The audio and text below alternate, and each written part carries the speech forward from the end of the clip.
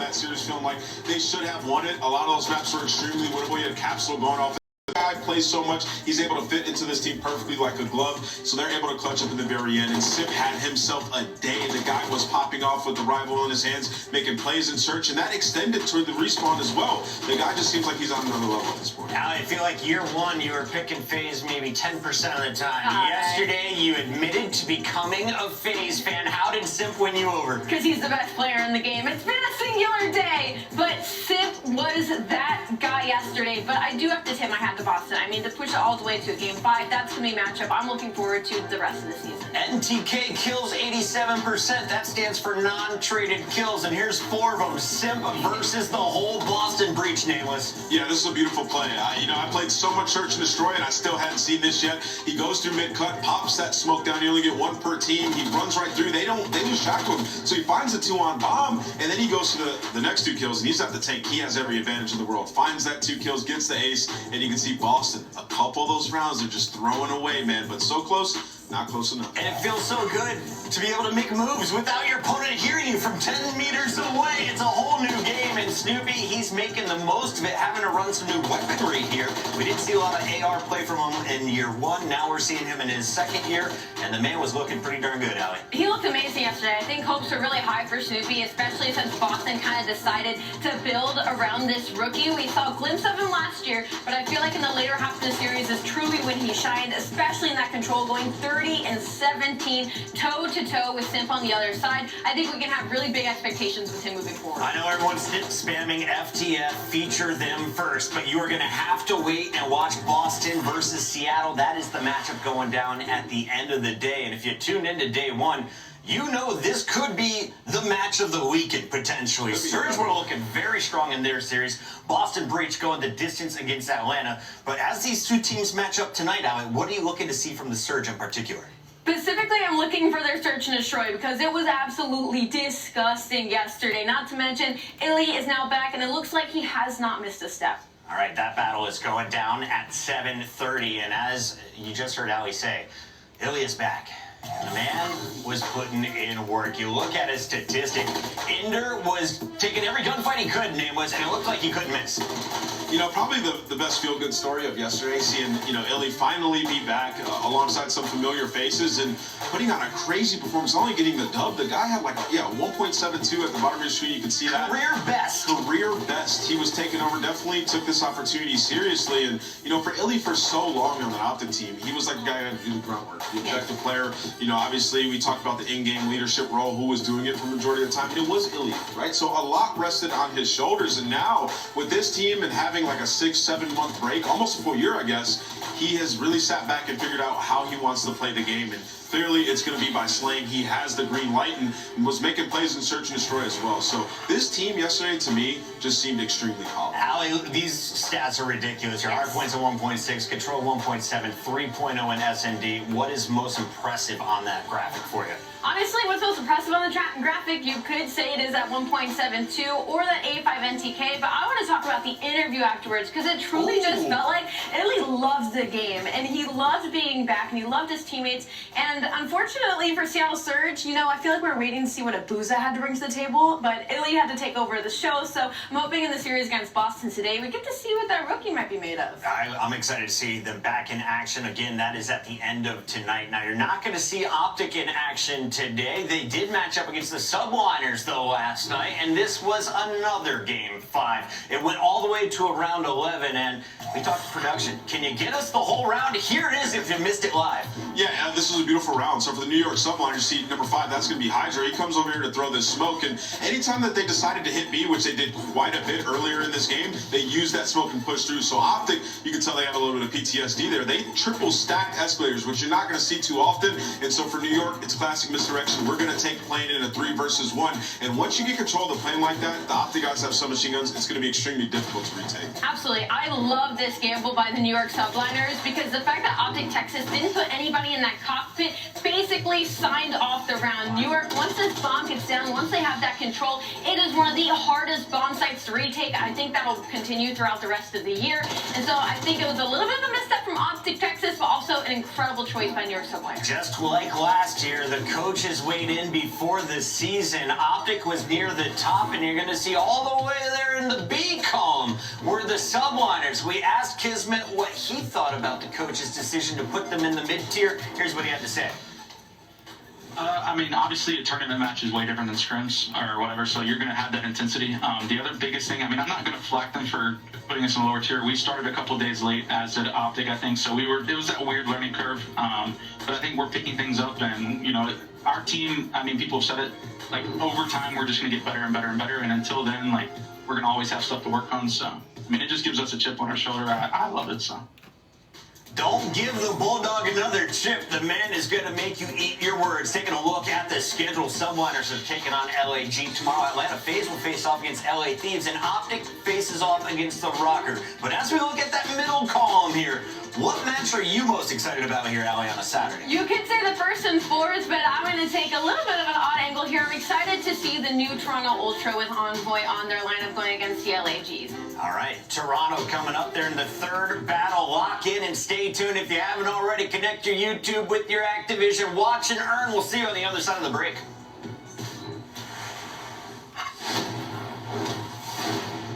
The process of transferring over into civilian life is a real challenge. The fact that the endowment's sole mission is to assist with that process, I think, is pretty admirable. My hope in this partnership with the Call of Duty Endowment is that I can help other veterans come home and find new jobs, new purpose, new missions, still serving others. Ready to kick it off in the city of Boston. Champions are born.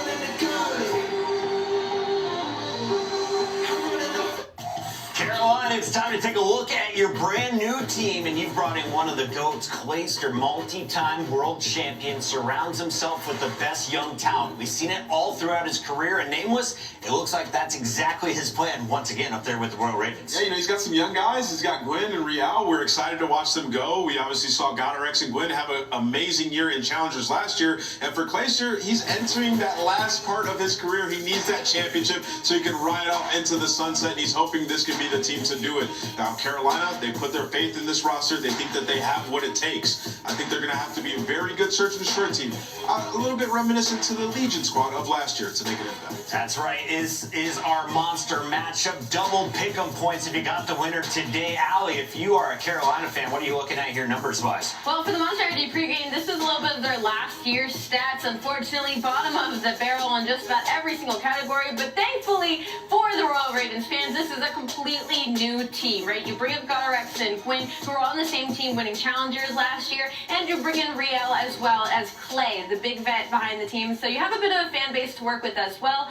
I think when it comes to this team, they have the opportunity to be a dark horse. Chat, I got a mini game for you. Who drops more kills this series for the Royal Ravens? Do you got Godorex or Clayster on the AR role? Put it in the chat right now because we're switching gears over to the Heretics. Miami has some new players, and they had to come on a very large plane to go over that ocean. Anyways, walk me through this Miami lineup. They couldn't have picked a better city, I'll be honest. Miami is just fantastic. But when you look at these guys, a lot of you guys might not know these players. You know, you see this Heretic squad, they were amazing back in the day. Before the COD League and Black Ops 4, Heretics was a roster that took the scene by storm, getting top 8 in multiple tournaments, and they are back with a player like Vickle. This is a team that can make a huge impact. I cannot wait to hear their listings. It's always extremely exciting, and these guys are going to be going 150%. They felt like they should have been here from the jump, and this is their opportunity. Yes, and for the Monster Energy pregame, kind of the same situation. A little bit of the bottom of the barrel when it comes to last year, but again, they signed Journey, Lucky, and Metals as 3 new players added to this roster.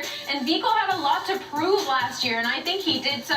He was a top challengers player that got brought up a little bit later compared to his teammates, and he showed that he is capable of being an in-game leader. He's capable of putting up the big numbers that they're going to need. So maybe a little bit less pressure on his shoulders this year. Vico's hair is looking incredible here for his second season. The man is coming back as the sophomore, is the only returning member now there in Florida. Let's talk a little bit about the key players, though, as we look at our maps and modes. Nameless, everyone said it was Clayster over Godorex. Which 2 players from the Heretics do you think are battling for the most kills? Listen, man, I want to see the Heretics pop off. I think Eric Boom is going to make a statement in this series as well. I think this can honestly go back and forth. And then looking at these maps, we're going to see some high-rise control today, so maybe some spawn traps, true MW2 gameplay. All right, get your predictions in the chat right now as we send it over to 2 beautiful men working from their bedrooms. We got Miles the Ross Boss and Chance. Yeah. Thank you very much, guys. Chris, I was actually wearing exactly the same clothes as you were today, but luckily being at home, I could just dive over these monitors and get dressed and get ready to rock and roll. Very, very exciting day of games today, boys and girls. Starting things off once again in Innovation Hardpoint, but chance it's the battle of 2 brand new rosters. There's a lot of Spanish players in this lobby. Yeah, it's such a cool one, too, because, like, obviously the Vamoses in the chat are going to be out of control just for the Heretics. But on the flip side, Rial is also a Spanish player. He has a deep history. He's played with Vico for, like, 3 years. He was the up-and-coming Spaniard, so you have a Spanish rivalry on top of the fact that you guys like Clay in the lobby. It's going to be fun. Here we go. Bienvenido y buena suerte, my Spanish friends. Into the hard point of the Heretics fly. Gwyn, though, one of the newcomers here for the Carolina Royal Ravens. We'll see if this roster can't get things going in an exciting way for themselves. Gwyn and Godorex in the feed. Back and forth we go, though, over to Vickle. Can't find any more kills. The Ravens seem to be in control of P1 so far, Chance. Yeah, I mean, it's good time to get that little bounce-back moment, but this is the first time that we have seen Invasion Hardpoint, I believe, in the league so far. So the expectation, there are some dominant money hills, especially on the P5. So we'll focus on that long-term. In the short-term, this B Street control Lucky trying to get all of it. Nice cut-off moment, but can't find a kill. Rial cleans him down. Over to the second hard point here, this wide open construction site. Not a lot of cover to work with.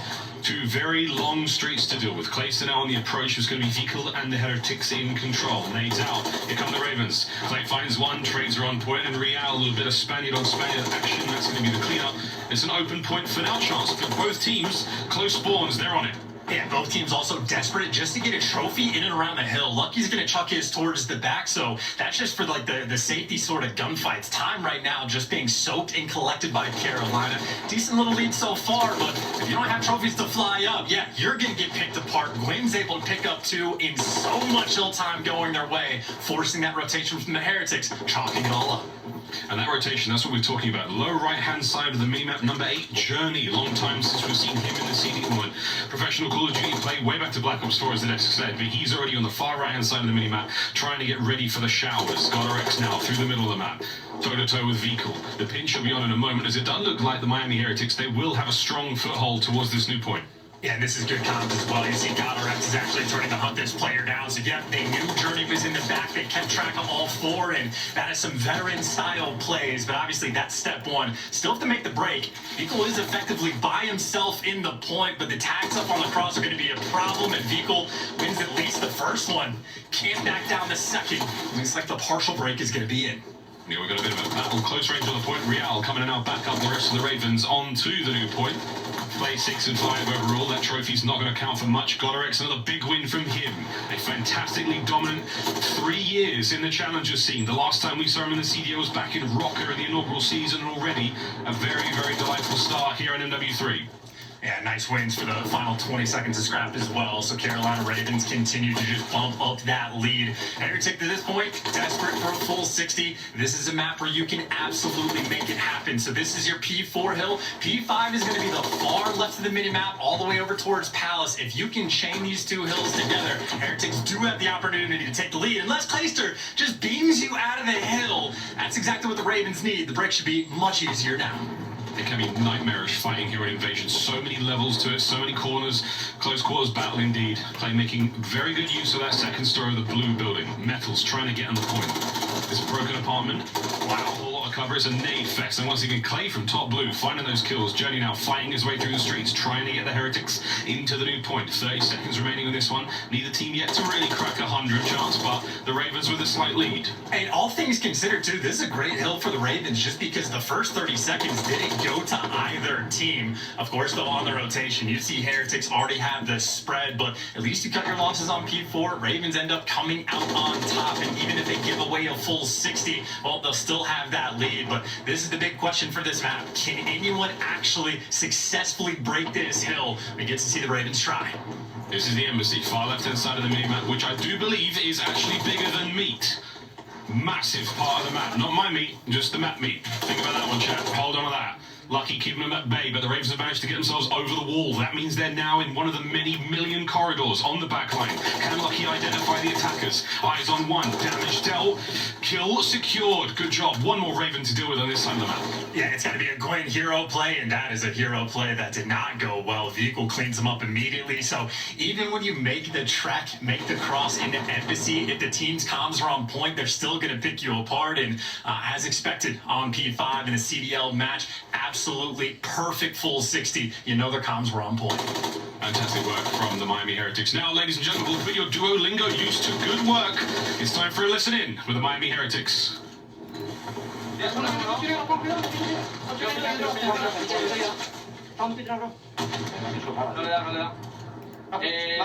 Estoy escalando bien, no por debudes, ¿vale? Meta piña al descendido de derecha. Cuidado que te pego piña ahí, cuidado. No me da por aguántate mío. Un puto tiro yo. Se me apunto.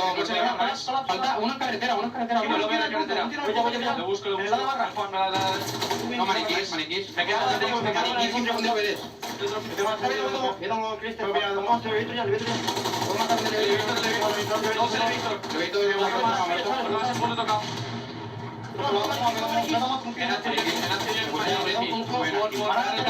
Necesitamos un 30 aquí. Cuidado que nadie nació gas. Tengo miedo yo. Estoy parando la rotación. Tengo el velomo. Papi, que no lo comió. Estás con la anterior, sube, me da 7.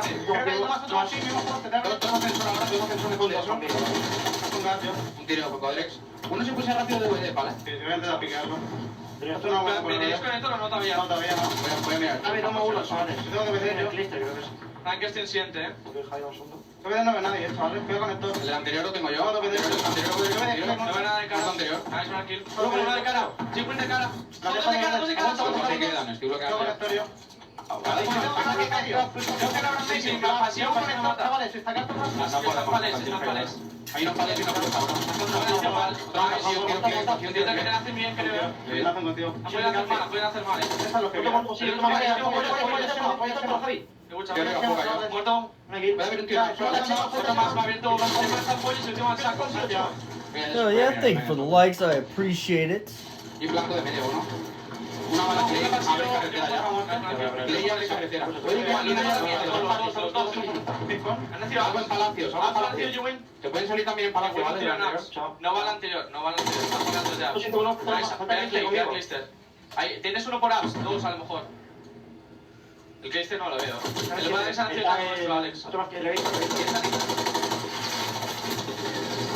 Tight game chance going into this one, and I'm not going to ask you what you thought of the comms. However, I do know you speak a bit of Spanish. Yeah, but not nearly enough to give any educated opinion on that. I will say for this map, though, it's been a much more balanced sort of second half of the rotations. But for the first half, what we saw is you had the Ravens outplay Heretics on 4 out of 5 hills, and it was still a 20-point game because of how valuable Palace actually is. So Ravens sort of continue that dominance again over on this like shower serve. They're looking great, trying to fend them off. Gwen has a bunch of cleanup kills to shoot players in the back, but can't quite get the final one. So maybe a little bit of scrappiness over towards showers, but if the game is close as it is, we know how valuable that P5 is going to be. We'll be using Palace and Embassy interchangeably throughout the entire season, folks, so hold on to that one. But for now, a slight lead from the Ravens. Will they be able to keep this one going, or will they lose another Embassy? Back over to the broken apartment, now we fly. Both teams close and personal in this one. Metals checks the back alley. Great shots on Real. Meikle finds one of his own, and the numbers for the Ravens are starting to dwindle. Last man alive, Clayster soaking the previous point. This should be a decent amount of time, but oh, wait. Got our X. Is he going to sniff Meikle out here? This could be a close one. Meikle, lovely discipline, picks up 2. Big win there for the Heretics. And keep in mind for Meikle, this is also like long-term, the battle potentially for these spawns. That's why Real is even going for the flank, because long-term, you need that P5. But over towards this hill, Clayster, with the sub, can't get it done. Metal's living inside, and this is the hill where you actually had the Heretics with the cleanest setup. They were able to get the entire game. You got Journey getting the cleanup kills on the left side of the map. They might effectively tie it up and win the rotation. Heretics, they are playing this map very well. Streaks are there. Ordnance lands. Doesn't get any kills. Clayster somehow picks up a few there in the feed. No trophy available on that broken apartment hardpoint, but it didn't seem to slow him down. Meikle, 6 kills in a row. Meikle, nearly the 7th. Real to put him down. And over we go to the Embassy. Journey and the members of the Miami Heretics are in first. Only Real for the Ravens anywhere nearby. This is going to be a big break. The Ravens need it. And just look at the spawns for Ravens, though. They are literally across the map. It's going to take 15, 20 seconds just before you can attempt to put on the pressure, let alone win these gunfights. Look at how difficult it's going to be. Get past the tank heady, good luck with that. Get past all the headies on the wall, it's going to be impossible. Heretics might double down. 2 full 60s on the P5 on the horizon. And if they get it, they're going to take the lead. It's the south side of the map, though. It's a bridge here. Gwyn, got her X-Clays to find their kills. Last man alive at the point. Here we go. Journey. They've infiltrated the walls. Full races on from the spawners. Got her X cuts off 2. Got her X can't get the 3rd, but they've got themselves in the Embassy, trying to get the break here. Out of the hard point for a brief moment. Journey now trying to stay alive. Wow, big one alone. That is huge. Still going, though. He's not out of the woods yet. Gwyn's got to take care of him. There's your test, and the Heretics back in it. Truly their Embassy. You at least get a partial break, strip away an extra 10 seconds, but that took so much effort just for that little bit. And again, it is a near tied-up game going back into P1. And everyone in Carolina is here first, except for Meikle. He pierces the middle of the setup. Can't quite get 2, but now look at GodRx by his lonesome, surrounded by the Spanish, and they take him down. Oh my word, the damage dealt. Miami Heretics now looking to change the lead in the dire moments of this opening hardpoint. 1 break's all it's going to take. Lead change. Miami with control. I mean, they might just get this done on P1. You don't have an opportunity. You're going to have to fly. Nice pickup by Gwyn. Does he check the corner? Well, no, the laydown spot a little bit too good. Pressure Heretics still on the point. Meikle again with 2. Ravens going to have to just fly forward into bad gunfights. Good luck with this one. 5 seconds to go. Got to get in there quickly. Clay with a pistol gets 2. No, there's a member of the Heretics there. Metals finds another one, and that is it. Map 1 in the books. Welcome to the COD League, Miami Heretics. Vamos, baby, vamos. Efficient every single other hill, I think, across the board. Maybe 2 hills were about 50-50, but they set themselves apart. Probably outscored Carolina Ravens 105-5 on P5 alone. And, I mean, shout out to Miami Heretics as well. The slang, they were getting outslayed. First half of the game by a mile. Metal started out very slow, like a 3-10. Not only does he come back and actually go positive, also the Super Soaker had 2.5 minutes in the hill, so gotta give a lot of credit where credit is due. Heretics, they play Invasion well. Oh, we're going to take a look at the highlights from this opening hardpoint. And good stuff out of Clayster. This is the top blue players we were talking about earlier. Great work to peel apart these members of the Heretics. Again, spawns on this map, you can get dropped and you can end up spawning miles and miles away. Another big moment though, Chance. These embassy hardpoints, all Heretics all day. Fantastic security on the wall, fantastic. Every team sort of gravitated that direction. This map was actually an example as to why that was the case yesterday, of like, you can actually outplay a team on invasion for the majority of the game, but there is just one hill that is so absurdly dominant that if you just happen to lose that rotation twice in a game, it's going to just kill you. So Heretics take full advantage of sort of that like map idea and get that early advantage in the series, but that's just going to be the invasion special. Is it fair to say, Chance, Invasion's almost like the seaside of MW3? You know, especially for the Heretics boys. Last time we saw them playing on BO4, comebacks are plenty. See the passion, though, big time Vamos there. Last time we saw Metals actually was running the war machine. Crazy stuff. Well, that's one done. 252.29 there on Invasion. Skid Row. Search and Destroy coming up next. Again, another first for us here, Chance, in the CDL. How are we feeling about this one? Very mixy map. I mean, talk about your comms need to be on point. There's going to be a ton of action, both in like top mid and bottom mid as well, where, you know, if you're top mid by the A bomb site, you have 4 different rooms that all have 4 corners with like dark pockets you got to check. So your comms have to be elite in these moments to make sure you can keep track of all the players. But I think Heretics are not going to shy away from the mixiness. No, I think we've already seen how pacey they're willing to play, and exciting stuff either way. We're going to see how Gwyn can perform up against those boys with the submachine gun. And Real as well. It was interesting. Again, this is the most Spanish players I think I've seen in a single lobby of Call of Duty without playing from back home in England. But this is going to be a fun one. Skid Row, Search and Destroy on its way up next. And after that, we go to, no, not to Invasion, High Rise. First time we've seen High Rise Control. That's going to be a lot of fun as well. Guaranteed to see that. 4 and 5, though. Whew, we'll see how Carolina plays in this one. It's going to be interesting to see if they can bounce back as well, because I know like Carolina has built a reputation of like they've been grinders, like literally from day one as a full team. They might have more experience than any other team as a collective, and it's going to be something that you're going to need to start the year with a hot start. You know, I think for champs like last year, the cutoff there was a 20-point margin between 3 different teams, so early points can go a long way. Both of these teams are going to be fiending for them. I thought you were going to start ragging on actual North Carolinian sporting franchises there for a moment. Right. No, that's okay. We'll save that. There's plenty of season left, brother, but we're almost ready to get into Skid Row, guys. Going to be an interesting one. Again, a very, very different looking map. We do play hardpoint on this map as well. That is not seeing as much love, I don't think, in the vetoes. Most folks trying to dodge that one for now. Sub-base, we'll see that a little bit later once the patch is changed. But until then, ladies and gentlemen, time to get to map number 2. Here we go.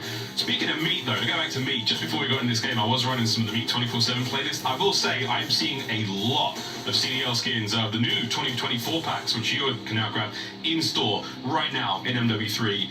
Yeah, saw a dude run around the Optic Texas skin with a riot shield. You know who you are. Don't worry, brother, you're just leveling up, right? You're just getting them skins, hopefully. Either way, Skid Rows, indeed. Here we go.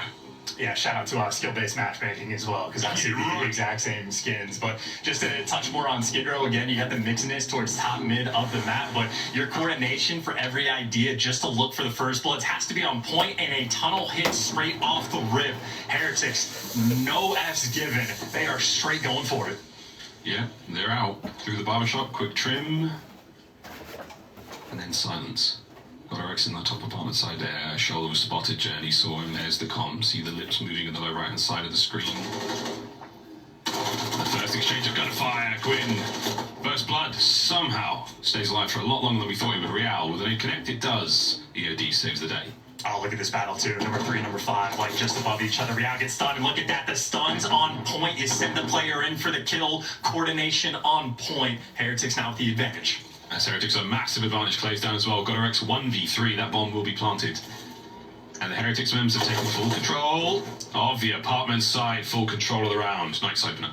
I mean, that is literally perfection for like a round 1 strat. As soon as they triple hit through tunnel, throw the smokes, make the noise, you see it drags God RX all the way towards the back apartments. And then what do?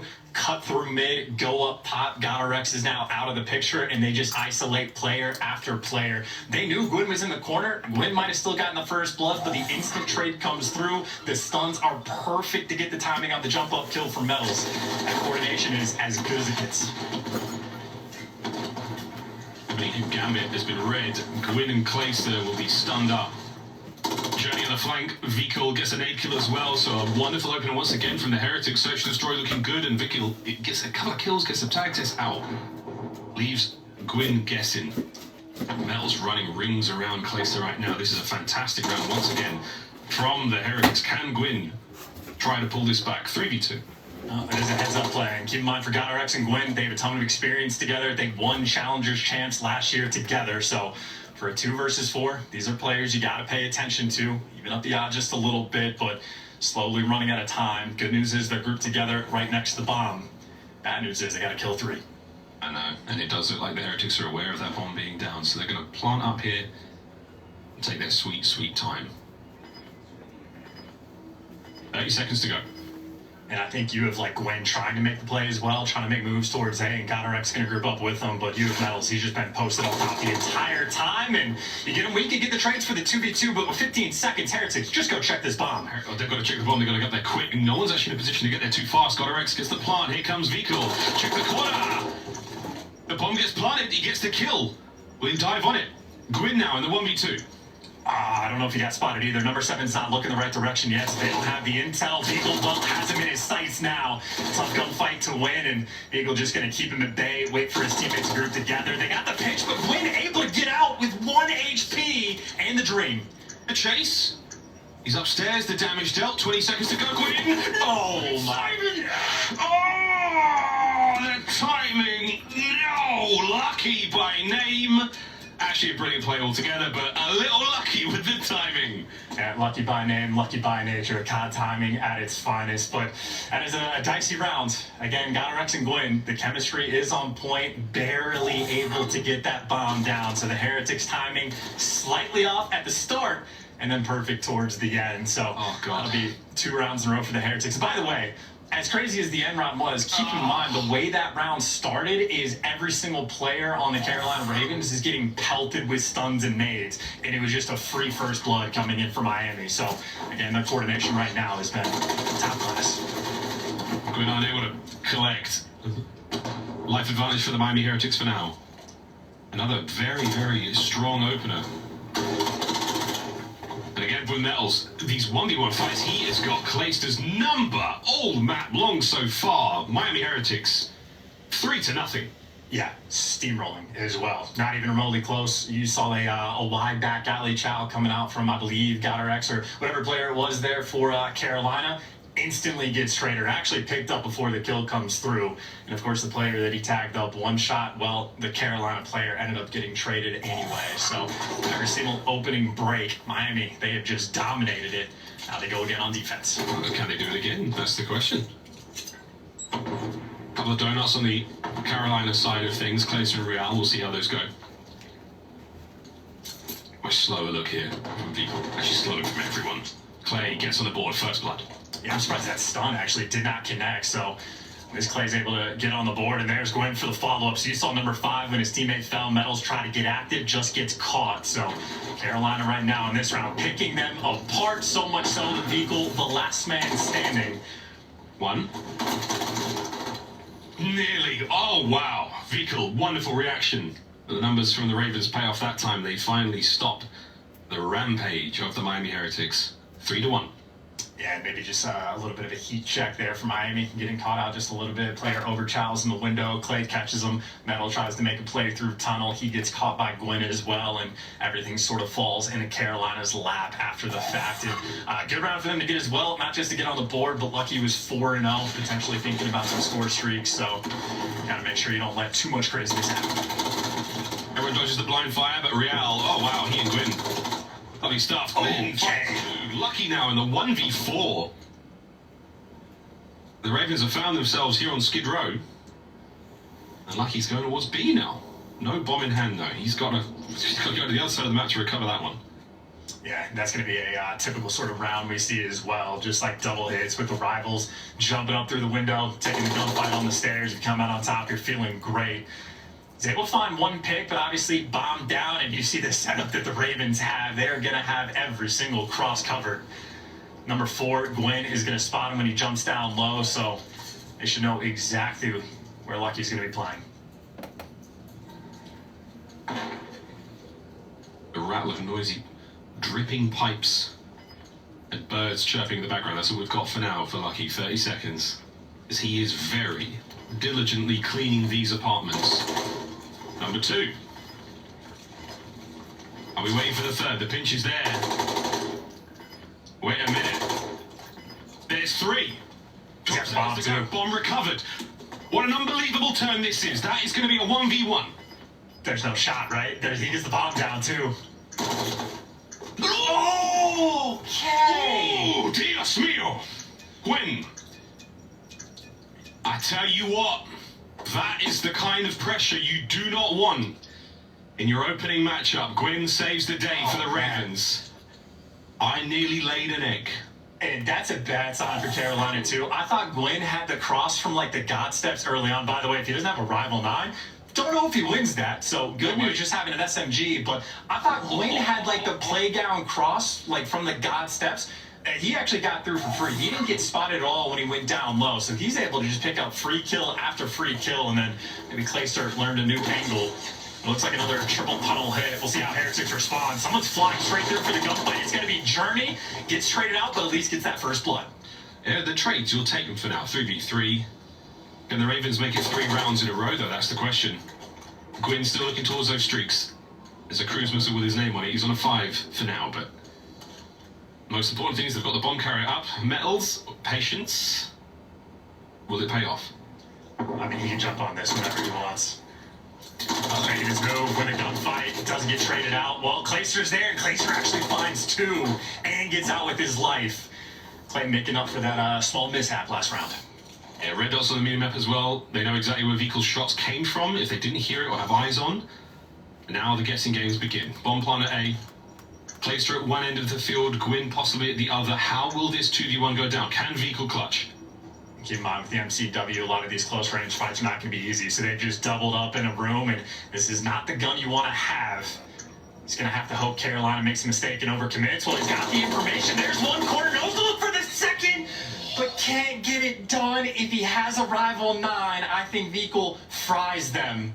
Oh my God. Again, that is just a gun-dependent situation. Gwyn, I think, right now on point. And look at that, a gift from the sky.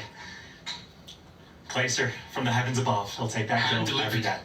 Oh, and this was the final one. Look at that. Vehicle does so much damage as well in that situation. Fantastic discipline. If he had a tactical maybe in that situation, he'd have stunned them both. And my goodness, it would not be 3-3 right now. Here we go, though. Woo-hoo! I'll search this. Is Skid Row proving to be rather spicy. And going back to sort of Old Faithful through the tunnel as well. Godrex quick on the Chow. Gets a lot of damage done. And yeah, I don't know if you're going to be working barbershop anymore. Might be sticking with those God steps. And in the meantime, again, Metals, I think he maybe goes for the window jump up and catches Real. So another first blood. Metals by himself in these spots has been consistently making plays. Metals has been a first blood machine for the Miami Heretics so far. Placed it. Ops right on into what I do believe is either the IED room or the money room. Gwyn, nice shots. 10th kill of the map so far here in the search makes it a 3v3. Yeah, Rookie's been popping off. That was bomb down too. Clayster, a little bit of information, needs support. He's got RX looking down the long haul as well, but overcommitment, Vehicle catches him. Lucky catches a kill as well, just like that. 1v2 for God RX. Not a lot of time on the clock, but they do have bomb. They're going to be going A. 20 seconds. If he times this right, it could be sensational. Here comes the plant. Got RX. Trying to check the close corner. Eyes up. The tags are there. Oh, has a frag grenade to work with. Here we go. Smooth moves. And the timing. Did they see him? Catches one. And through the kill hole, the little crack in the bricks is enough to get the job done. The Heretics stay alive, but my goodness, chance. Skid Row feels like clutch. Hey, welcome, central. Matthew. There Welcome seems in. to always be a chance. I mean, yeah, I'm telling you, it's like the mix and mix of up top when they're just like those 3 rooms all right next to each other, 2 different hallways you could dip out of. Your comms have to be on point. Like if Heretics do not jump I mean, look here, I'm not too familiar. Freedom to work with, like I kind of like Clayster on the Ravens, but I'm fine with either team winning. As the opening for me, at least. Alley's open. Lucky might overcharge just a bit. Are you getting Christmas gifts ready? There you go. Slow them down just enough to keep that 4v4 maintained. This year. This is information passed. This has been used by Gwyn. This year they a bit of a waste, but now In we They go. went The pro. Ravens saw. Now, some of these players have been playing for Spots years, Vehicle. but Corners checked. It's time to get some kills on the board, boys. You're running out of time. Lucky with a fantastic angle on the Gwyn there. Eliminated. 4v3. Yeah, Lucky Oh, just that's nice, invisible Matthew. in that moment. Sounds fun. Blood and not quick enough for the trades. Clay, the shots are there, but the slot too fast. You know, a player's back apartments as well, so you might be forced to work through the A site with a man disadvantage and a lot of ARs. And Mills is going to play this corner all day long. Got X knows he's there. Lovely tags in onto Vickle. Managed to make it a 3v3. Through the window. Oh, Real. Brilliant shots. 3v2. Less than 30 on the clock. Nice tags again from Lucky. 2v2. 25 to go. Go for the wall bang again. Just got it, right? Well, the nade doesn't connect, so yeah, it doesn't have the information. X gets the bomb down now with his life. He's going to be fighting Journey as well. Journey wins it. Clay, you need to clutch this round for your team.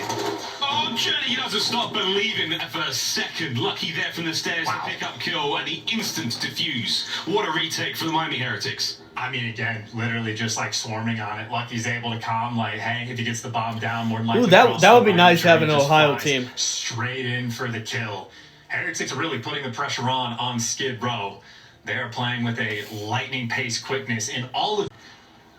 Maybe an opportunity for Miami to mix things up, or actually no reason to. They've been successful on offense. But hey, bro, do not fix it. Nope. Oh, nice. I think it's Yeah, I still gotta finish my Christmas shopping next week. Bro, don't fix it. They're going to become fun to use a bit later on, but for now, into the apartments we saw. Metals. Journey now with one backing him up. Real has the corner. Nice win there from Real to start things off. Mel's gives away his position. A very unfortunate land there with the syntax. I work in the restaurant Yeah, business. just trying to use That's the my tax day for job. A little bit of intel, but the nade misses, so does the stun. So not easy Oh, you to hate clear the up these numbers, Heretics? but people picking these players apart in the meantime. Real Yeah, I'm not forced too to sort of familiar with clutch the in this Heretics, to be situation. honest. X has got a little bit of help. There's the first freebie. And no I mean, trade so came far through. they've been really clutching up, Smokes but Real. still pretty early Or will in the Vico game. take the bait, or is he going to lay prone? He is. He's going to stay still. A bomb recovery just yet. A little bit of noise made there. Oh, loads of noise made there. Real saw it. Vico doesn't check it. Oh my God! What do you think? Now, I do have the Ravens winning Lucky now flying this forward. Will matchup, patience but pay we'll off? see how that goes. Not looking For our good so challengers far. champion. 20 seconds to go. 15 now. As X desperately looking for Lucky. 10 on the clock. Uh-oh. 1v1. Your tissue paper smells weird. That is weird. Lucky, this is for the map. X. Oh, Carolina stay alive. Oh my God, that is such a stressful 1v1 of like that door opens up. I would be terrified. It's like you're Yeah, no, I playing mean a both these horror movie teams. for a Like, I moment, mean, but X yeah, got both their these early teams tags. are really Lucky not was weak. my He had that early favorite, advantage, but that is if I would have to terrifying. pick one, I would definitely And pick that is also unfortunate. I Real would pick notices in the Ravens, corner but of his eye just so a far the little Heretics bit have too been late after the slide. So trashing on the Vico Ravens right collects now. the sort of freebie kill, but Carolina still in this game. Real unfortunately sat on Vico for a second there. And that was the Old friends. Old friends. Little too Yes, that's close the in thing. that instance. I like Another away Clayster there, on Heretics the looking for Ravens. win here. That's going to be the map. Ravens. That's take about 2 it. of the series. Let's see if they can get it done. Clayster from top ticket here, just praying for some information. Yeah, and like he sees vehicle slide up to the left, and well, now you definitely know where it is, but it doesn't really give you too much Yeah, to for work real. with. No one on Carolina active at all. Seems like a round where they're really playing for some sort of overcommitment by Miami, but they've made those overcommitments in prior rounds. They're not making They're just any giving mistakes. Clayster all Journey these has like the perfect trashy angle for the teams, to first be blood. honest. Like he has Catches so Real much running up the potential. steps. He needs to go to a A good lot of team. damage in the X in my as well, so opinion. he's not able to get away with it. And that's still information passed over. Vico finds Clayster again, 4v2. The Ravens being plucked from the map. 2 to go. And just so little time again on these offensive rounds. And yeah, there it is. 1 versus 4 for X. This is going to be 2-0 for Miami. They know exactly where it is. They got him tagged out. They get the kill in Vamos again with the 2-0 lead. There you go. The Miami Heretics battering their way through the series so far. We've only been going for 30-something minutes and they're already 2-0 up. The Carolina Ravens have been stunned so far. They said that? Look at No the scoreboard as freaking well. way. Off the Gwyn, Dude, the they're gonna get shining trashed light on if they verse either alongside one of them, X to in be the damage honest. department. The shining light there That's for funny. the Ravens.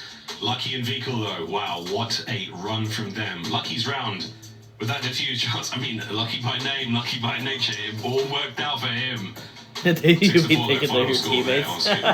For real, though. Talk about like the literal difference maker round with COD timing like that. So unfortunate for Carolina, but I would say Heretics, even like strategically, just on point. Like early rounds, they just started blitzing through the first three. One of the first rounds where they made a mistake on defense is where they got a little bit. Dude, I can't wait for Lamb's game. Like setup where like they're gonna be Tracer gets going a pick in nuts the on window, there. Metals tries to throw through the tunnel. He gets caught as well. That final round, nobody moved. They just had a better default setup. Didn't play in Carolina's hands, so they're making adjustments on the fly as well. Heretics and S&D, they look very good. Heretics and S&D look pretty good. Let's find out how well they do in control. Coming up after this quick break, we will be seeing the Miami Heretics taking on the Carolina Royal Ravens in a high-rise control. Find out who walks away with the win. Will it be a 3-0 or will it be a 2-1? We get to see a little bit more hard point, a little bit more search and destroy here in the CDL. It's gonna be insane. Kind of a little upset though that this year there was no like how last year we had like the pre-ams where we had some challenger teams coming in, kind of like the kickoffs, and then the year before we had the kickoffs. This year we're just going straight in for the majors, and we only have 4 majors this year. So I'm a little upset about that we only have 4 majors and then champs. Kind of wish it was a little bit more, but.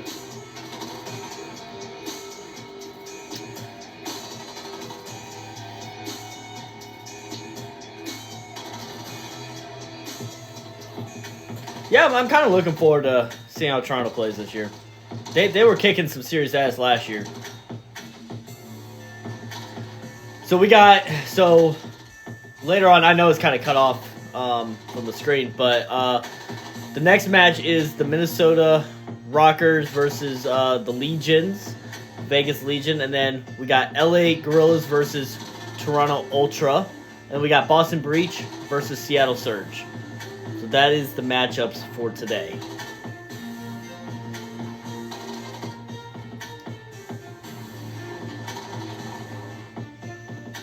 Yes, of course.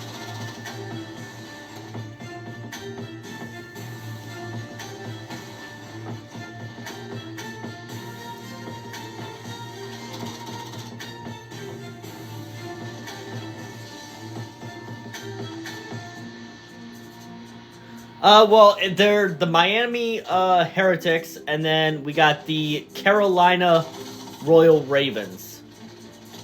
So we got the Ravens has Clayster, so he's a familiar face, and then we got Vicul, however you want to pronounce his name, on the Miami team. So yeah, they're both definitely new teams, but like we got like one new face or one familiar face, I should say, on each team. And I think some of these players have been playing since like Black Ops 4 or before Black Ops 4. As far as what they say, so.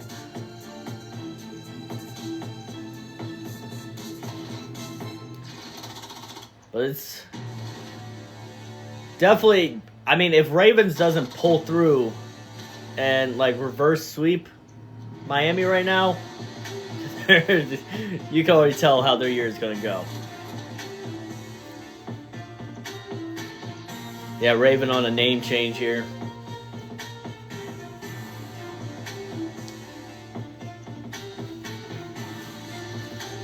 Yeah, this is, I believe, yeah, this year we have no international teams. All the teams are from the U.S. I don't know. I was wondering the same thing. I was kind of seeing if it was going to be on Twitch this year. I don't know why they're not streaming on Twitch, but Twitch doesn't want to pay. I mean, it's a possibility. It definitely has to do with money, most likely.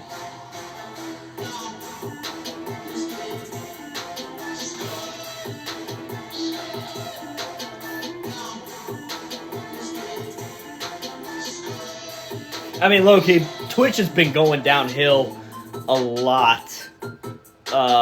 Especially after that new app, Kick, has, yeah, just we said basically at the same time. Kick has definitely taken over Twitch, so.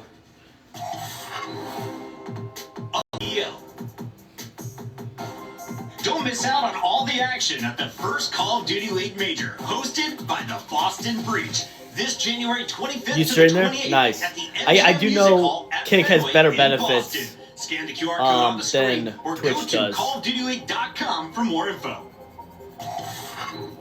That's right, ladies and gents, we're going back to Boston. It was so exciting last year, we had to return. Get your tickets as well, and you'll be seeing these players in person going at it in our first major of the season. So far, though, Chance, huge work out of the Miami Heretics. A delightful start for them. 2-0 over the Ravens so far, but we're far from done. We now go to High Rise for a game of control. No idea how this is going to go down. Let's all find out.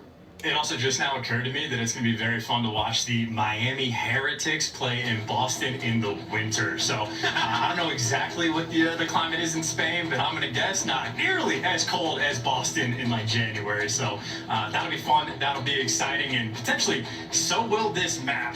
This is like the most unique control map we have amongst the three in terms of it can be spawn trap.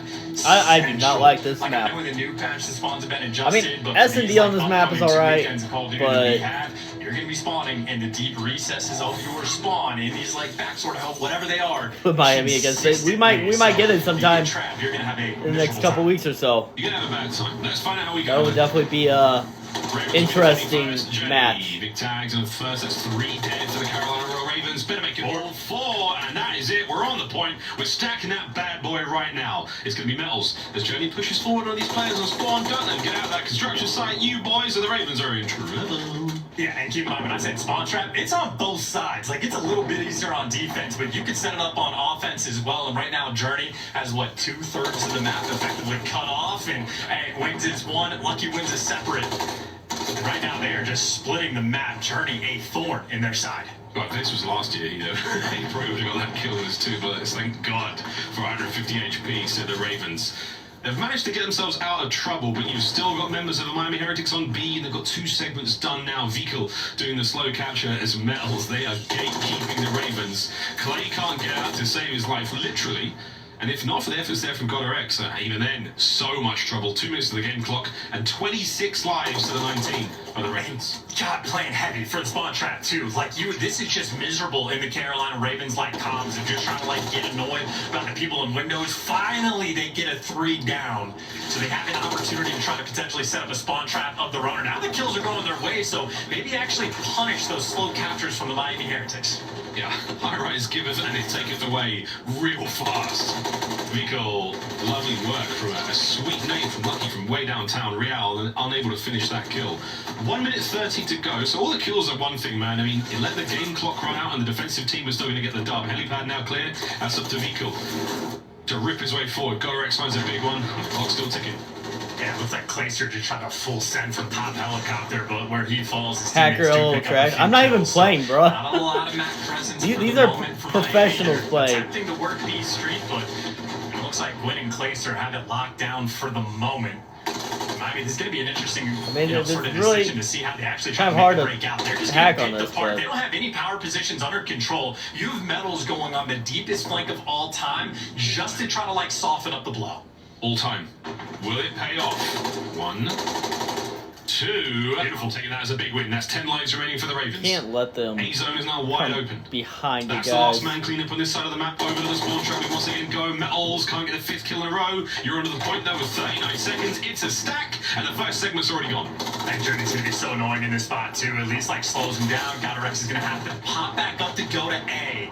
But only 1 man on the point for the capture. The second tick just barely able to come through, but you still need another wave of gunfights if you want to win this round. And again, this is far from over and still doable. The contest is there. The Ravens hold on. Real wins a big one. And actually, Miles, I'll take it back. There's only 5 lives left for the Ravens now. Actually, make it 4, Ravens so are no screwed. respawns. They are not putting up as they Play should. slow, play safe. 25 on the clock. Journey's found a sweet corner. Gwyn gone. 3 remaining. There we go. GodRx is out. Final 2 for the Ravens here in the opening round. Oh, wow. Cleaned up. Journey. Oh, my God. He's doing it. He's dancing. His teammates are capturing the point. There's the beatdown, but not enough. And this round is done. Unless Real does something honestly preposterous that Heretics start things off with a bang. And again, like, we don't have the stats just yet to exactly know, but this is, in my opinion, more than likely going to be a defensive-sided map. So an offensive round, already huge, and you saw the idea from the start of, like, maybe just leaving one guy in the B point, very aggressive, pushed up for these spawn kills. The spawn kills pay off long term. They won the round just on kills. So when they're living in the windows, just relentless with the onslaught inside of your base, well, that is a wonderful way to win a round. Peeping Toms at the Miami Heretics. Yeah, I know, I noticed that Now, too. see if they can do it again. Ravens They're don't on have their defense this cameras time. on. The Carolina Royal Ravens. Can they get into the mix? Can they get way up and personal? As here comes Real onto the B point for the first time in the round.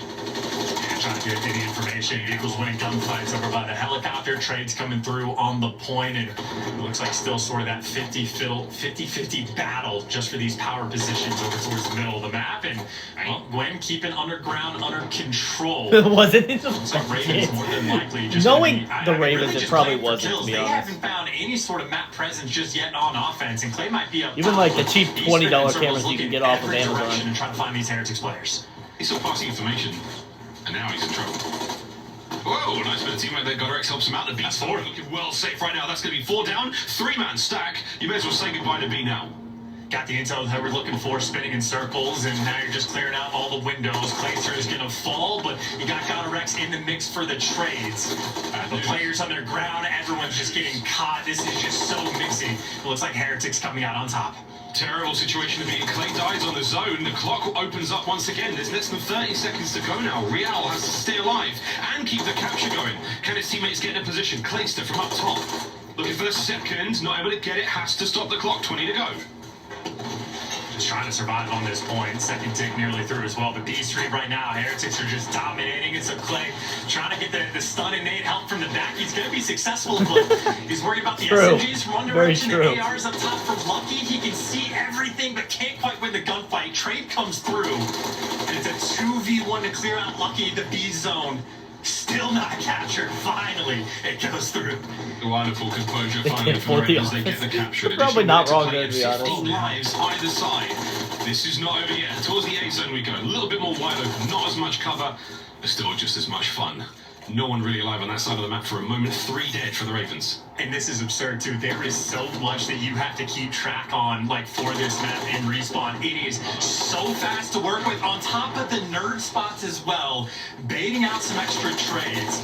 I mean, good news is you have got RX in a power position. Bad news is players like Vehicle potentially going to pinch you, and there you see cleaning up the guys in the power spots. Heretics might be in their spawn, but the kills still flowing their way.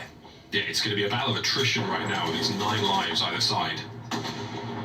30 seconds for the game clock. If it goes down, the Heretics take the round and put themselves on match point. Looking for the kills.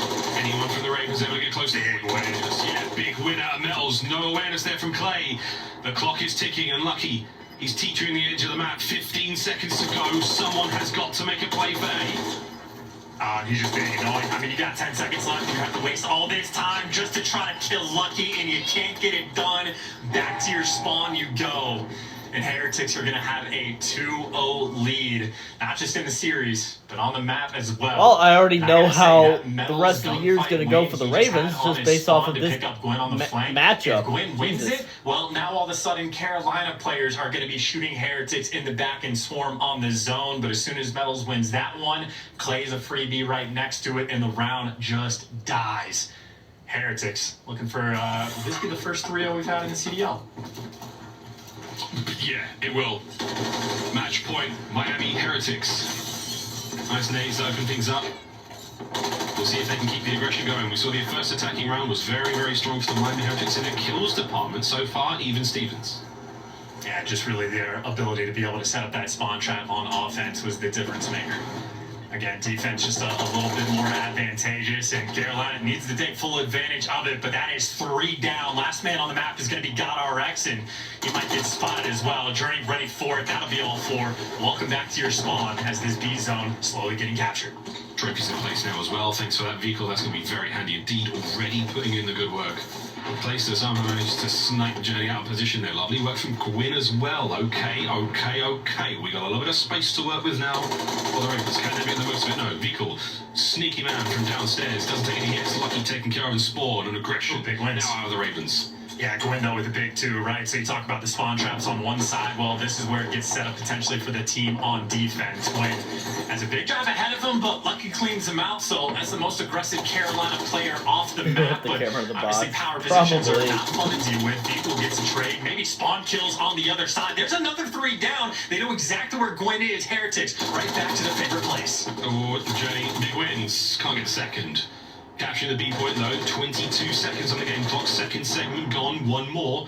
We get a minute to play with it. Miami Heretics, strong position to be in. Can Gwyn get another one out of this before they capture the point? It's still being captured. Pressure is there. Vehicle holding on by the hairs of his chin and the hairs of his head, which look fantastic. B point captured, 1 minute to go. Yeah, and he's got beat streak control as well, so you can just sort of calm and funnel these players in different directions. And good reads on the first, can't quite get away. As Carolina making moves on the ground, making moves through mid as well. And this is where you can slow down the pace. You are just looking for that clean 4 down from either side.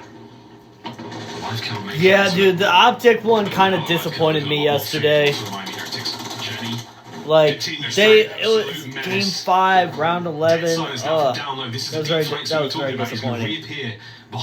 But very close and a very good game, though, from both teams. In a few seconds, bad timing. Oh, dear. Gwyn absolutely destroyed. They're under the zone now. First segment gone. Yeah, and every player on Carolina working out of their spawn. Real's trying to fly up B Street. You actually have Heretics. It looks like they might have this covered. Lucky's by himself on the point. Doesn't have enough health to survive, but can they get some cleanup kills? Vico at least gets you 1.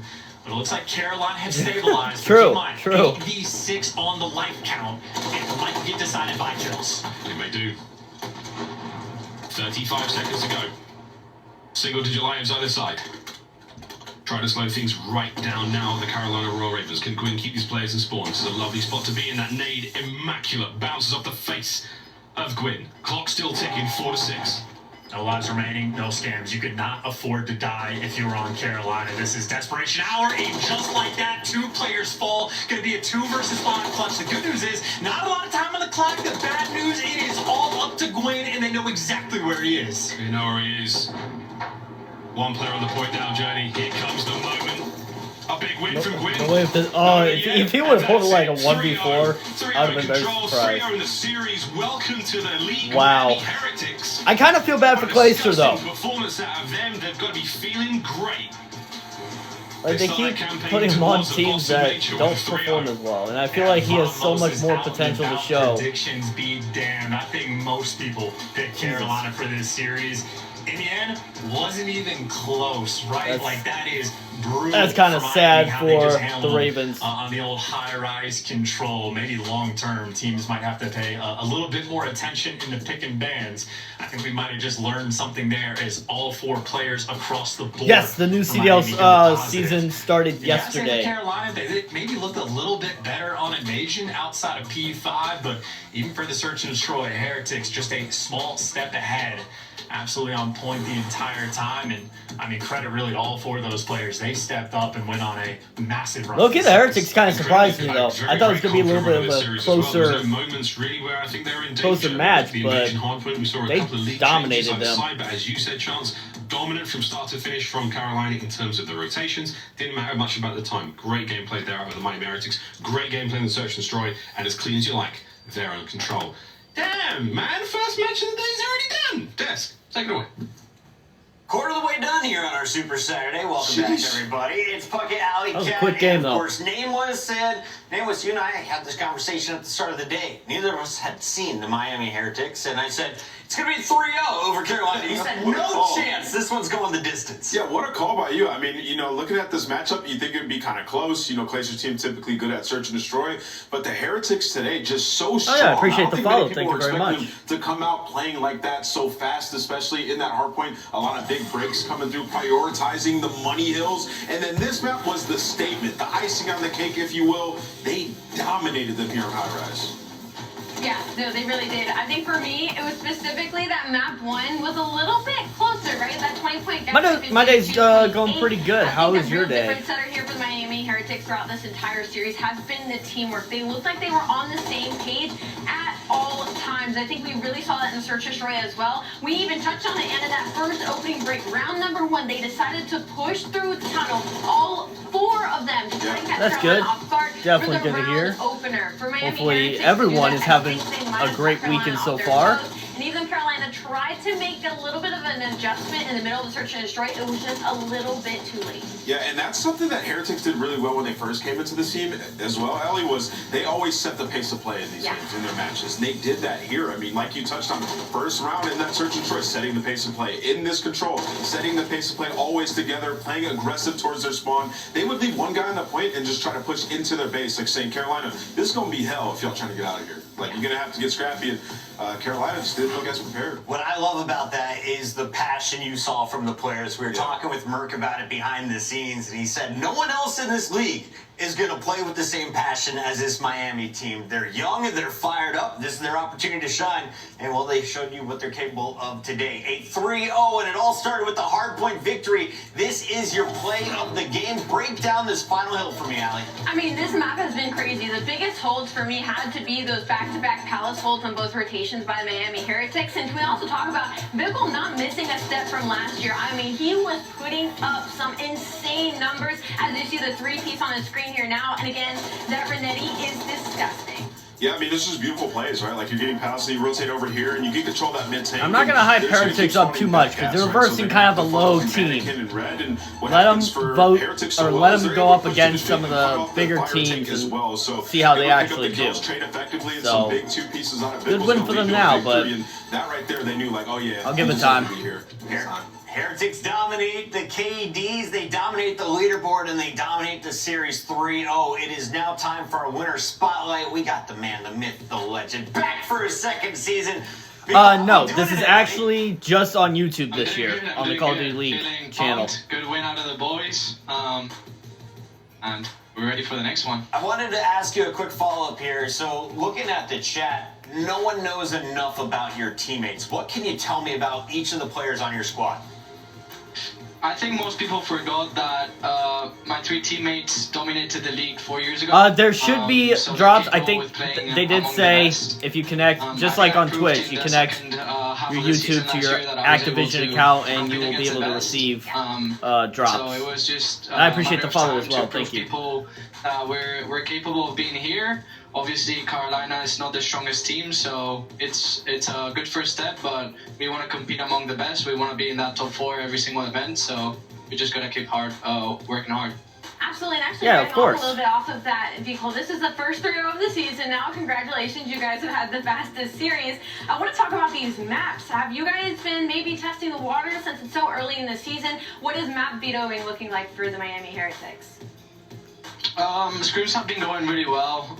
We've been winning most hard points against most teams, except maybe FaZe or Toronto. But yeah, we've been working on our map pool right now. So it was just a matter of time where we can perfect all the maps and we can have a wider map pool. But it's going well. Javi, first of all, hair looks great. You're looking phenomenal in and out of game. I have a hairline, baby. No, I think it's good. And I want to ask you, the camaraderie with this team, I remember back in Black Ops 4, they're just good vibes all the time, high intensity. Do you feel like that gives you guys like an edge in some of these matchups, just having a more intense focus? Yeah, I think we have very explosive players in Journey and Metals. I had to change roles this year because I was a sub last year. I had to run an AR this year, and I kind of helped the team slow down the game a little bit. But I'm a kind of fast-paced as well because I have that like sub-machine gun playstyle. So Unlucky is like the slowest player. So we're working right now on finding our pace, making sure that Metals and Journey get used to the habit of playing in at league pace instead of challenger pace. Yeah. And I mean, it was our first match. They got super hyped. They were hyping up the team, so But yeah, it's vamos, baby. Heck yeah. Is it safe to say that you're sort of taking the captain role on this team as it stands right now? Because I know they've been playing for a very long time, but are you sitting in that role now temporarily or for the future as well? No, I'm not the captain, but I do help out the captain, which is Lucky. Lucky is the oldest player in our team, so he has the most experience. He's also very calm and collected, so he always helps us stay in check, and I normally help out with that role. I'm still pretty young, I'm only 20, so sometimes I can lose my mind a little bit, but he never does, so he takes that role. He's been helping me a lot to help out the team in terms of comms and making sure everything is organized and we're playing well, so props to him. Sometimes we forget you're just 20. Congratulations on your success to start your second season. Can I say something else? Yes, sir. I want to thank all the fans. Muchas gracias a todos. Es un placer jugar y representar a España. Llevamos mucho tiempo sin estar en la liga, o sea que vamos, take my vamos y vamos a tope este año. Whatever he man, said, I reading agree. chat, I don't know. everyone I don't says speak this Spanish team is or going to be whatever easy he to was cheer speaking. for. Already, fans are coming over to Miami. French People, or- congratulations. I don't even know what language that was. That's Big Vic. He's walking away with a 3-0 in our first win on a Super Saturday. We still have 3 more matches to go. And reminder, while you're watching, you might as well be earning nameless. How do you do it? Listen, man, I'm sure we're going to have a QR code. You can get some cool stuff. As you can see, top right of your screen, grab that QR code, scan it, and you'll get some cool stuff, some emblems, some calling cards, even a blueprint. You're going to need that for multiplayer ranked and even Warzone. All right, there you have it. Our second match is loading up. Don't go anywhere. It's a Super Saturday here at the CDL.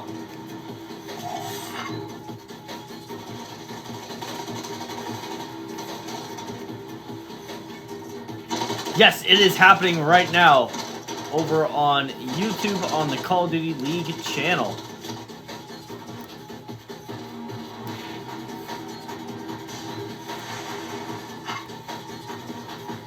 Okay, so next up is Minnesota Rocker versus the Vegas Legion. Can't remember what my prediction said. I think I was going for Minnesota winning this.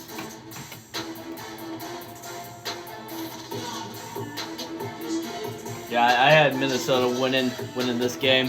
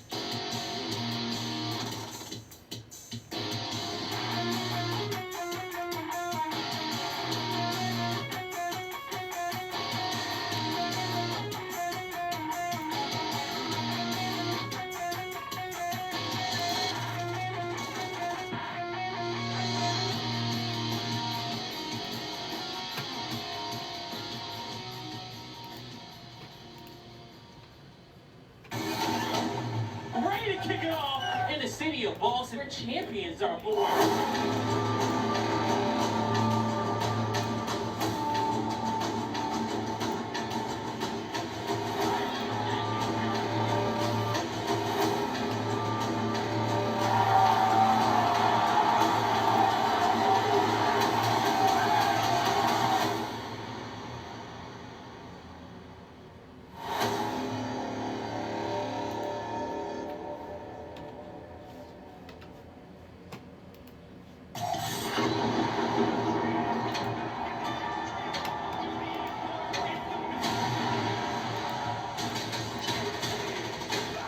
Push on up. You have 3 players on the squad.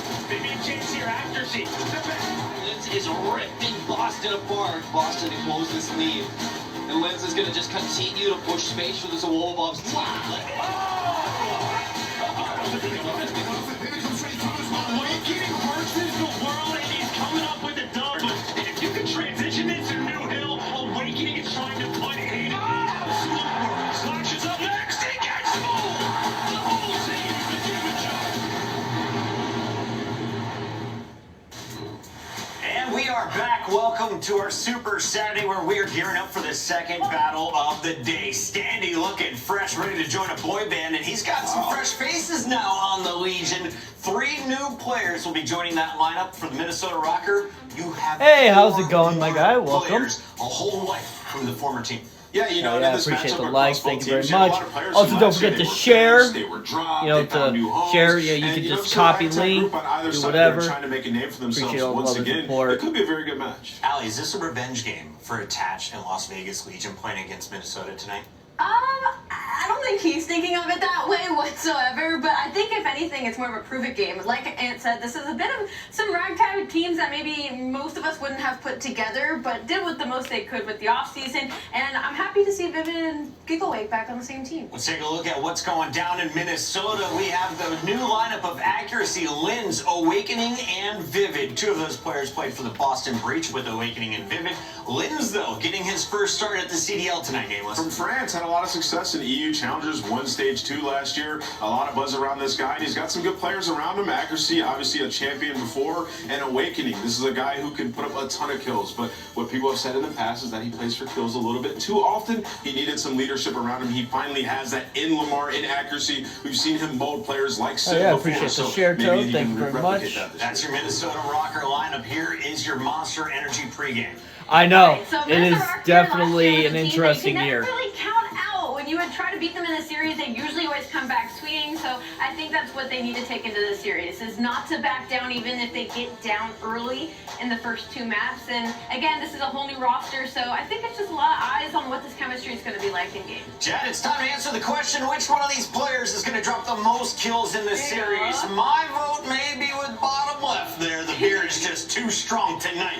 That's a look at the Rocker, but they're going up against Standy and the Las Vegas Legion. Now, if you're a Legion fan, when Standy got dropped from Toronto, you were giddy to see this boy sign on the roster. There's a lot of hype early on. He and Clayst were able to get some work done, but it's too late in their season. Yeah, it's too late in the season, but man, was he nasty. When he got the green light, he was able to go out there and pick up a ton of kills. Nero, we've seen just have some inhuman moments on the map, and also they got Purge now. Purge is a guy who won Challengers Champs last year, so obviously he has a lot of buzz, and then Old Faithful, Attached. We'll see if he can bring him back. And then when it comes to Monster Energy pregame, Las Vegas Legion had a rocky year last year trying to make that Cinderella run at the end of the year to make it the champs. Unfortunately, it didn't come to fruition, but another team that made a lot of changes. They signed Attached, Purge, and Nero, and to be honest, I really like the idea of Standy and Nero as an SFG duo, so I'm interested to see how they are in this game. Quick reminder for everyone spamming the chat, slam that subscribe button and find us tomorrow as well. It's going to be a 3-day opening weekend, and this is just match 2 of 4 on our Saturday. The maps for this battle? Well, it's time to find out. Will we see more Karachi? We see Subbase finally! Oh, it's in the series. I've been waiting for Subbase. It's an awesome map. It's going to be super fast-paced. Can't wait to see Nero out there. It's going crazy. Oh yeah, I honestly, if any team is going to have it, that does make sense that the team that Nero and Standy on is going to be the one with Subbase. All right, the match is ready, so let's send it to the man with the biggest hands in the game. We got Maven alongside Merc. I was hoping I didn't creep into the shot, but I did. Giant hands, I apologize. Joe, you ready to have some fun, baby? You know what they say about big hands, right? Big gloves. Very true, Joe. I don't know if I actually own a pair of those, but I'm going to look into that this evening. Here we go, ready to get started. We had some incredible matchups yesterday. You and I both have Game 5, Round 11. It's like absolute doozies today. We will see what is in the wind. We'll be casting 2 and 4. Here, Doozies. just new look rosters, man. Excited to see how these teams are going to work together, how the chemistry is going to build, and should be a lot of fun. Honestly, I kind of love what Legion did with this roster. You bring a Tatch in, you hang out the standee, and then there was just sort of like, the top teams are getting all of the talent, but able to find Nero, and I think Nero is just a player. If he can find some more consistency in his game, we've been saying it time and time again with his career. He can be one of the best in the league, and then you bring in Purge. So excited to see his debut here today. And then on the other side for Minnesota Rocker, yes, Miami did win 3-0 accuracy with Awakening against the Ravens. Will that allow Awakening to have definitely a dominant game for them. It seems like you have a good mix of both sides, right? Yeah. Like one really good with the leadership and maybe, just be in those right spots, leading the team around. The other just want to hunt those kills. Maybe that'll be that perfect balance. But let's get into things. Excited to see players like Purge, players like Lynn, see what they're going to look like in this rookie year within the CDL. So far, time-wise, all Minnesota. Yeah, but you can already see what Vegas Legion are doing. I think, is this our first skid row of the season? Yeah, the CDL. A lot of attention is going to be on this P2. Now, Minnesota, they had the spawn that you wanted to, where you wanted the side of the map on that left side, but they have gotten so much time already off P1. If they do not control P2, it's not the biggest deal, but this is very similar, to your Palace Hill, your Money Hills. Like, this is a difficult break. If you watch like a Hackney P2, I wouldn't compare it maybe to that with the squad spawn. I think it looks similar. Like visually, kind of? Yeah, a little bit. It's just hard to get that player out of the hill. Yeah, that is true. Nothing really compares to Hackney or P2, though, does it, Joe? No, it is. No. Nightmares. That was something special. But Purgeless being here soaked up the time, rest of his teammates watching the crosses, Nero going to get gunned, and now maybe an opportunity for them to start to flood in. Catch and Standy at least take out one. Nero gets the kill inside. Now maybe a one-on-one here as accuracy starting to work up, and it's just so easy. You're just holding the steps. Purge gets his 2. He's on 4 in a row. Now, there is a front jump there, right? We can kind of make the player play a 50-50, but, you had the Vegas Legion looking over him. So, Vegas, they hit that rotation over towards P2. You respond with almost a full 60 of your own on this rotation. Accuracy headed over towards that P3, that bottom alleyway. Standing top platform, trying to find anything, but it's being Vivid on rotation, all about high engagements. And you have ex-teammates here, Vivid, Nero, a long-time Boston Breach submachine gun duo, all about their pace and how much pressure they put on the map. And already Vivid with 12 engagements. Let's see what he's capable of. 4 and 5 right now, but I think just it's part of me, I guess, just with how Hydra's come into the league. You think of like these French sensations, like part of me that has this expectation, like maybe he's going to come in and be the next guy. Obviously, a lot of work to do and a lot to show. Hydra's been an absolute animal, but still excited to see what he's capable of, and right now he's dancing on him. Yeah, great P3 here by Minnesota Rocker. Vegas Legion have not been able to touch this hill, so you have the lead now around 30 points. It looks like one player, Nero. Maybe just locking them in. You can already see Purge on the rotation, attach in that area towards our P4. But Vivid going to be the first man up, and on the pinch was going to be Nero, but accuracy reads that pinch, and now they're going to go. They try to break down it. That's going to be 3 dead for Vegas Legion. Not when you wanted to go down the new hill, about to pop. Yeah, this ends up being perfect now for Rocker. Can you end up chaining these together? You'll be looking at, what, 120-point lead. If you can rack up this time, you see everybody grouping on mid-map, looking for this push across. If you are Legion, Awakening, trying to get the angles for the push through, but they're all going to be hitting this through the top side of the map. You see the comms, right? Vivid just hitting so much information, just trying to find where that push is coming from. Here we go, 2 going to go down. Now can accuracy and Vivid hang on to this hill? Vivid trying to buy time, wait for his teammate, but standing attached, sniff it out. So a huge break for Vegas Legion to make sure that lead doesn't get too scary. Yeah, they make that look real clean, right? They lose like 1 player in that. And it's just a really good job grouping up, taking your time, making sure you get a team push. Yeah, you'll only get, what, 20-25 seconds, but still, the great lead as hell. Yeah, you needed it considering what the deficit would have been without that time. But now it's like, okay, we got that time, we got to do it all over again. Yeah, let's do it again. Don't have anyone from Minnesota Rocker up towards top P2. Speaking of Minnesota Rocker, already winning now by, what, 60 points. They have rotation. Let's go to a listen with Rocker. I'm done now. I'm done now. I don't trip you. I have a cross. I'm gonna get ready to play close. I'm gonna tunnel. I'm playing short close. Okay. They're crossing. I'm watching. I'm not crossing.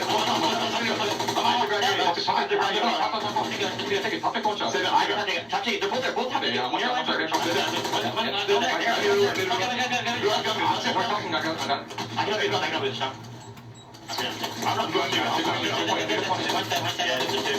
One in you, Virgin new, two new. Standing Virgin new, okay? Okay.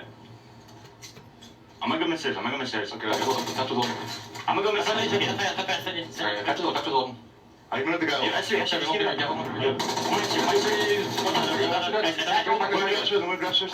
Natural 2 new. Apply onto full. I'm gonna on the green bell, one shot. Purge. Purge won't be on time, okay? They're playing mid-side hill.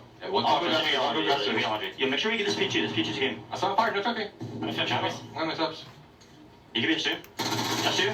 That's good. They saw me. I'll sit green. Nero's playing weird. Fire. Green. I'm going to attach. Get the 30. They can be back on.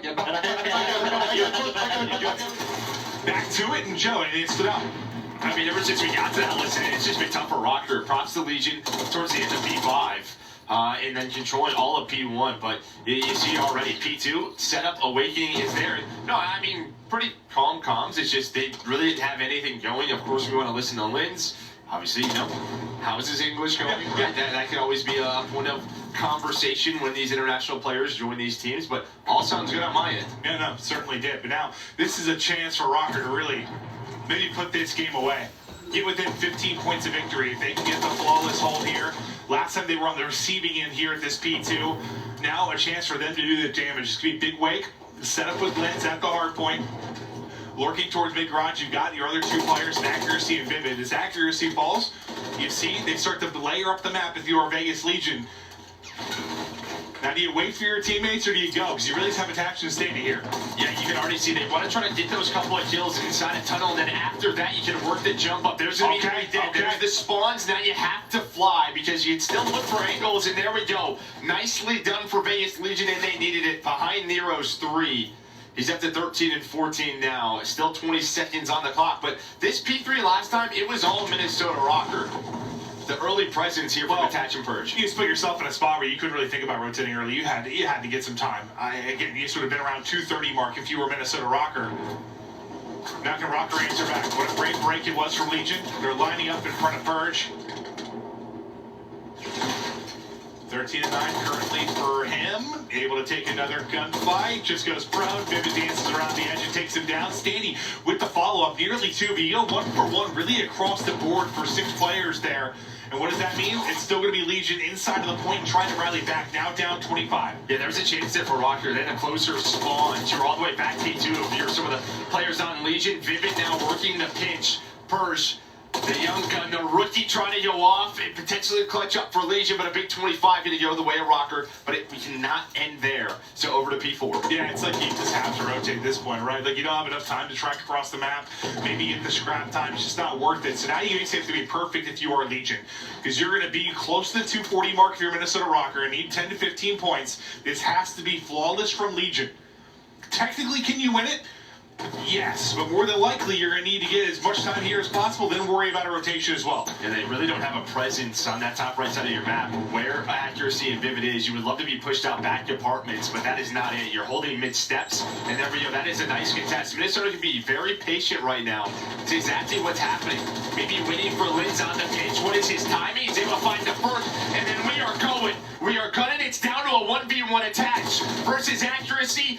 All-time teammates, and Accuracy is going to win it. Attach was 1 HP, 10 more seconds, and Rocker with map number 1. To that 1v1 it goes, and that 1v1 may seal the game. They're still inside the point. Linz is popping off. The final second through, but a contest here for a moment. Nice first match for Rocker. Getting the final kill, the let's go. You see it on the cam. He's getting fired up, as that's a big win there for Rocker in map 1. A nice showing there. Very disciplined out of Minnesota Rocker. That's what we always think with Accuracy. with what he does with the young talent around him, but really just that first rotation of hills. I mean, that P3 and P4, they had such a large lead.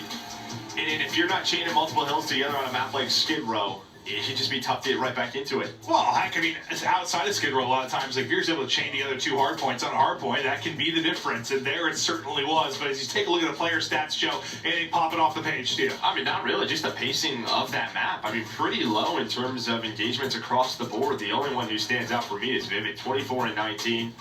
This is what that man does with the SMG in his hands. He is willing to just fly. And this reminds you of like Terminal yesterday, though. Like nobody like over 20 kills, like not a ton of kills coming through. Just, it's a lot of crosses. Very opposite of what we'll see in map 4. Yeah, it's the complete opposite. It certainly is. But taking a look at some of the highlights from Lamar, he's getting those crosses. You can see it from his line of sight now as he starts off. You know, he's double positive. He's popping off, making sure the boys are in the right spots. But yeah, I think you know that 3 to 4. That lead of what, about 80, 90, somewhere in that ballpark, just enough to sort of snowball behind the rest of the way. And when you get a lead like that, just like, it's cushion, right? Like, it allows you to make a mistake or two, maybe, or maybe make a risky play, a gamble for some scrap time that you normally wouldn't. But when you have a lead like that, you can. Lets you build little edges. Oh, no doubt about it. Yeah, I mean, that's just really it. I mean, really, you know, in past titles, if you have that 80, 90-point lead, how does it go away? Sometimes it's just like streaks, but didn't really have any of that, right? And the cruise is only so effective. But a nice teamwork on a rocker there towards the end. It comes down to a 1 versus 1. And accuracy, he knew where attach was. There was one chance at the end there for Legion, but Vivid did hunt. Yeah, you see it. They were all fired up. Lamar is yelling, "Let's go!" right after it. They'll get that win. And now, the boys of Legion will try to battle back. And look at how our best of 5 is going to play out. We go to Invasion, Search and Destroy next, Karachi, Sub Base, then Skid Row. And yeah, just you're kind of joking about how different that map 4 will be if we get there. Just from an engagement standpoint, could not be any more different. Also kind of breaks down how the map bans with. And like, that's like, the map bans mean a lot to you early on, like Vito's? Is it more like sort of where it is as we're getting ready for our first major? I kind of love what I've been seeing. Even today, seeing high-rise control, we're seeing all 3 controls. We're seeing different search and destroys, different hard points. In the past, like last year, I think at the start it was a ton of like hotel respawns that we saw at the start throughout stage 1. It feels like there's normally a couple of respawns where every single team wants to play it, but then hey, you start losing it, you're like, all right, we got to figure out this map pool. But it feels like that preparation is here across the board for these teams. Well, a lot of times it comes down to, like, too, if you're a team that you think is going to, I don't know, be top of the board, not struggle through maybe the qualifiers, then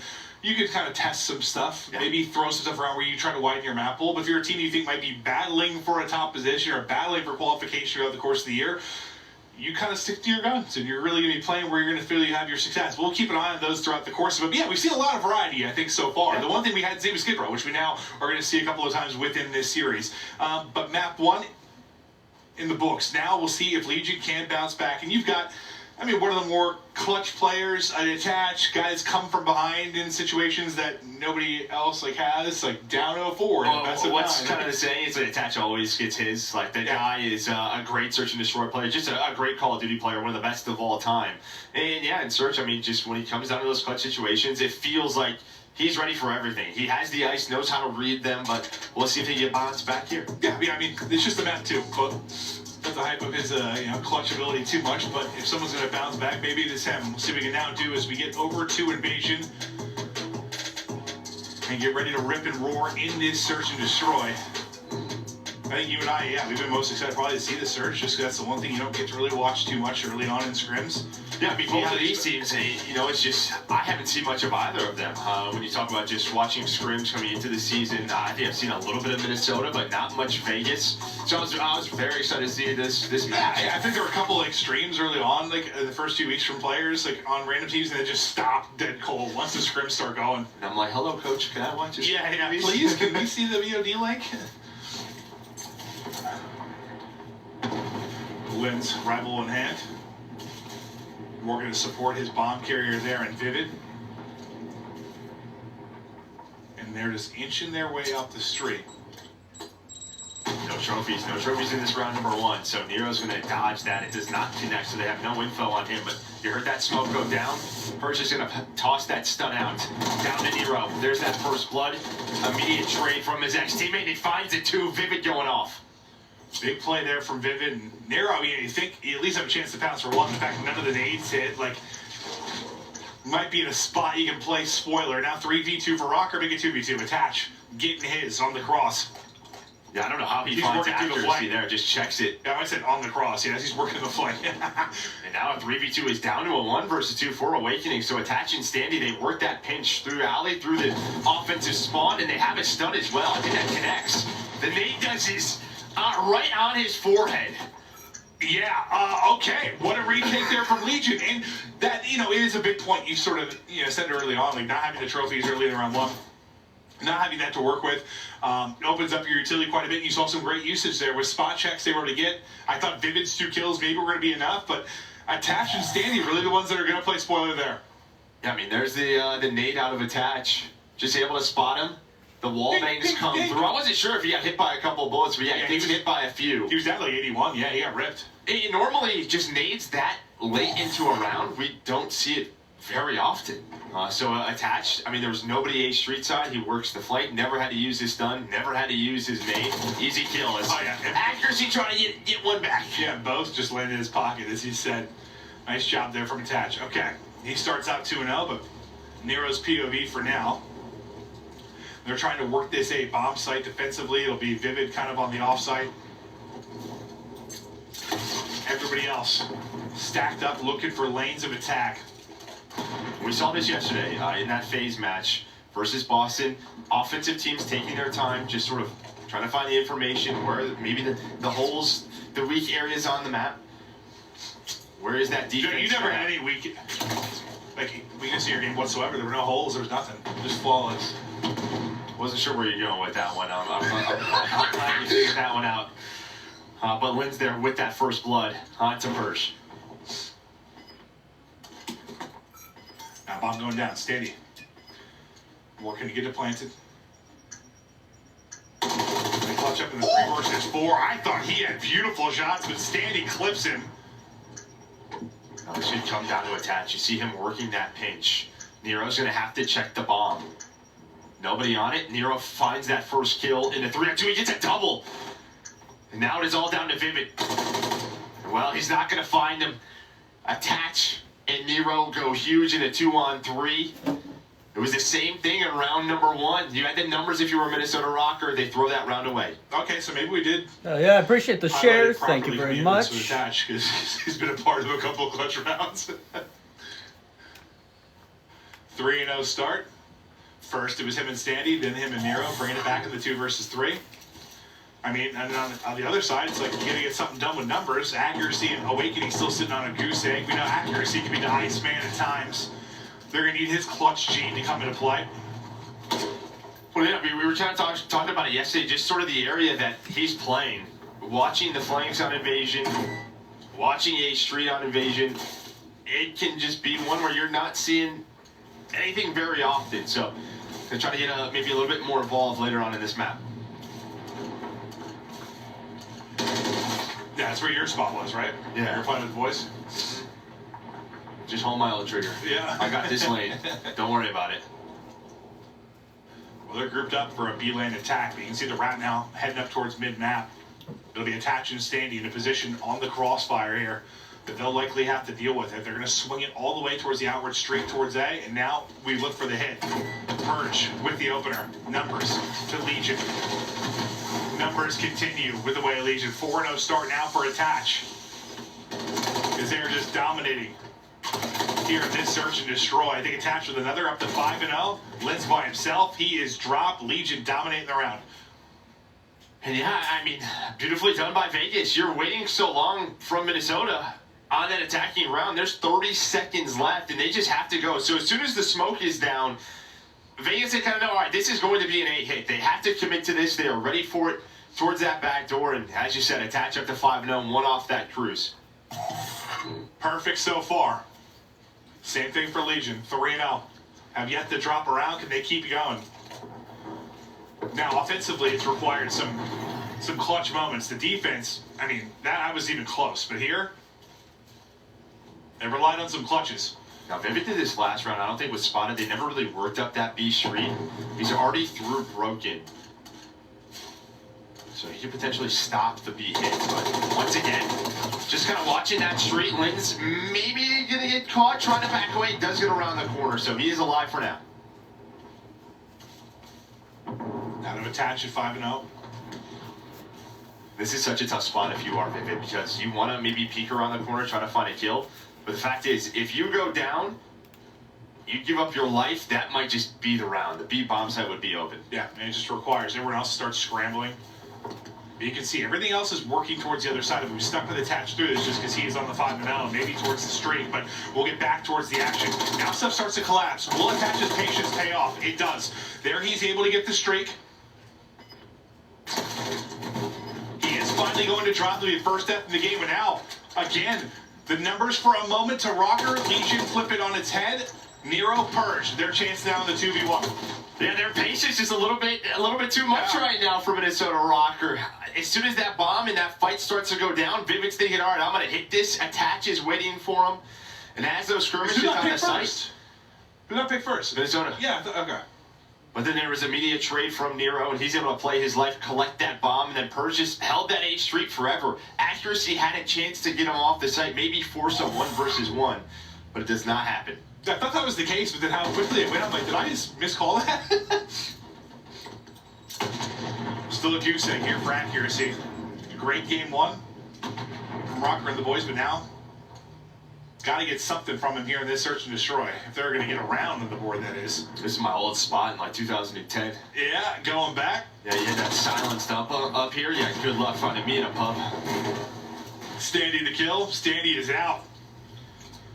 We're going to call that the Joe DeLuca. No, don't do that. Okay. Big Merc Daddy. How about that? That's fine. Does that work? Sure. Standy. He's with the pick, now playing his life. The patience still there. The pace going to slow to a crawl here on Invasion, but then the gunfights, when they start, they come swiftly. Info here for Standy. Trying to beat Cobb's Rent, tries to snap. Liz with a lovely drop shot, but the trade is in because the crossfire is there. Accuracy looking for his first, not going to happen. Legion remain perfect. 5-0. And this is the most dominant search and destroy we've seen so far, because we've gone to round 11 yesterday, and all three of our searches we cast, it went the distance. Very back and forth. Not the case here. No, not at all. They're getting thumped. And I just think if you're Rocker, you have to switch up the pace somehow, especially on your attacking side. Whether it's just a fast B hit or what. I mean, even when you hit it fast at B, you had the numbers advantage. So you didn't lost at 3v2. Hit it faster, Joe.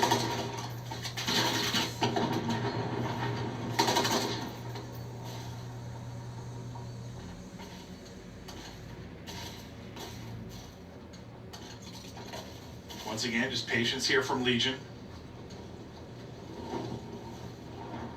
See who will be able to strike first. Attach was trying to maybe dink one on the cross side like that nade. Unfortunately, the trajectory ever comes right back at him, and the stun does not hit the trophy, but kind of see what he was attempting with the first. Yeah, man, they're trying to get rid of that trophy B-Dom towards that mid-tank, and you can kind of see the way arrows, they're scrambling. So where's he going to go after? And there's a trophy all the way back to H Street. I think maybe the play just find one of those players middle of the map. To get off his goose egg with the assist of a vehicle explosion. Bomb planted now, here we go. Legion looking to close it out. They're going to have to do it now in a 2-versus-3s. Awakening gets the kill. Linz puts it to a 1-versus-3. Attach. It's starting to end with him. It's not going to happen. I thought the script maybe was a 1v3, close it out, round 6 victory, but you stay alive if you are Rocker. Not allowing the total collapse. Well, it's a nice shot there. And yeah, for Minnesota, obviously, you can't really pick up the pace on a defense, right? You kind of have to wait for Vegas, and that's what Vegas has been doing. They try to use the cruise. You saw can't the just sprint to the down. I mean, you could if you wanted to. Just maybe not the smartest thing with the way they've been playing the map. But we'll see here on this attacking side. Because every time it's come down to the wire, they have just lost that round. So maybe a fast B hit here. Maybe not. Let's see. Off the round with it, try to pick up the aggression. Looks like the hit is coming. Steady, attach again, going to be kind of your mid presence here. As the poking and the prodding gets ready to start. Trophy's up, sun is in, info on Standy. Just beams him down to 39 HP. Now he's trying to avoid the knee, but it's not going to happen. The frag just like continues to roll, bouncing around the corner. I've been saying it forever, man. You're like a magnet to frags when they are just on the ground. It's like aim assist just kicks in. I'm telling you, something. Still a 3 versus 2, a chance for Awakening and Vivid to keep this map alive. You have Nero reading this as the push from DVD comes in. He spots the last player in Vivid. And while he's going to find it, his ex-teammate gets taken down. Dominant there from Legion. You know, it starts with what, back-to-back 2v3s? I think they kick us off. After that, it was. Yeah, you're sort of, and that's got to be a frustrating start if you're Rockers. When you throw away back-to-back rounds What a like dominant game from that's Legion. Painful. Yeah, not a great start. Yeah. But the good thing for Rocker, a dominant match. I still got Minnesota But, you know, winning this what match, we were talking but about with scrims and how is Search and we'll Destroy see. going. I'll tell you what, Legion looks ahead on this map versus Rocker. Yeah, the most dominant we have seen so far. 8-3 out of Nero. I mean, really everyone statistically putting it in. Nothing really jumping out from a damage standpoint other than, I mean, Vivid was going through it. He had 400 damage.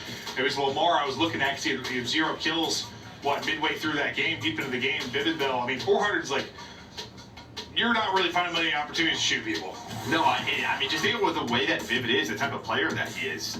That is not a map that really plays around his strength. So it's just one of those situations where he's going to have to find something, or again, they're going to have to find an offensive strategy to find some more pace where he can lead that charge. Yeah, he's like, just let me loose. You know, I want to get nasty with it, but not really. Let's hit B behind my smoke. I'm running through it. Yeah, not really finding opportunity there. Maybe just needed to work on the game plan a bit, but we'll be tied up at 1-1. You saw Minnesota dominate that map 1.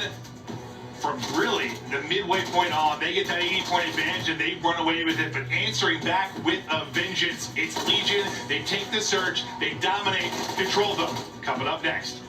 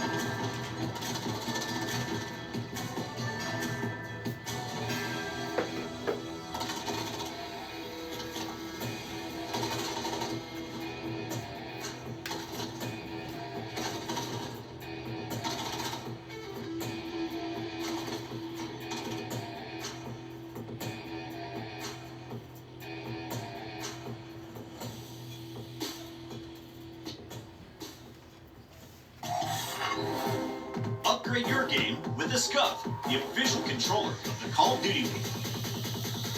Don't miss out on all the action at the first Call of Duty League Major, hosted by the Boston Breach, this January 25th to the 28th at the MGM Music Hall at Fenway in Boston.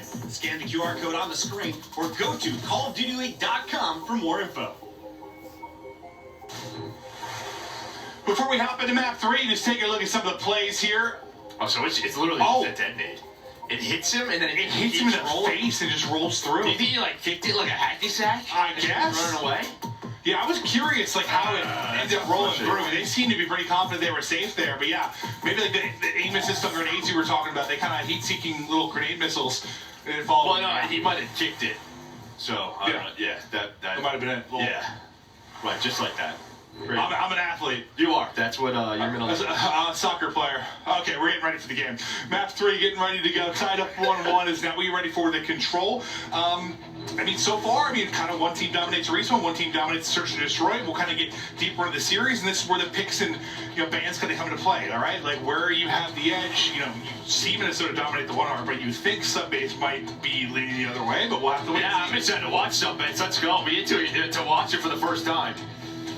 Hit a match, and that's all I want to see. A little bit more Subbase, but Karachi control, we saw it yesterday. Well, between New York and Opta, you need both teams had opportunities to win offenses and defensive rounds, and Jefferson spawn kills. So be Minnesota starting on the attack. Yeah, I think this was, from an entertainment standpoint, yeah, I mean, far and away, our best. I've been streaming. Well, I was streaming on Twitch all day, for a few hours this morning, and then we're gonna be streaming literally all day here on TikTok. So it's gonna be a long day. He's hit by a stun, trying to snap back. It can be chaos here inside your P1 area. You see closely. He's thinking about like throwing it, coming back up, but he's just crouching. Yeah, we've been streaming on here on TikTok for the last couple hours, so. And we are definitely not close to being over. Already thinking about leading his troops over towards that B point. One player just kind of. Hell yeah, good luck. So definitely enjoy that vacation. Kind of stop this, but already they have pushed on up. While that's going on, Standy's going to help. Nice little snap there, but Whitney with that shot. That was real clean. Centering was on point. Lynn's also on point. You see, it's the double. See how much progress they're able to do. Not who's there. It's Vivid. Is this rival is something? And we have watched a couple of players. That dumpster head. I have this match going up to a game 5, so hopefully they can pull through and have Minnesota win game 5. But with that position when you're coming off, if I can at least have Minnesota win, good job at all, I'll be happy. They say, all right, push is done at B. Let's go back to A. And they're just about to finishing the point here. My transition. A little bit left on this segment. And yeah, we'll see if they can, but with the death of Vivid, going to make it a bit more difficult. So now let's finish the point. Likely trying to group up. They got about 90 seconds to work with. Lives basically even. Point man is going to be attached on the top side of the map. You'll see number 3 in Nero, sort of working on the alley push. And now we start to work our way forward. Yeah, kind of a 2-2 split here. Attach spots accuracy. Now Attach is trying to play his life. Here comes the push. He's able to find one Nero with this second. So a 2-on-3 advantage right now for Vegas Legion. Great job getting one. You get the info. There's 2. Take one with you. Calm the rest out to your squad. Now Standy is tucked away in the corner. That shot's at range. The rival is imploding. You said the ray gun. Sometimes it is called the ray gun. Be hitting. So if you have snapped and ripped Lens out of the window, that would have been GG's for me. But still 50 seconds here to go. Yeah, 13 versus 12. And the key for Vegas is they've always had one player inside of red just playing their life. Most of the time it was Attached. That time it was Standy, but Attached right back to that position. Does get traded out. And that's just it. Rocker cannot get this player here, so they're trying to work that pitch. You see number 8, Vivid, maybe he's the first guy through that dumpster alley. What do you think you've seen the most success? I know we cast it a couple times, but like when it comes to this attack late in the game, what's the plan of attack for the offense trying to get through to B? Yeah, I think just going through red, going through mail, and then you're just trying to force them to hop over the dumpster. I think that's the easiest way. You have to have top red in hotel control. Don't make get too fancy. Yeah. Well, now you might have to get fancy because you have 5 seconds left to work with. There finishes the kill into the point. Stops the clock. 3.9 to go. Lives-wise, you only have 5 remaining here for Rocker. Make it 4. Accuracy, though, picking up kills there at mid. See if he can chain that into a second, but he's got to get into the point first and foremost, and that is the problem with having 3.9 on the clock. Accuracy, stomping, trying to get in, can't get there in time. Yeah, we saw Lynn's on that pinch, Vivid on the pinch a couple of times, and when you're working that pinch, you're just hoping your teammates clear out Hotel, right? A little bit cleaner. Maybe you go for a 2-for-1, but instead it was always Vegas with the numbers advantage. And when that happens, that means the player watching that pinch or whoever's on B, they aren't turning to help. They're just holding their L trigger, making sure that flank is clear. Just makes those pinches that much harder. Well, now we'll see if Legion can have more success on the offensive side of things. Nero, lovely shots there towards the top base. See Awakening gets his head. We're challenging it! Standy's doing it as well. He's able to get a double. And Standy's popping off. And they're right on to B. Halfway through your first bit of progress, you're trying to hold that back dumpster, and that's sort of an example of what you were talking about. You can pin them there, but sometimes teams do a lovely job of getting out as Nero ladder pistol popping. I mean, that's just nice utility, yeah, to deal with Standy, but Standy's shots were insane. The point's open, and he goes for the gunfight. Look at it, his face is in the monitor. He's got the glasses on. This guy's seeing the future. Listen, shout whatever the hell you want. I don't care. After that, I'll make him do what he wants, but so far so good for Rocker. Not even a tick done. Now we're maybe with 2 dead. He's a wizard. Attach is going to get on it. There is that first take of it. And even after that magic, though, still even in lives.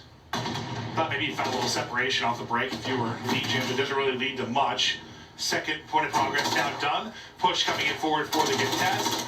Good luck with that one. Vivid just kind of slow crouches around the corner. He's going to get dropped. Awakening, though, popping off on 2 with a couple of headshots.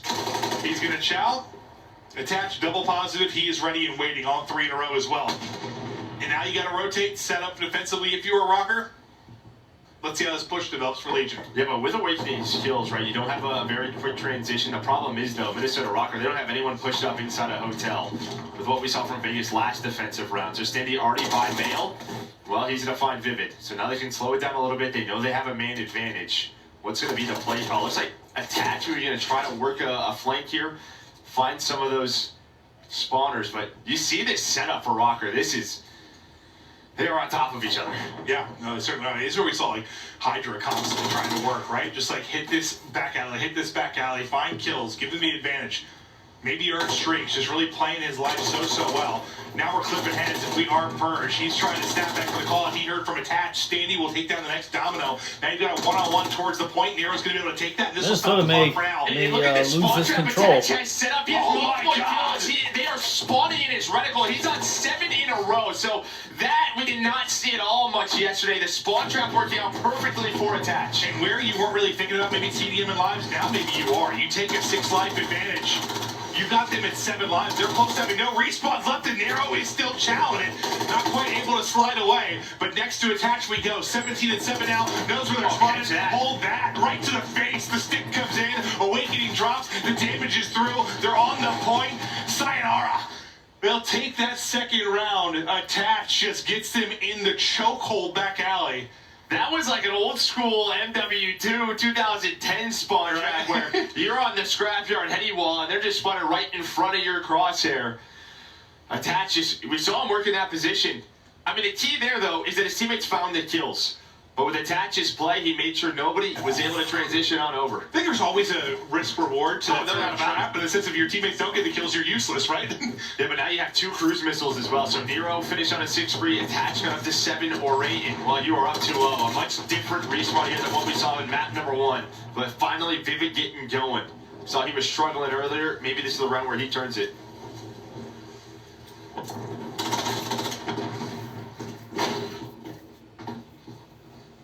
You feel like he's got to get going a bit, though, right? Like, just based on some of the plays you've seen from, I don't know, Standy and Nero, just from a ability standpoint, just some of the ego challenges they're making, some of the individual plays, that they're going to need Vivid to maybe have some moments. Yeah, well, this moment's, I think, going to be Standy's. He's just waiting. He's lurking, But there is Linz to help out Awakening find that trade. Talked about the one submachine gun, now on to the next of Vegas Legion. It's Nero's turn. Some help from his duo there in standing. Attached now up top. He's been feasting throughout the course of his Linz. So he just spawned up. Go ahead and hold the stun, hold the nade. Not able to get the kill, but just maybe being annoying with them coming off a spawn. The first point done. 90 seconds to go. Now, to beat we go. What do you see on the minimap here so far? Well, it just kind of got cleared. Well, I mean, even before that, this is the same thing that Vegas did in round number 1, right? It's like they gave up the 8 point. They said, try to take Hotel away from us. And they just could never do it in Minnesota Rocker. Just not able to find the opening on their attacks. You have to give props to the Vegas Legion players, playing their lives, finding where that first push is coming through. Maybe now the first chance, the opportunity in this round for Rocker. See if this can be their moment. You've got numbers here just for a second, but reinforcements are starting to get here. Standing and Nero, who have been the close-range demons here for the team. They're trying to get their purge, though. Unfortunately, as Wallbanks and takes Standing out of the mix. That takes the numbers out of it. Nero's turn, though, and they're lining up. Ay. Almost 3 in a row. He gets another burst out of the Renetti there, and that's probably a triple, but you get the clear. And you think maybe, kind of like you said, like Legion, we've had control teams like in the past, right? Like, if you are disciplined, sometimes it's better to play around 1 point. Like, where's the risk when you split them? Just set up, play discipline.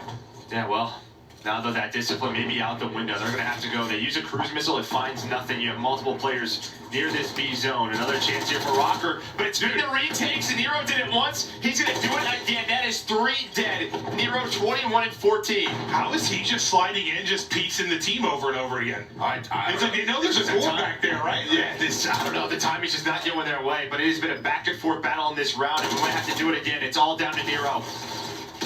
Him and Purge finally get traded out. Find Linz and Awakening. Vivid gonna stay alive. Rocker getting on the B point. Pause that clock. And Legion, they're gonna have to retake this. Okay, cool. Well, so far they've done it pretty well. Let's see if Nero can just walk in and kill the whole team again. Speaking of that, Nero's going to go. He's going to drop this time, not the opportunity to make the play. Accuracy's got one on lock as well. And this time you're able to close it out. I freaking hope so, because usually you don't see 3 really good opportunities like that to take the B point. Like where you've got like a 3 or 4 dead, you've been able to stack the point and get the angles. You're usually relying on 1, maybe 2 for getting the round. Like you had ample opportunity. Dude, that first time when he slid on through and kind of hip fired, I think he's hoping that there's a player in that corner. He may have been trying to destroy trophies. Like that is the way you're trying to retake that point, right? Like just the way you're trying to get trophies out of there. You see the stuns going so that you're. Instead it was foreheads he was taking. Yeah, exactly. Yeah. Or Rocker, they are still alive. There would not be a third miracle break there from Legion behind a superstar Nero plays 22 and 16. Got Tash basically double positive. Vivid, now he's making some noise. This is the guy they need to start heating up. You have attached bridge side, just trying to find this angle on the player top 3, but Vivid, he's going to find an MCW and say, hello, I'm going to take you down, I'm going to take you out for dinner. Almost finds the 3rd. Well, maybe down the dinner first, then down? Yeah, depends. Yeah. At what point in a relationship you're in. It's a good point, Joe. Awakening now, he's trying to, that's here for position. 1-on-1 in the back, Big Wake's going to take it. Still, these skirmishes going on around your first objective in A. Awakening on 5 in a row now, 30 seconds left to work with. The defense so far so good from Rocker as they put much more presence into A.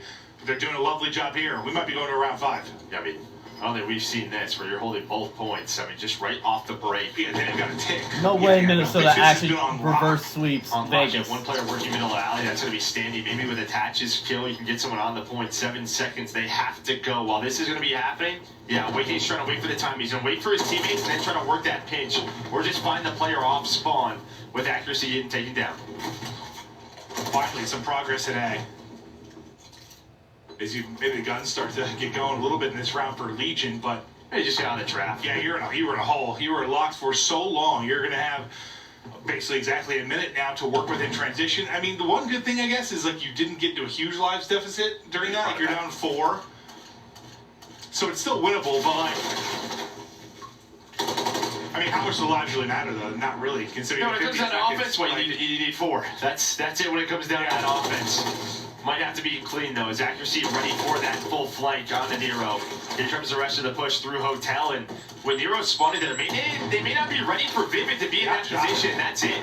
Nero spawns very close to Vivid. Doesn't expect him there, and then accuracy. Rotates on back to find another one. They're still trying to find him. Vivid just continues to dance in the back. Nero finally takes him down. 25 seconds now to go. If you don't get the cap here, you're going to a round 5. Standy, maybe with an opener. Trying to get up the gap. Accuracy down. 2 down right now for Rocker. They're going to be spawning back alley and trying to float through. Attach with another. Standy with the Chow. They're all going to be hitting back dumpster now. Attach is going to get picked up. Maybe in the position to stop this, though. But you're on the point. You stop the clock. 9.1 seconds left. Yeah, no trophy. The stun hits him 1 HP. First now it's his turn. The rookie, but he's going to take it down by accuracy. 5 seconds. They are just so staggered, and Rocker down 0-2 early. But they have turned this around. A dominant defense.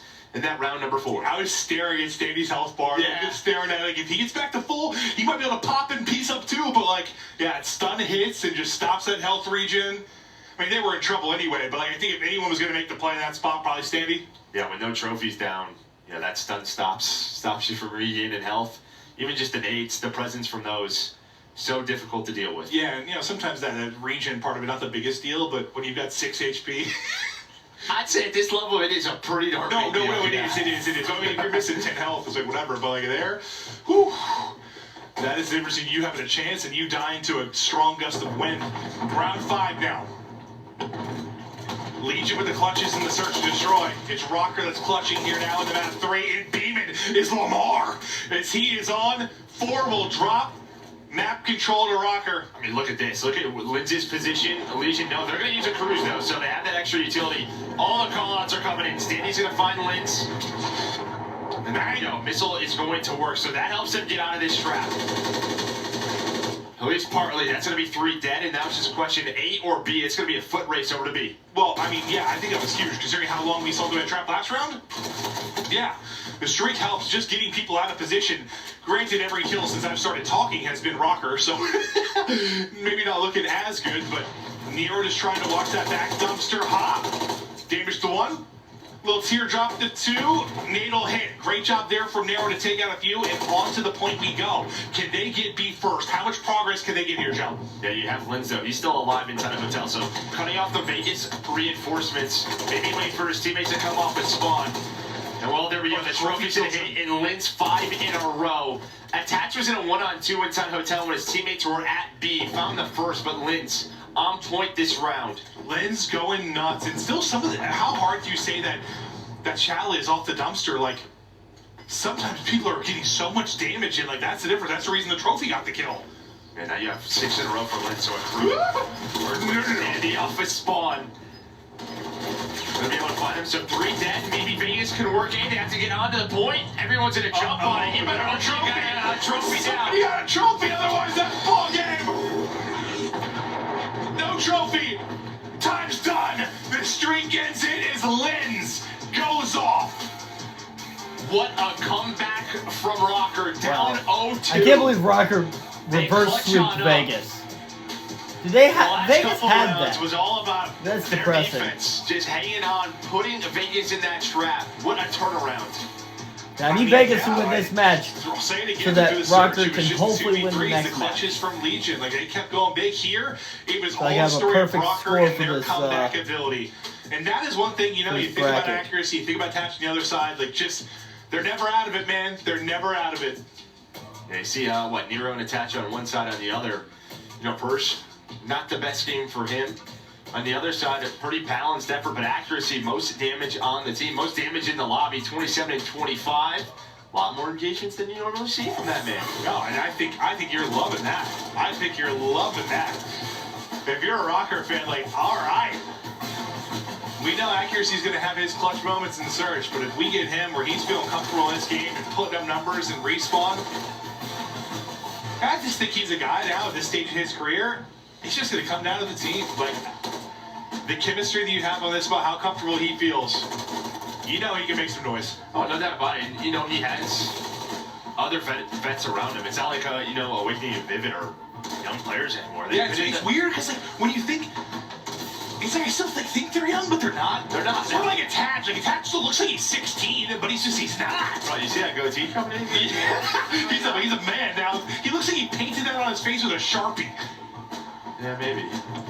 Maybe if he's playing like. I'm sorry, Mom. Attach, you're watching. I'm kidding. He looks like an adult. Yeah, maybe if it was like the Paris Legion, it would look good, but.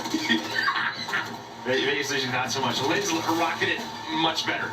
But yeah, what do we mean? Instead of like a fashionable man downtown in Paris, he's instead just like a degenerate gambler? Like, what are you saying? I don't know what I'm saying. Either way, round 5 goes the way of Minnesota Rocker. They clutch on up. They're getting hyped. And yeah, I mean, maybe just for accuracy, it's normally he's the in-game leader. I'm sure he is the captain. But maybe with Vivid and Awakening around him, he can just kind of focus on his own gameplay a little bit more. Yeah, I mean, listen, it's day 2. Don't take too much from what we're saying. Listen, we have to talk about things that we see in a stat line, but like, it's day 2. These aren't trends yet. This is a good map. No, we're saying facts. Absolutely facts. We're highlighting what we're seeing, but you know, it'll take some time. It'll take some weeks to see if some of these things become trends for these teams. But what a comeback it was. And now we get to another respawn where if you're looking at Rocker, so far you've handled it, but like, you gotta think, it's a very different beast now as you get ready for Subbase. This is the first time we've seen Subbase hardpoint, right? Like, I think when I first watched this in like a scrim, I thought this would be the cheese when I first saw it. Yeah. Then I saw Terminal, I was like, okay, you're right, that's probably the big stinky cheese. But like, this one's, yeah, you're like your Bocage, let's hit heads, drop 30, 40 kills and fly. Yeah, I think one thing to pay attention to is going to be the game clock, right?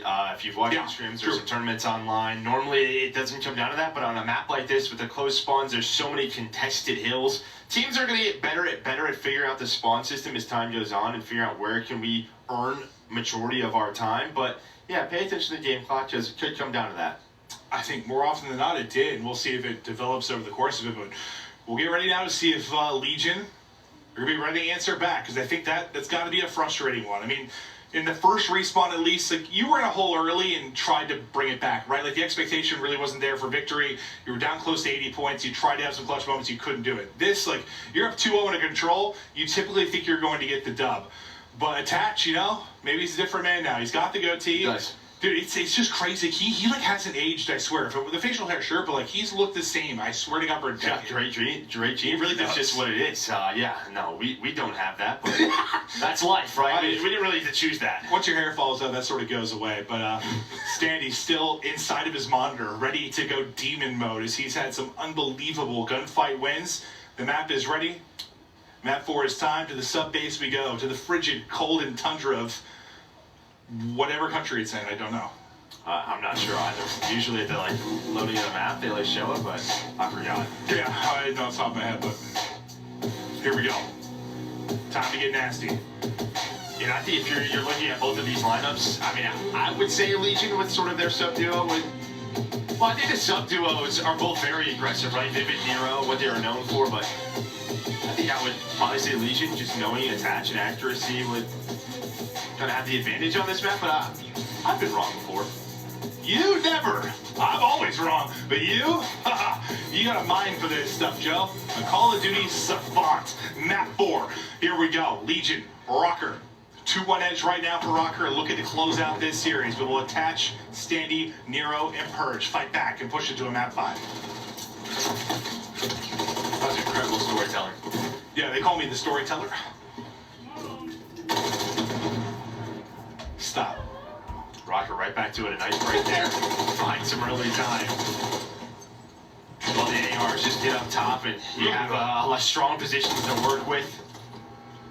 Standy to get him off that hill. Just try to contest, but Lynn's is there, and what accuracy and Awakening already rotating over towards B2. See the rotation come in, and we'll see the angles they can get. Still up top and trying to pop off his Attach. First kill through in this one, but looking to leave his mark. And this is what you'll expect sometimes with these hard points. You get 20 to 30 seconds total between both teams. At times that can end up being a trend, but now the next hard point is going to jump up. Rocker inside first. Attach, so knock, who's there? He's laying him out. The trade quickly through from Linz and Vivid. And nobody in the point again. Yeah, first throwing all at his needs, but I think if you're watching this map, I think Vegas have the side that they want. You're forcing Minnesota Minnesota Rocker to come up the back ramp. You would have up top window control, top platform control, but it does not matter the way Rocker is shooting right now. An easy break for them, and now they're going to try to get pushed forward. Just reading everything right. The centering there from accuracy, trying to finesse his life, wait for the help to come in, but tucks to the wrong corner, and that gives Standy the angle to pick him up, but still sitting around a 40-point advantage. You at 1 point through 2 hard points right now. If you are Legion, finally you're able to get it. Already a minute off the clock, right? Just these close spawns, teams contesting, trying to get a little bit pushed out. And when it's a map like this, like, you know, your Bocage or your sub-base that can go to time, like, what's like a lead where it's like kind of scary? I think around like 60, 70, right? Then you get very scary just because the sponsor makes it just so difficult to. You're fighting for a lot of map control. Right now, Awakening able to win that first gunfight. Accuracy looking over his teammate Linz, and that's going to be 3 dead now. Besides, who's that attach over towards top 3. The rest of Vegas Legion going to be spawning middle of the map. Well, it says 99% of the time we have 1 win condition really in our point, right? Get to 250. On the rare occasion, a second one gets added in. That just sort of shifts things on its head. Can make it easier or more difficult for a team to get the victory, but we'll see if that ends up coming into plays. Again, top, middle, the play clock, we'll keep an eye throughout. You just saw right there an example of what can make this hill so difficult. You can control the back spawns, but if you don't have control of top 3 like Nero is just up there beaming everyone on the hill, so that's going to allow them to break that. But over towards P4 inside of this middle tunnel. Yeah, Persh is set up here with Nero. Still, Vegas down around 35 points. The hill's going to pop an immediate pinch from Vivid. He's going to contest that and win the gunfight. We had a very important zombie mission here too, Jeff. Yeah, we had to eat that one lady out. Yeah, we did. Vivid just trying to stay up. Yeah, Minnesota's gonna take 33, but still. They got part of my the cross and accuracy. Those MCWs part of it right. Still not allowing as far as the winner, didn't get the score right though. Too, that'll get them in. With 30 seconds remaining, they will get onto the point. Can you finally make some noise if you're a Legion? Find a little success, something to rally around while you're dropping like flies early on. The 2 around the hard point eliminated. Now we pressure to the point. You've got numbers if you're here. Not quite cleared out. They had a chance there to pounce, but you go ahead and rotate. There's only 15 seconds. You can see the way, even like Linz, when that first break comes through for Vegas, they're playing around these middle map spawns, and maybe it's just the importance of sort of P5 into that P1. All right, accuracy already looking at that street side, able to find the kill. They want Vegas to be spawning on the right side of the mini-map, right where Attach and Standy and Nero all are. So maybe this is exactly what Minnesota wanted. Now can they capitalize, giving up some of that, 20, 25 seconds there on P4?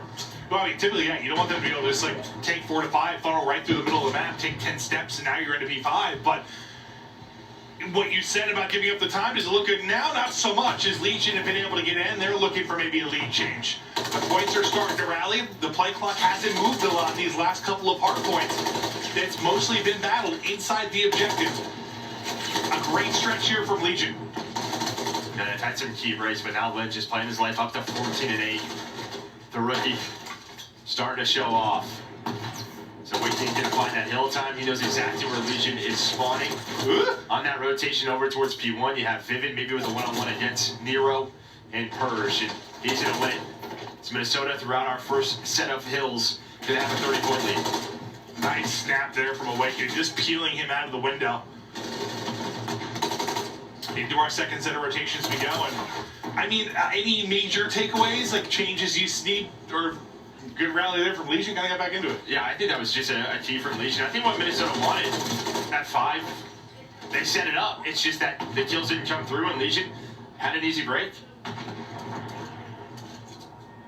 Well, Legion, once again, great time in the point. It's been ooh, this could be a game changer a bit here. different than your first hard point you saw the first time through. Not nearly as much. You have about 5 seconds so far off that play clock. Much more about control, as we had a 110 game there for just a moment. Now the rotation, getting ready to go. You take a look at that number 6 and 7 on the mini-map. That'll be Accuracy and Awakening, trying to get set up for the Rocker side in a bit of a 2-on-2 skirmish. They had going down with Attach, set up. Legion looking to rally, seeing the plays he can make. Behind his plays, we're going to hop to a quick listen in here with Legion. They're spawning deep right on me. They're spawning in the back. Trophy, I have a trophy. Let me on left side. You go back left? Yeah. To the corner. I'm waiting for you. Go back left. Oh. One leg back, I'm waiting for you guys. I'm waiting for you guys. Window, M3 lens. Back He's three. in the back. Wait, on time. Stairs on time. Stairs on time. Stairs, wait. There's In the back, on time. On time. They're beyond you. I saw your sniper. I'll get into back too. There's back three. Your sniper, control. I have all your pinches. Window. One shot. Got it in last. Back. Fourth. I'm gonna you turn on big one. Play first time here. Yeah. On time, we're getting. I'm back. On time. I got needed on push as fuck. I pinch from window. Yeah, on time. They give me secret. Upstairs, one shot wins. Left there is weaker. Nice. You went back. Okay. I finished that. That's good shit. What's the left? I'm chasing anytime. There's one in the back. On the left. They can pull long man. She's Back right. Deep right submarine. We'll get on time. Nice. Deep right submarine time. Last two. Deep right submarine. Nice. Keep long. Wait, that's last guy. Me long. Bring up time from back. I can get time. I'm gonna do. I'm on I had good wins. Hey, can you look my green? Yeah, I got a great What's on your reach? Reach on that one. Seems to be a map where it's very easy for comms to become frantic, but I thought it was pretty solid. Yeah, pretty calm there. I think the one thing right there for Vegas Legion, they had to set up they wanted FP3, but Vivid was able to sneak on through. But the rest of the time, let's go their way. So a nice hill there. Able to make P2 pretty messy, so still very much in this game. Our Vegas Legion. We'll see if they get us to a map number 5. Well, they've kind of avoided what I asked you, like 60, 70 point leads where it gets scary. They've stayed just inside of that, right? It's been around 30 to 40. Now cutting it down to almost 20 points and attach beginning to pop off. If they'll now get to control of the point early on, trophies will be out. You try to set up a difficult break here for Minnesota Rocker. Maybe you put the game back into your favor as Nero is finessing around the crates, trying to snap, make a montage type play, but info in, damage in, takes one down the process. Yeah, you're just wasting time while that's going on. Trophies off his spawn and attach with the pinch. 3 gonna go down. Vivid, the last player, makes it all 4. Immediately they turn. Lead change coming. Vegas turning up. This has been such a back and forth battle between these teams across these maps. And well, we got another one right here. If you're going to make a rally sometimes, you can chain together at 4 to 5. What a difference it can make, but you get in through the front if you're a Rocker. You make this a bit messier. Next hard point about the pop, and you're kind of in all quadrants right now. If you were Legion, like you are spread out around the map. Yeah, it looked like Legion had the setup they wanted, and then Rocker just broke down through a little bit too easy, and now both teams are kind of just fighting for map position, trying to figure out where everybody is, where the spawns are coming in. Nobody on the hill right now. When it's all said and done, it's going to be numbers advantage for Rocker. Let's attach and do something about it, and he does just that. Yeah, that looks so good for Legion for so long, but like when you really needed the break and get control of the spawns, you did such a good job if you're a Rocker. Now what can you do behind it? You get another burst, you maybe get a follow-up kill there if you are Lens. Lead growing. Play clock, so far not going to be an issue. Still 2 minutes left to go in this. Yeah, it's a tough one right there. They think they're all spawning over there towards that back right side, but I think it was Nero in first spun up flat. That's going to be a free kill. It's one up towards those fans. Have an immediate pinch. So, talked about the spawns on this map. They come on through. At Vegas, they benefit from it. Looking at another lead change. Back and forth we go in this map 4. Legion just fighting to try to get this to a map 5. They're the first to eclipse that 200 point mark. And next hard point getting ready to go. Vivid trying to be the playmaker. Trying to spot up top. Get info for the squad. Sees attaches. He's around the corner. Well, now he knows you're there as you hammer off through the door. What, 2 minutes left? That's going to be all that's a full feed. You can play this pretty well. This is one of the hills, honestly. If you get it set up here at P1, you can earn a lot of time. Get into some power positions, control the spawn, you have trophies down, and it's when you're on the point, there's a lot of different corners to check. So a chance here for Legion, maybe to put this game away, and the kills are going their way. It won't quite be enough to get the win here, but it will be darn close. In a map like this, you think they'd be able to get a couple of seconds if they need to, but there everybody drops outside an arrow. 6 in a row for him. Cruz to work with in the back pocket.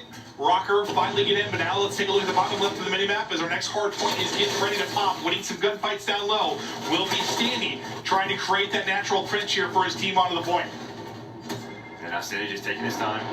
That's just when Cruz comes in. for Nero. Nero 33-29. And well, behind that Purge, first blood, and then Nero's going to connect to 3-on-2, make it a 3-on-1 on the push. Standing with a double, maybe a chance here, but they are so weak. Nobody on the hill right now, so just fighting for position.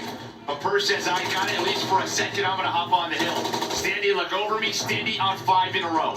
And there's an example. Like, it felt like they got a pretty clean forward out, but the spawn's so close, you're able to fight again if you're a rocker, but you keep on holding. You keep on battling if you are Legion. 9 more seconds needed. Just trying to swarm the point if you are rocker. As you still have time on the hard point, it's chaos at the point. There's gunfights everywhere inside, but rocker do enough to survive for now. Not done yet, but do they read these spawns? Attaching Nero, they spawn behind Vivid. They're not ready for it. These final seconds. Put them up, 1 second away as the tick come through. Does not, but at P3 is Nero, and there we go. There we go. Off to a map 5 between these two. And Now, that's this where, is like, the game changer spawns, right here. You know, when you're having these crazy skirmishes. This will determine if I get a perfect score for this matchup. Yeah, you said it. I mean, I have to have Minnesota win top, this. And when you get to there in the spawn, just shoot him in the back. That's going to be a frustrating one. But that's just, I don't know, some bases kind of just nuts. No, my brain melted a little. Yeah. I looked over at Joe at one point, his eyes were just like wide. I felt like I don't know, I was in a very windy. Just circling around. Yeah. You try to say something, as soon as you say that, something else happens. But that's just the pace of this map. But Nero 36-31, leading the way. 6,500 damage and attach. 32 kills for him. He has had a hell of a series. Yeah, it's like you really, it just looked like lopsided with the damage numbers and the slaying numbers have been. I didn't do the total tally, but it's going to be one of those maps sometimes where it's going to be close regardless, just based on how it plays out. But we didn't go to the play clock, so that's 1 W. For map 5, it's going to be that Skid Row Search and Destroy, which I believe is going to be the first time we're seeing that. But yeah, I mean, that map was kind of what we expected. Chaos. Yeah, absolute chaos, but stick with us through the chaos. 4 maps done, 1 more to go. It's map 5, baby. You do not want to go anywhere. Who the hell knows how this is going to play out? Rocker, Legion, go in the distance. Who's going to make a name for themselves in this map 5? Will it be the Young Guns, Purge, or Lins that gets it done? Or Lamar, or Attach that goes big time? We'll see you after the break.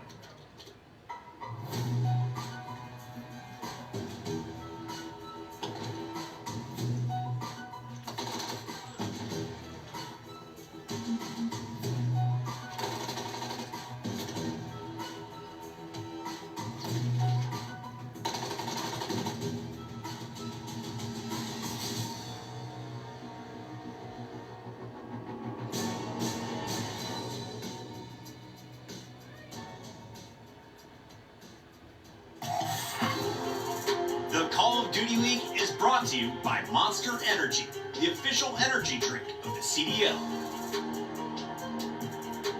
Start the season strong with the Call of Duty League Pack. Grab yourself the CDL Operator, Weapon Blueprint, and so much more. Check out the Call of Duty store in-game now. Time to get into the map 5, and Joe, we went the distance in both our series yesterday. We didn't get the opportunity to see any Skid Row Search and Destroy. Now we get it a bunch today, but what'd you think from our first series? Any major takeaways here now that you've seen it at a high level? I mean, I've played some wagers. We've watched some tournaments. Offensively, it could be pretty tough, right? All about top platform, in my opinion, right? Can you try to find a fake defenses? Where are you going to try to take your risks? I mean, it's very similar to sort of like Terminal. Where are you going to take your chance if you're on the offensive team? You got to use that smoke. Okay. We'll see how the smoke and utility plays come in. You just got to go. To this map 5. You just got to go? Just got to say it? Yeah. Well, maybe you let David loose here? Yeah.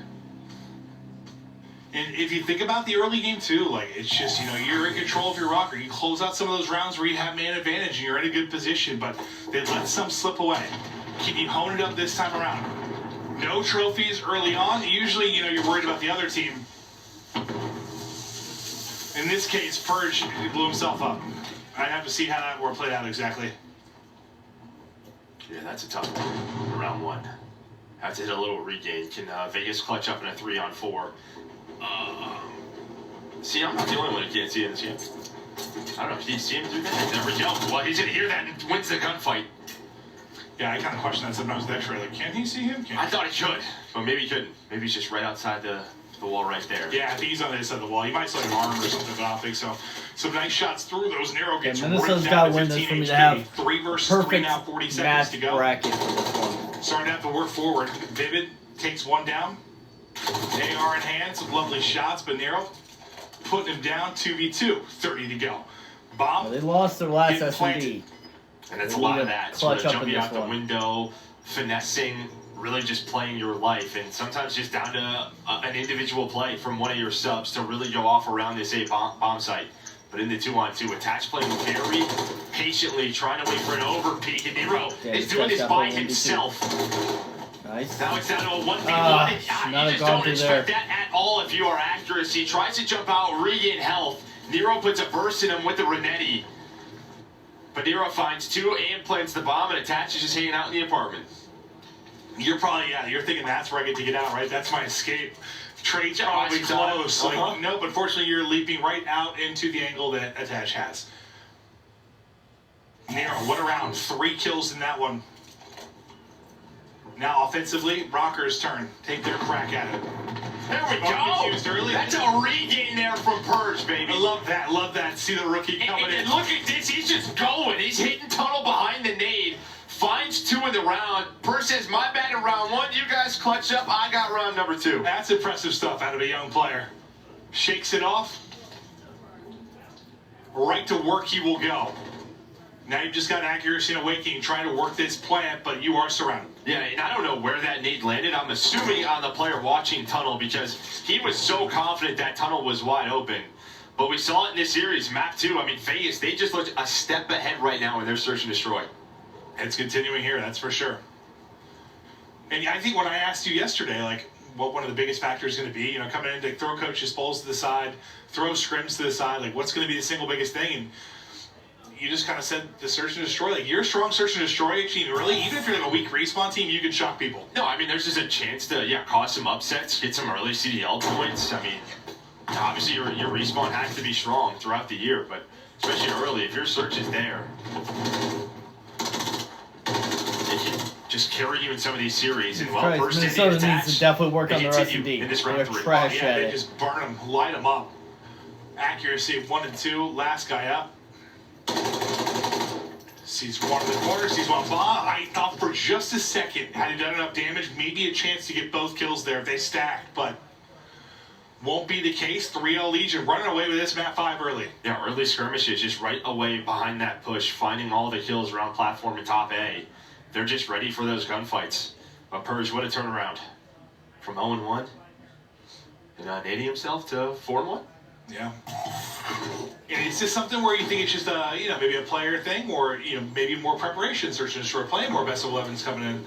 We don't know. I mean, yeah, it just feels like they have maybe they've scrimmed Minnesota, sort of played some early search and destroys, know exactly how they want to play. We're not exactly sure, but it feels right now like Vegas have put that extra work in search.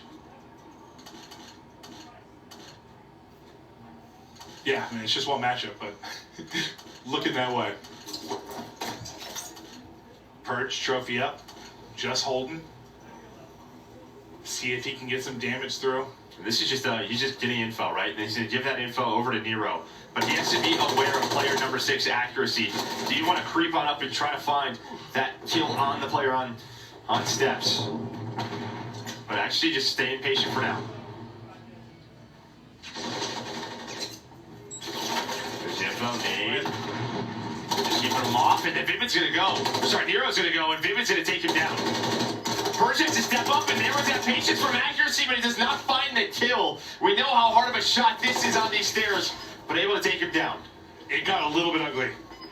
Not the prettiest kill, but at the end of the day, he's able to get it. And you finally get one on the board if you are Rocker. It's looking that way, because now Attach is going to have to transition across, yet to die, but going to have a 1v3 to work with. First fight, great job from accuracy to back up. Get the hell out of there. Don't give him a freebie. Don't be that first guy to drop. And well, Awakening's just going to hit the wall, but he has a nade in his hand. He's just hoping to cook it. Maybe land onto Awakening, get him weak, maybe find the kill. Instead, Minnesota get on the board. It desperately needed to. I was a little, when it got a little shaky, how tough that fight can be on the steps. I thought a Purge somehow popped up and was able to take that. Maybe that one flipped on its head, but accuracy kind of regained control. Got the trigger discipline there. Won the fight. Now, can you get back-to-back rounds and really get back into this? You got to close it down here on defense. It's been these 8 hits, so Minnesota, they go for a heavy 8 counter, but it's just bottom middle for Vegas. Look at this, they switch it up on their attack, showing something different. Stun connects, and this could be on the lens to find the first. Instead, it's going to be Standy and Nero. The SMG duo, they clear the site. Yeah, and I don't know, Vivid just, he suddenly was trying to throw a nade, I think, or maybe he sees you gun up and think if he can get a kill or two. Just got a little bit awkward, but you just pounce, you hit about a mate, you fly through, you catch him off guard, you take that fight, you take down both players on the cross, and suddenly you're up 4-1. Just great calls from Vegas. I mean, you see the adjustments out of Minnesota. All right, we have to switch it up. They're taking a plat a little bit too easy. Watch the jump up. Let's hit some nades. And Vegas is like, peace, we're just going to hit bottom middle plat. Yeah. And just no trophy to work with there. Just a stun. Once they hit that, they're like, all right, group up, boys. Let's send this. Nero now 3 in a row. 7-3. Looking to get their 5th round. Maybe 1 round away from a first series of victory here for the 2024 season. And they're cutting them up again. Accuracy, last one up. The defense simply too strong. Lamar will drop, and Legion another fast round. They might be more than a step ahead. They might be a few steps ahead. They sure are. I mean, it was what, 6-1 map 2? Yeah, 6-2? I think 6-2. 6-1, 6-2, man. Look at the same thing here. But yeah, just the right off the break. I mean, I don't know if nades were hitting or what, but they have the info. We were on board with Nero. He was just chilling in the alley, gets the first kill. The rest of the team finds Minnesota Rocker.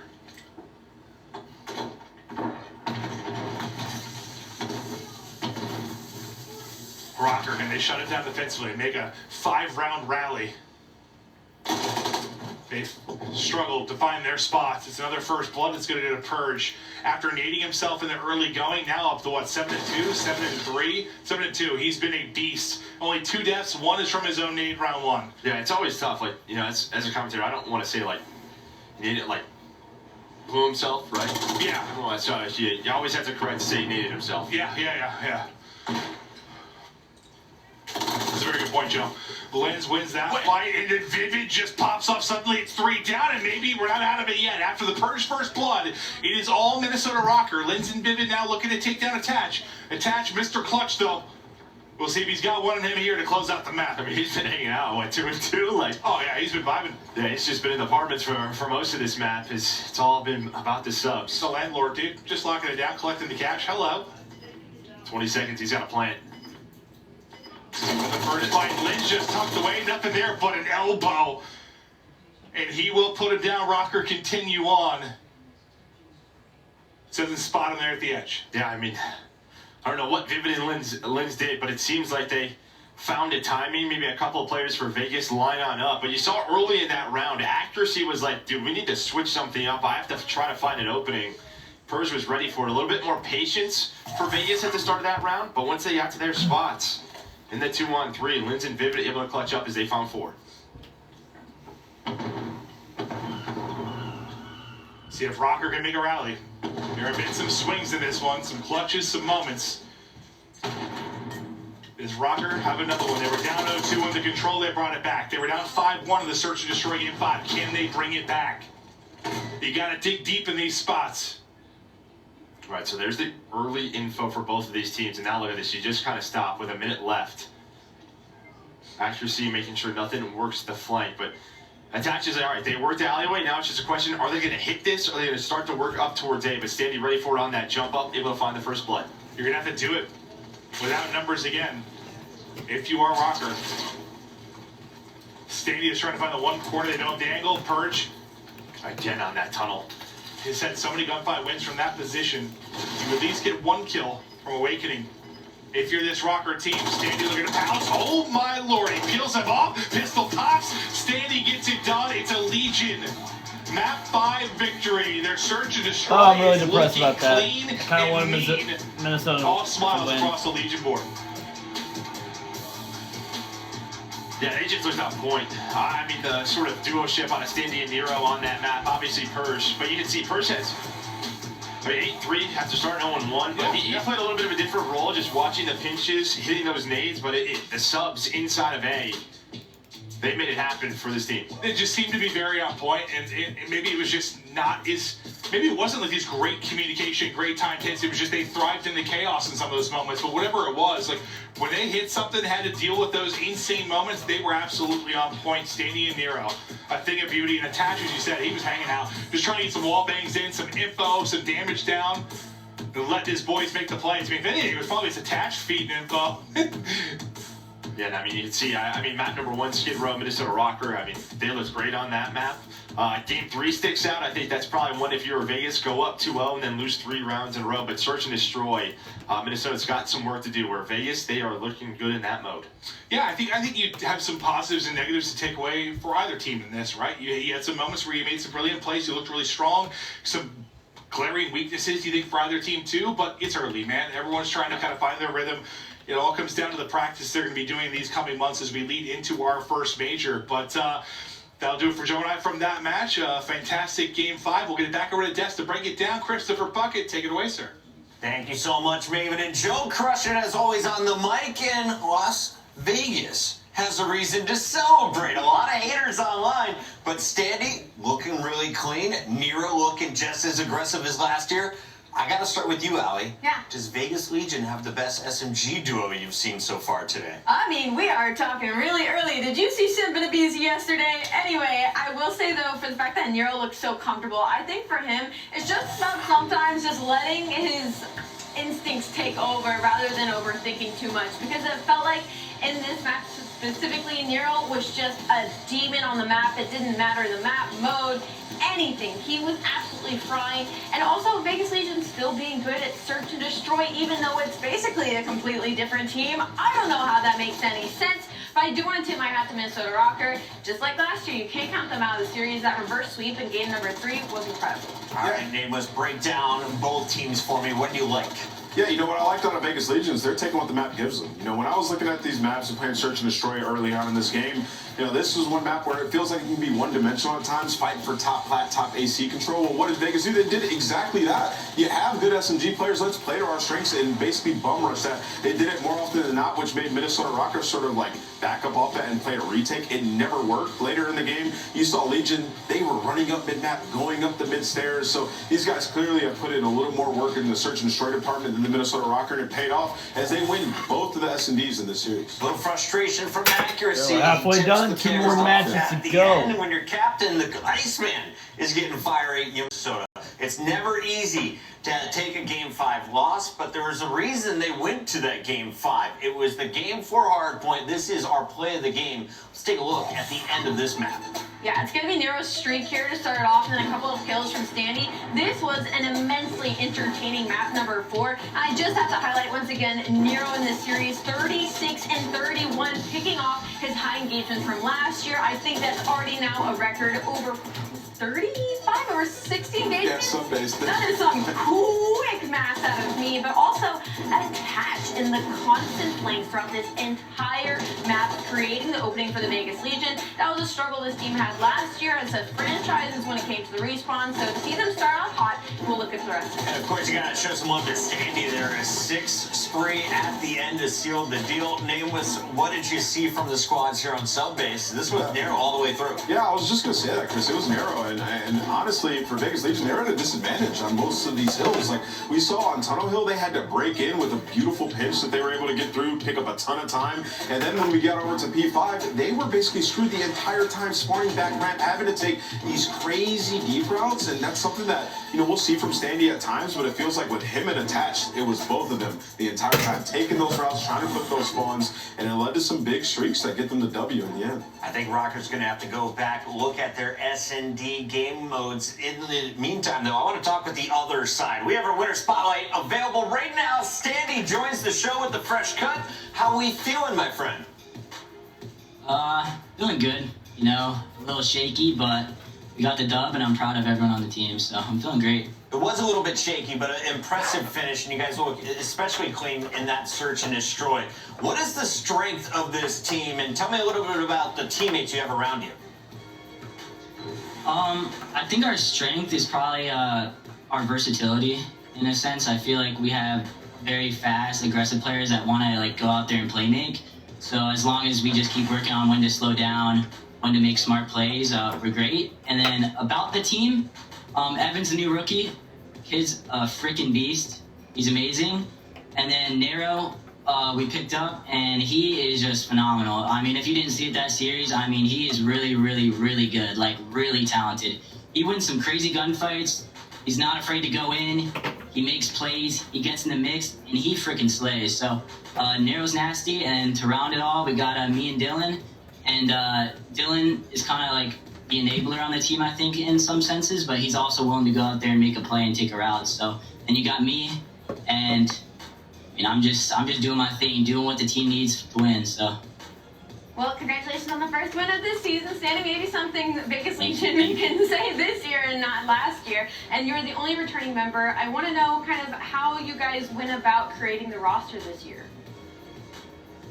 So, creating the roster, originally, like, I was seeking out other offers, and I didn't really land where exactly, and I ended up being on Legion again. And then first off, I really wanted to play with Attach, because I feel like me and Attach won before. I feel like we have a really good mentality when it comes to winning and working hard.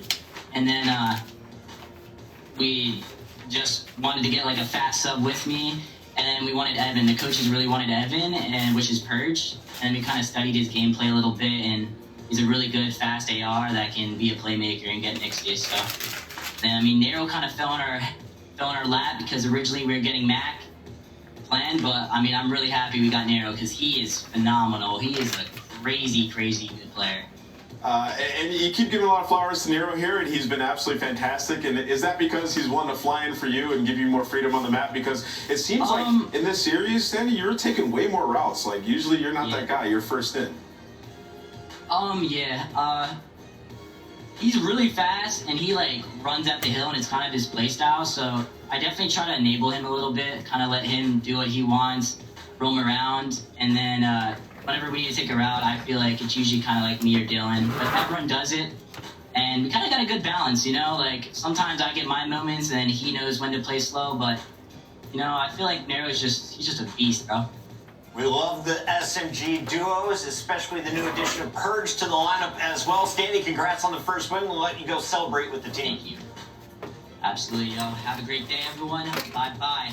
Bye-bye, my guy. All right, Standy, a legend there in Vegas as they get an opening weekend W, and they look to continue that tomorrow. Tonight, though, we want to remind everybody we still have 2 more battles to go. And while you're watching, you might as well earn, because we've got awesome in-game items to give away all opening weekend. All you got to do is watch Call of Duty League. You can earn the Mirror's Weapon Blueprint charms, emblems, calling cards, and XP tokens just by watching. To get more information, scan that QR code on your screen right now. And don't forget to sign up to be a part of the 2024 Watch Party program. Now is your chance to join. Sign up and you can be hosting your very own official watch party starting next weekend all the way through Major 1. Scan the QR code on the screen now to learn more.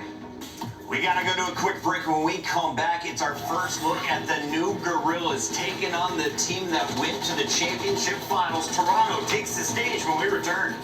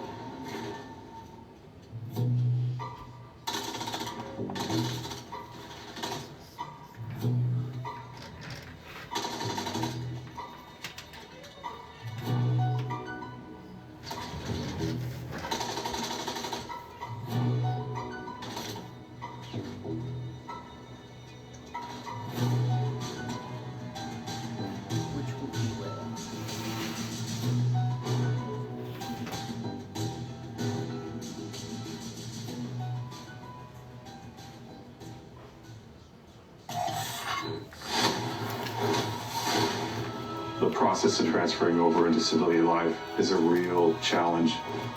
The fact that the endowment's sole mission is to assist with that process, I think, is pretty admirable. My hope in this partnership with the Call of Duty Endowment is that I can help other veterans come home and find new jobs, new purpose, new missions, still serving others. I love when the news coming in on a day-to-day. Already know what's happening, I don't gotta shake the hay. Big moves, big step in the right direction. The trip continues, every double use a psychedelics.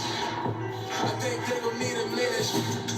Look, I'm interested in making as opposed to making friends. Double bags, I've been paranoid, I've been a second. So take a check, finishing this drink should only take a second. Mark just cut me off, he told me that I go on stage at 10. Walk out to my own shit on a main adventure. Vinci my cologne after the show, she told me if it was a favorite sense. Bring a fan of spacious, we can take it friends. What happened next, you can take a guess. That's a look at the new look Toronto Ultra. The Squirrels looking for the first nut of the season, but it's not going to be easy. You got to take on the LAG squad, the Gorillas. Coming in with some new blood as well as some veterans. They also have world champion on this lineup. Yeah, on Toronto Ultra side of things, we're talking about a top 2 team throughout all of last year and still made a change. They're going to be trading out Hixie for Envoy, which it's hard to find an upgrade in that situation, but I think this was a steal. Yeah, you know, when they made that change and picked up Hixie, they became a dominant squad, right? Basically the most well-rounded team that we had in the CDL, but they lose and get crushed in the World Championship Finals, right? So they knew that they had to pack a punch coming into this season, and while Hixie's a great player, Envoy has had years of dominance to put on his resume, and that is a guy that you want to grab if he's free and available. He fits that role perfectly if you're to look at the rest of the CDL. This is a team that I think can be unreal this year, like #1, and we're going to get that first look here versus LAG. All right, Scrap is unavailable. Which of those other 3 players are you grabbing first for fantasy? For fantasy, if Scrap's unavailable, I'm going for Envoy 100%. Actually, I think he might be on mine. But besides that, the Monster Energy pregame, Toronto Ultra, again, we're talking about a top team from last year. Series record was 4th overall, but 2nd if we're going by map count. And the roster moves, again, just signed Envoy, but the key player to keep an eye out is going to be Scrap. That was the Rookie of the Year, and he still has a mouth on him heading into this season. Envoy in the top right is the new face. The other 3 played a whole season together, and they're ready to kick off the brand new 2024 season against the Gorillas. I'm told the game is ready, so let's jump right into it with Miles and Chance.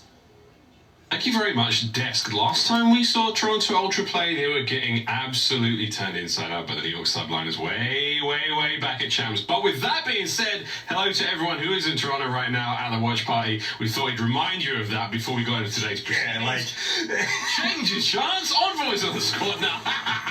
Yeah, no, that's messed up. Dude, your headlights went out right in front of a cop. For sub-base, God damn, really bro. Is like shades of like Bokash. It is going to be a high That's engagement mixy map. Did the cop stop you at all, or record on sub-base? So we'll see how they contend and Scrap. Yeah, I mean, Rookie of the Year, potential MVP. No, candidate damn, as you got well lucky in there. This game, so definitely a player we're going to be paying a great deal of attention to, and also for the fact that they picked up Envoy as well, like a potential pack-a-punch roster move for a team that was dominant last year. Past you. This team potentially Damn, you got real terrifying. lucky. We'll see if they make a statement here. Well, speaking of terrifying, a big opportunity now for Estra. His debut into the league, playing for the LAG squad. To see how he fares against a team with a hell of a chip on his shoulder.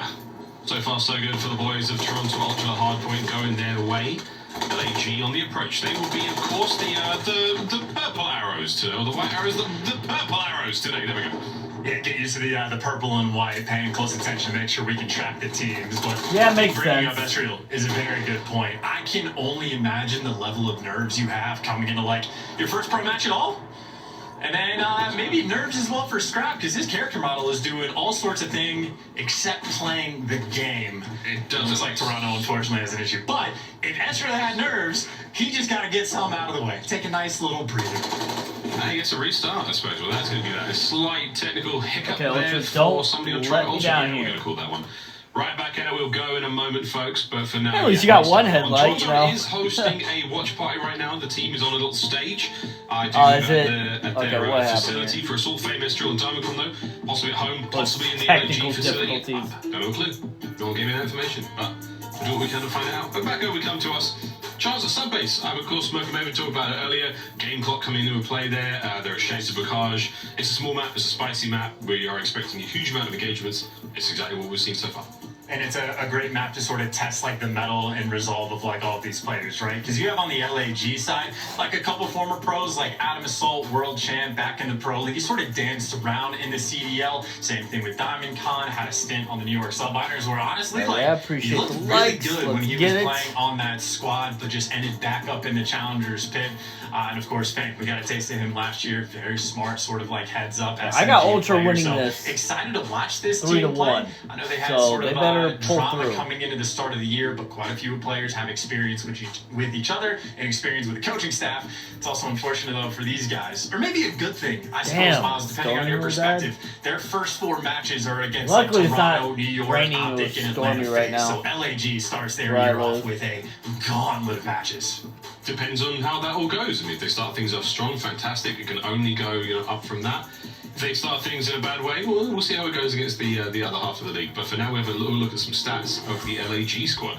This is how the last series went, in MW2, which feels like a lifetime ago. Their map record 51-86. They were not a top caliber team by any stretch of the imagination. The best placement they got their chance was top 8 all the way back at Major 2. MW2 not terribly kind. Tournament to so Los far, Angeles not Guerrillas. looking good. No, not at all. They absolutely struggled. I think it was only off the back of the Ravens that you see a couple 11th places rather than 12. So they struggled, and I mean they made some pretty massive switch ups to like the players and the coaching staff as well. So doing a nice swap to try to look for those improvements, and I suppose in a sense for like a couple new guys in the mix like Estriel, you're gonna get the best possible experience incredibly early on to your start for the CDL to play against these top teams. So we'll see exactly where they stand. Like they might be able to come out of the gates hot, but at the very least there's going to be a lot learned from us today about both of these teams.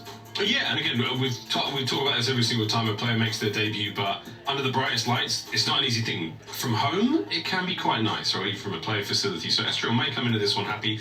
And when it comes to that Boston Major in January, that might be a very, very different case for him. A lot of pressure on those players, a literal big stage, and actual bright lights. In the previous series, though, Awakening had a great crack of sun across his face. I'm not sure if any fans at home noticed that one, but Looney, close the curtain, brother. Come on, help your boy out. Yeah, it needs a blackout curtain or a little bit of tape or something like that. But I suppose a team that, for the most part, maybe up until the grand finals, handled the bright lights incredibly well last year. I mean, you would Scrap, again, rookie season, come out 2nd overall at Champs, one of the best teams of the year. They won a major as well. They have mostly the same roster. It's a Hixie for Envoy trade.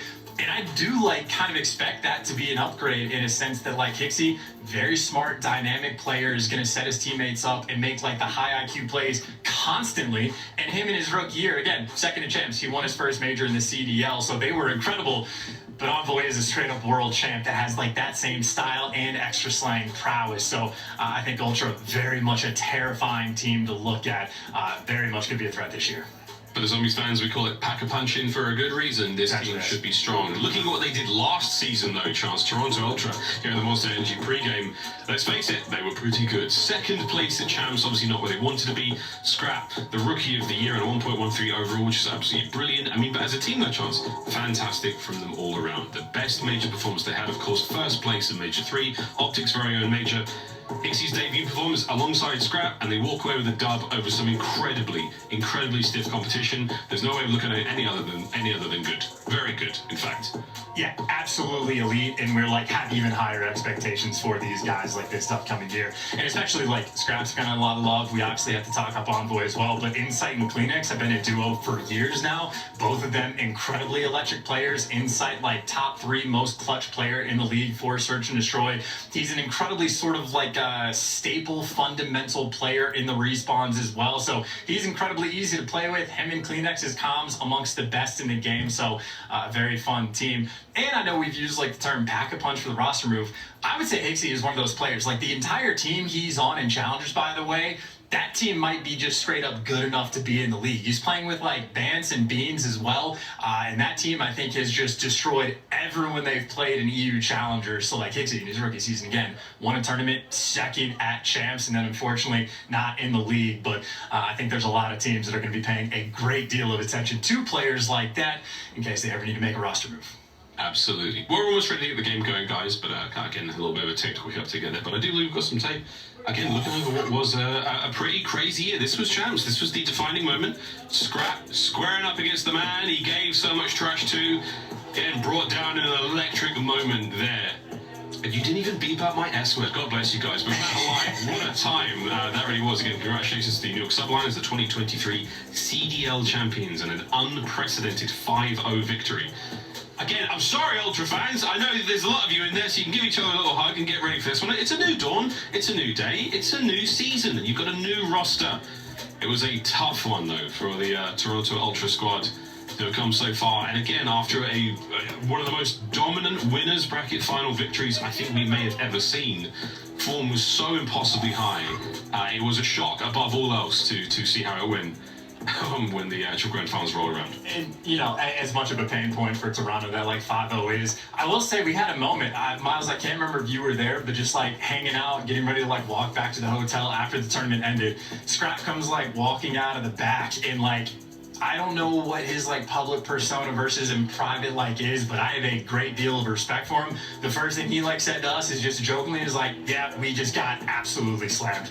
Like not being a sore loser, not mixing up any words, like just had a really good head on his shoulders for exactly what happened. So again, Rookie of the Year, MVP candidate, talks a lot of trash, has been very consistent about backing it up. However, barking at the dog, I think we all learned it's not the best idea. Yeah, you give Kismet a reason, and he'll run with it. But I want to come back to the conversation around Envoy as the addition to this roster again, Chance, as you said. I mean, fantastic. Yeah. We call him the Dark Prince when he left Optic. He was on LA Thieves, of course, a World Championship with those guys. With this roster, though, I mean, you know how Envoy plays. Everyone knows now. If the flank's open, if you haven't seen him in 3 seconds, he's most likely behind you. Dylan Hannon, a very cerebral player, very, very impressive on the sticks, a dangerous man at the worst of times, and downright lethal pretty much every other opportunity you get, but a very difficult player to keep track of. Is that going to benefit Ultra, do you think, Chance? I mean, in the sense that your Hixie was also a very smart player, is Envoy a straight-up upgrade? It's, you know, again, this is no disrespect to Hixie because I think he was a very valuable piece of the team, but yes, I just have to imagine Envoy is an upgrade because Envoy will do a lot of very similar things to Hixie and then just like kick it up an extra notch. Like Envoy will be the type of playmaker where he will single-handedly win you maps. Just come out and make these absurdly dominant plays. He can slay in the respawns. Envoy is like a do-it-all player. And just for like the vibe and how he's gonna mix in with guys like Insight and Kleenex, like Envoy's communication is also fantastic. Like he has those going rogue type of plays on the map that'll mix things mixy and put pressure on his teammates. But as long as his communication is good with those guys, which obviously on LA Thieves it was, he's going to thrive and his teammates are going to thrive. So I think he's gonna be incredibly exciting to watch on this new team. And again, I mean, they're going to be a top threat. This is like a guaranteed team sort of fighting for championships at every single tournament they play. So we'll see again if they can make a statement against LAG. LAG has the opportunity to just like kill that vibe right out of the gate. So we'll see on the sub base as we finally get into the snow. Take two. Well played, Chance. Fantastically said there. And we know you made someone happy. The Hannon family, his mother and father watching this one, you know they've got a big old smile on their face now. Here we go into sub base one more time. Second attempt here at cracking open this series. LAG taking on Toronto Ultra. Map number 1, let's get it. And it'd be what, probably roughly the same opening break. Yeah, we saw players like Insight just going and playing long and locking it down. Everybody else moving to some power positions. And well, last time it was Estriel that got the first kill. This time it's Scrap. If his controller works, gonna be shooting just a little bit better. But double trades coming through. Early P1 time ball. Yeah, P1 again. A lot of boxes to play around here. There's a little bit of a guessing game. Lovely shots there from I believe it was Estriel. Nice hops. Take care of that player at point. Assault finding one as well. World champion, MVP caliber player. Kleenex absolutely schmoving there with the rival 9. We talked about that at COD Next, how in this game players are so mobile. The way various attachments work, the way movement works in this game, you can certainly get things going. And Tobias Julianson put putting things to work already. Yeah, always getting that extra damage in, making the trades nice and easy for his teammate. And this might be one of the mixiest hills we have in the game, certainly in terms of like difficulty of staying alive. But 32 seconds ain't bad off the rip for Ultra. So nice little lead they've already built on the rotation. Though you see LAG have completely locked down P2, and as like Assault, well, had an opportunity to spawn. Actually, I think number 6 Envoy sort of spawns up in the back. So this is a very mixy map. It'll be that way for a while. Mixy indeed. Over to this little submarine here. Yep, it's a busy one. Toronto Ultra are in. Can they hold on for long? Extra on a bit of a flank. He has been read and dealt with. Kleenex is the man that gets that one done. Scrap though on your screen for a moment there. He's going to be locking down this player to the inside of the hard point. It's a two-pronged attack right now, funneling through the front most of the LAG players. And the tags are there. Kleenex eats them alive. Kills all over the place. Fantastic awareness again. It's a 5 spree for Kleenex. I mean, they literally got a 4 down, and this is sort of the least chaotic we have seen any hill so far on sub-base for Ultra. Absolute stranglehold they have on it. Electric shots as well for that cruise missile. Kleenex has not lost a single step. Nobody's calling this cruise immediately trying to break this hard point open. Very, very close from the side of the inside hangar over towards the dry dock, and that is going to be that. It doesn't land, force those players to the inside. Bit of an awkward split right now for the LAG members. That's the purple arrows on the minimap. And Ultra, chance of commanding style. Yeah, still though, not an easy hill for either team to really get any time there. Would have been number 7 and number 8. Scrap stole the kill from them, but 7 spree nonetheless. And this is a hill that you don't always see teams collecting all of the time in the world because it's difficult to stay alive, and that is a lot of white empty time. There's already been a minute shaved off the game clock. Yeah, this is the hard point that certainly eats away at the game clock, doesn't necessarily add to the score lines. But for now, Toronto Ultra in a very happy spot, 71 points versus 250 in hard point. We might not see it here on sub-base, that might be the name of the game, but as data accumulates throughout the season, we'll have a far better indicator of what to expect. Right now, though, it's pure kills. Kleenex, the man of the moment, 11 and 4 over to Fame, who had a wonderful season with Minnesota Rocket last year. Can he bring the same sort of fun and good times to LAG? So far, so good. Yeah, gonna need to right now. By the way, back spawn, get left open. Kleenex is gonna spawn in the back, so is number 6. And you have to recognize this pressure very quick, because this was the opportunity for LAG to get back in the game, because you had the deep spawns coming in from Ultra. And for the moment, they're able to get the hill time, but look at that awareness from Dylan Envoy. Head on a swivel, ready for the kills, and just like that, the break is in. Mixed in those non-stop gunfight victories, whether in front or behind. Everyone from Ultra wins their ones. Fantastic moment to soak up some more time there of the 100-point mark. Halfway through this inside hard point, and no one's getting close from LAG so far. Powerful stuff. Envoy with a second there. Ridiculous shots.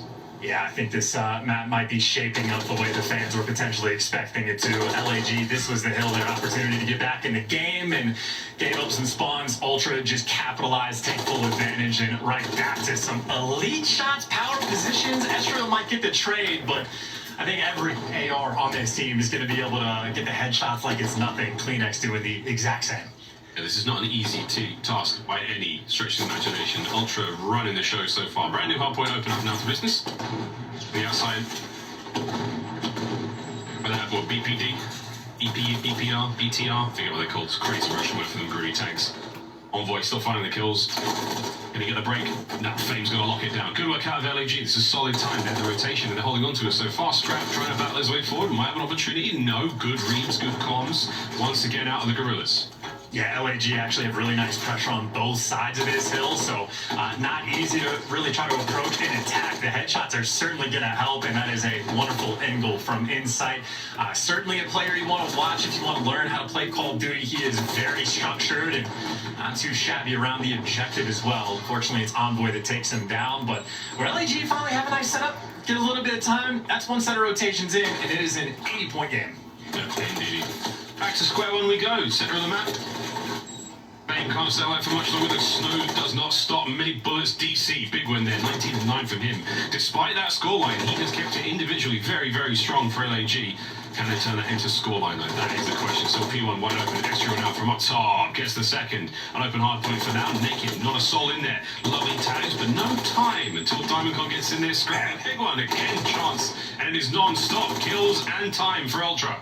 Yeah, there's just not a moment to breathe when you're playing against Toronto. Like, they got nearly 3 down, scraps the mouse man up, and he just wins 2 gunfights, including against the guy in the hill. So any small opportunity LAG have had, they've just been slightly off with the kills to actually be able to really build upon anything. Looks like the final 10 seconds might go their way, but you see that rotation. A lot of those white arrows for Toronto already swarming around that new time. Over to the hanger we go again. Bame. No. Scrap the fadeaway there with the pistol. Lovely shots from him. And now a good one. An opportunity now for the fans in Toronto to enjoy themselves. We're going to have a quick listen in. The Toronto Ultra. Loading.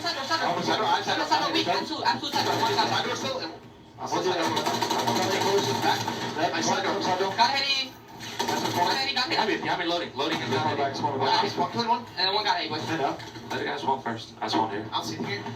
Yo, top me to right corner. Loading. I'm one. It's not child. Loading then. I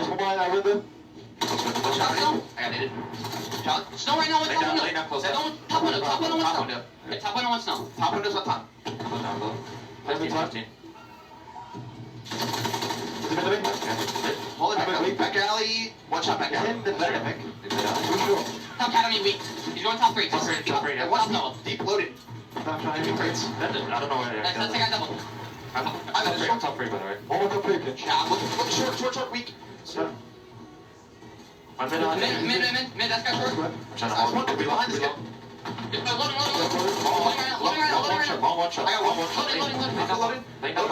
Loading that. I'll get touch. Long to short. And one top cat. One shot top cat. One mid alley. Loading weak. 22, all on. Yeah. Well, there's sort of your staple Toronto Ultra comms. I know it seems low energy, and when we first heard him back in Cold War, it seemed a little bit off. We've all grown to learn about how easy it is to play when you're that calm in game. You're always heads up and aware, and it always is nice to be able to listen to. Except for Scrap. Scrap's always high energized. Man loves it. It still fits like a glove into the squad, though. 70+ game right now for Toronto Ultra. Diamond Con at a great range there. Beautiful shots from Scrap. And still tagged up 33 HP assault and none the wiser. Trophies in place. He somehow managed to get that hard point to himself. There are a few members of LAG towards that right-hand side. That's what we're calling the back. For now, and then forward into the hard point they go. They're going to contend with Scrap. There's the first. Estriel slides on in. Managing to get in position, but the trophy should save the day for the moment. But that is still a lot of ordnance being thrown in. LAG. A late break. Got to hold on to it now, though.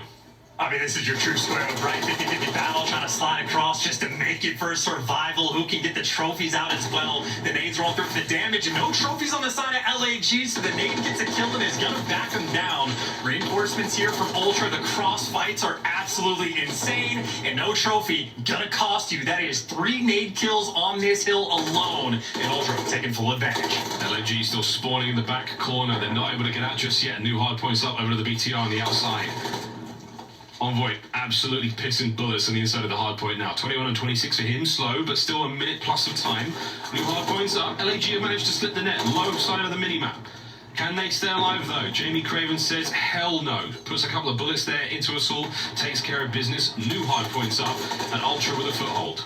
Yeah, and I just noticed too, both Insight and Scrap have the trophies out and ready to go. Not really in a situation where they're desperate to toss them out, but I know trophies incredibly important in this game. Whoever has that sort of advantage, it's going to go a long way. But for the moment, you see the trophy inside the hill for LAG, collecting that time, but Envoy shredding players down.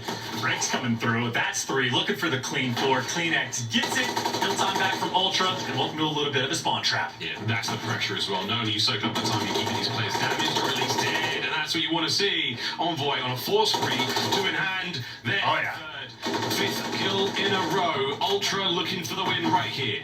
Yeah, this is going to shape up to be the most dominant hardpoint win we have seen so far this year. Granted, only day 2, but for it being sub-base, this is a clinical effort from Ultra. Going back over towards P1, just got to collect 9 seconds. The kills all flowing their way, and as predicted, Envoy, great objective time, nearly the main slayer as well. Gosh, putting the ace pretty now. Yeah, the biggest we've seen so far. Ultra, we padded the stats a little bit towards the end. But great start from them. Very, very dominant display on subbase. The game clock was nowhere to be seen. As the boys quickly rehydrate and think about search and destroy. That was a great opener. And again, you know, you talk about the Ultra comms, how good their teamwork is going to be. These are all like, you know, especially for Insight and Cleanups and Envoy, like established veteran players at this point. And Scrap might be a little bit new, but again, MVP caliber, led the lobby in slaying, top damage as well. This is a terrifying team to go against, and for Estriel, I think this is sort of a welcome to the league sort of moment. He did play well, absolutely kept up. No surprise there that Ultra won. Now, I may get the score wrong. I think I as a collective unit, had like a you get outslayed by maybe 3-1 10, 12 kills. score. Like I was giving Minnesota, or I was giving Gorillas at least 1 point. But it may go 3-0, but we'll see. Shooting back, a difficult thing to do against a team of this caliber, because Ultra have been doing it like this, well, since Cold War. Very, very strong rosters for the longest of time. Quick over the highlights, though, from that opening subbase. Diamond as well. Little strong start, slow finish. We'll see if they can't keep that going into the search and destroy and find themselves, because so far, Ultra, you know they want this to be a 3-0. And, you know, actually, yeah, this gunfight right here, by the way, I was going to try to talk about it. When Scrap wins that one-on-one against Assault, that's one of those, like, trophy player 1 versus 1s that whoever gets it now gets the trophy actually inside of a hard point. And it's gunfights like that that can really set your team apart, because, keep in mind for Ultra, they got the trophies in the hill first. Scrap was alive, and the way that hill played out, that was the moment where, like, Envoy got a double kill with the nade, Scrap gets another kill with the nade, because the trophy player for LAG never able to quite get in position for that, like, extra sort of protection. So, like, the big things are going right for Ultra, the little things are going right from Ultra, and a lot of gunfights are going their way as well. But, again, if the devil is in the details, I don't know, this is a team with now 4 horns. There we go. From Ultra, dominant start to the series. Envoy gonna be feeling good, looking good in the purple as well. And that was one for the fans there in Toronto as well. Let's go, baby. High Rise, search and destroy. First time we've seen this so far in the CDL 2024 season. The Karachi controls all quickly becoming a favourite among the analysts. Double dose of invasion, just in case the first invasion doesn't quite eliminate the enemy. We're going to be doing it again for search and destroy game 5, if we have to go there. So far, I mean, the search and destroy will be very telling chance of how the rest of the series goes. Teamwork so far, especially in the respawns, looking great for Ultra. LAG, though, far, far from done. Let's see how this search goes on High Rise. Well, they certainly have their work cut out for them. I mean, High Rise is a map where you, like, really have to keep track of, like, everything that is going to be open. Underground is always going to be a focal point. We've already seen both in Respawn and Search and Destroy those deep underground flanks that are an absolute dagger if you do not keep track of. And I know for Ultra, a player like Envoy might be the type of thing he makes his bread and butter. Yeah, you can almost expect him to be down there. The question is, you know, which tunnel, at what time. That's going to be the real guessing game. Look at him. He's thinking about it right now. He's thinking about all the routes he's going to take, all the timings he's going to get, all the fun he's going to have, and the flanks he's going to get. I mean, is he going to be shot from the front? I doubt it. We'll find out, though, because we are riding Ultra, doing tricks on it right now, but we'll do what we can to pull this on back, reel it to the other side of the stage, the other purple team, who have got a lot to prove. I think this roster was one that coming into the league had a decent amount of criticism chance, and whether it was the way the roster was formed or the expectation for them. A lot of challenges players, and we'll see. We'll see how it goes. It's no easy feat, you know, to be in the league this fiercely competitive. Someone's got to be dead last, and I think, you know, a lot of the coaches' polls, which we talked about briefly beforehand, did not have the strongest, you know, opinion of LAG, but we'll see how things go. I mean, again, there is like a certain degree of like learning curve to a game. Like the number of teams that have a player that actually played MW2 back in the day and is like used to these maps, that's like a nice little advantage you're going to get. So as you mentioned, this is quite a few either challengers players or very fresh faces to the actual pro scene, that being Diamond Con and Fame. So yeah, not a massive amount of experience on the team, but you're going to learn very quickly. Like again, when you play against Ultra, if you're only getting outslayed by maybe 10, 12 kills and you lose that badly, the amount of like tape and things you are going to learn in the VOD review, you're just learning. So I don't know if High Rise is going to be the same experience or not, or maybe this could be sort of like an S&D wizardry team, but Ultra is certainly a team that you have to play nearly perfect against. We do indeed. That's another interesting point to see how well this LAG roster can learn after these tough series, because again, the start of their season, oh baby, it's going to be an absolute screamer. Here we go in High Rise for the first time the 2024 season. Yeah, I'm trying to think about those propane tanks blowing up as well. If you want to just take them out like first thing, I think they're still active, and well, so is Kleenex on the map. 1 HP in a dream just for that play to be able to get away, but really no map pressure or presence for the side of LAG. Not that you necessarily need it, you can play for your spawn. Well, the nades are connected, no trophies out yet. Way downtown, that one was from Scrap. First Blood takes care of Estriel. Bomb over by B. Diamondcon knows what's up, but I think he managed to slip just underneath the view of Scrap. As soon as the shots start ringing out, though, he's going to cause problems. Can Diamondcon find anything before? Oh, you sneaky devil. You sneaky devil. Number 1. Tags into the second. Eyes all over the place. Beautiful. Damage, but not enough. Ultra. Clean house in the meantime. Nice opening round. Yeah, I mean, sneaky devil for sure. By the time he made the play, all of his teammates were dead, though. That is just very tough. And I know for, like, S&D, and something I think even Seattle was completely on point with was, like, the stun and nade coordination. Well, we just saw that round. No trophies out. Find a player, get some stuns as soon as you have your information, land a bunch of frags at his feet. So there's a free first blood, a free bomb plant, and a free round right there from Ultra. Everybody got killed. Everyone got their piece of the pie there. Here we go. Attacking opportunity for the LAG squad.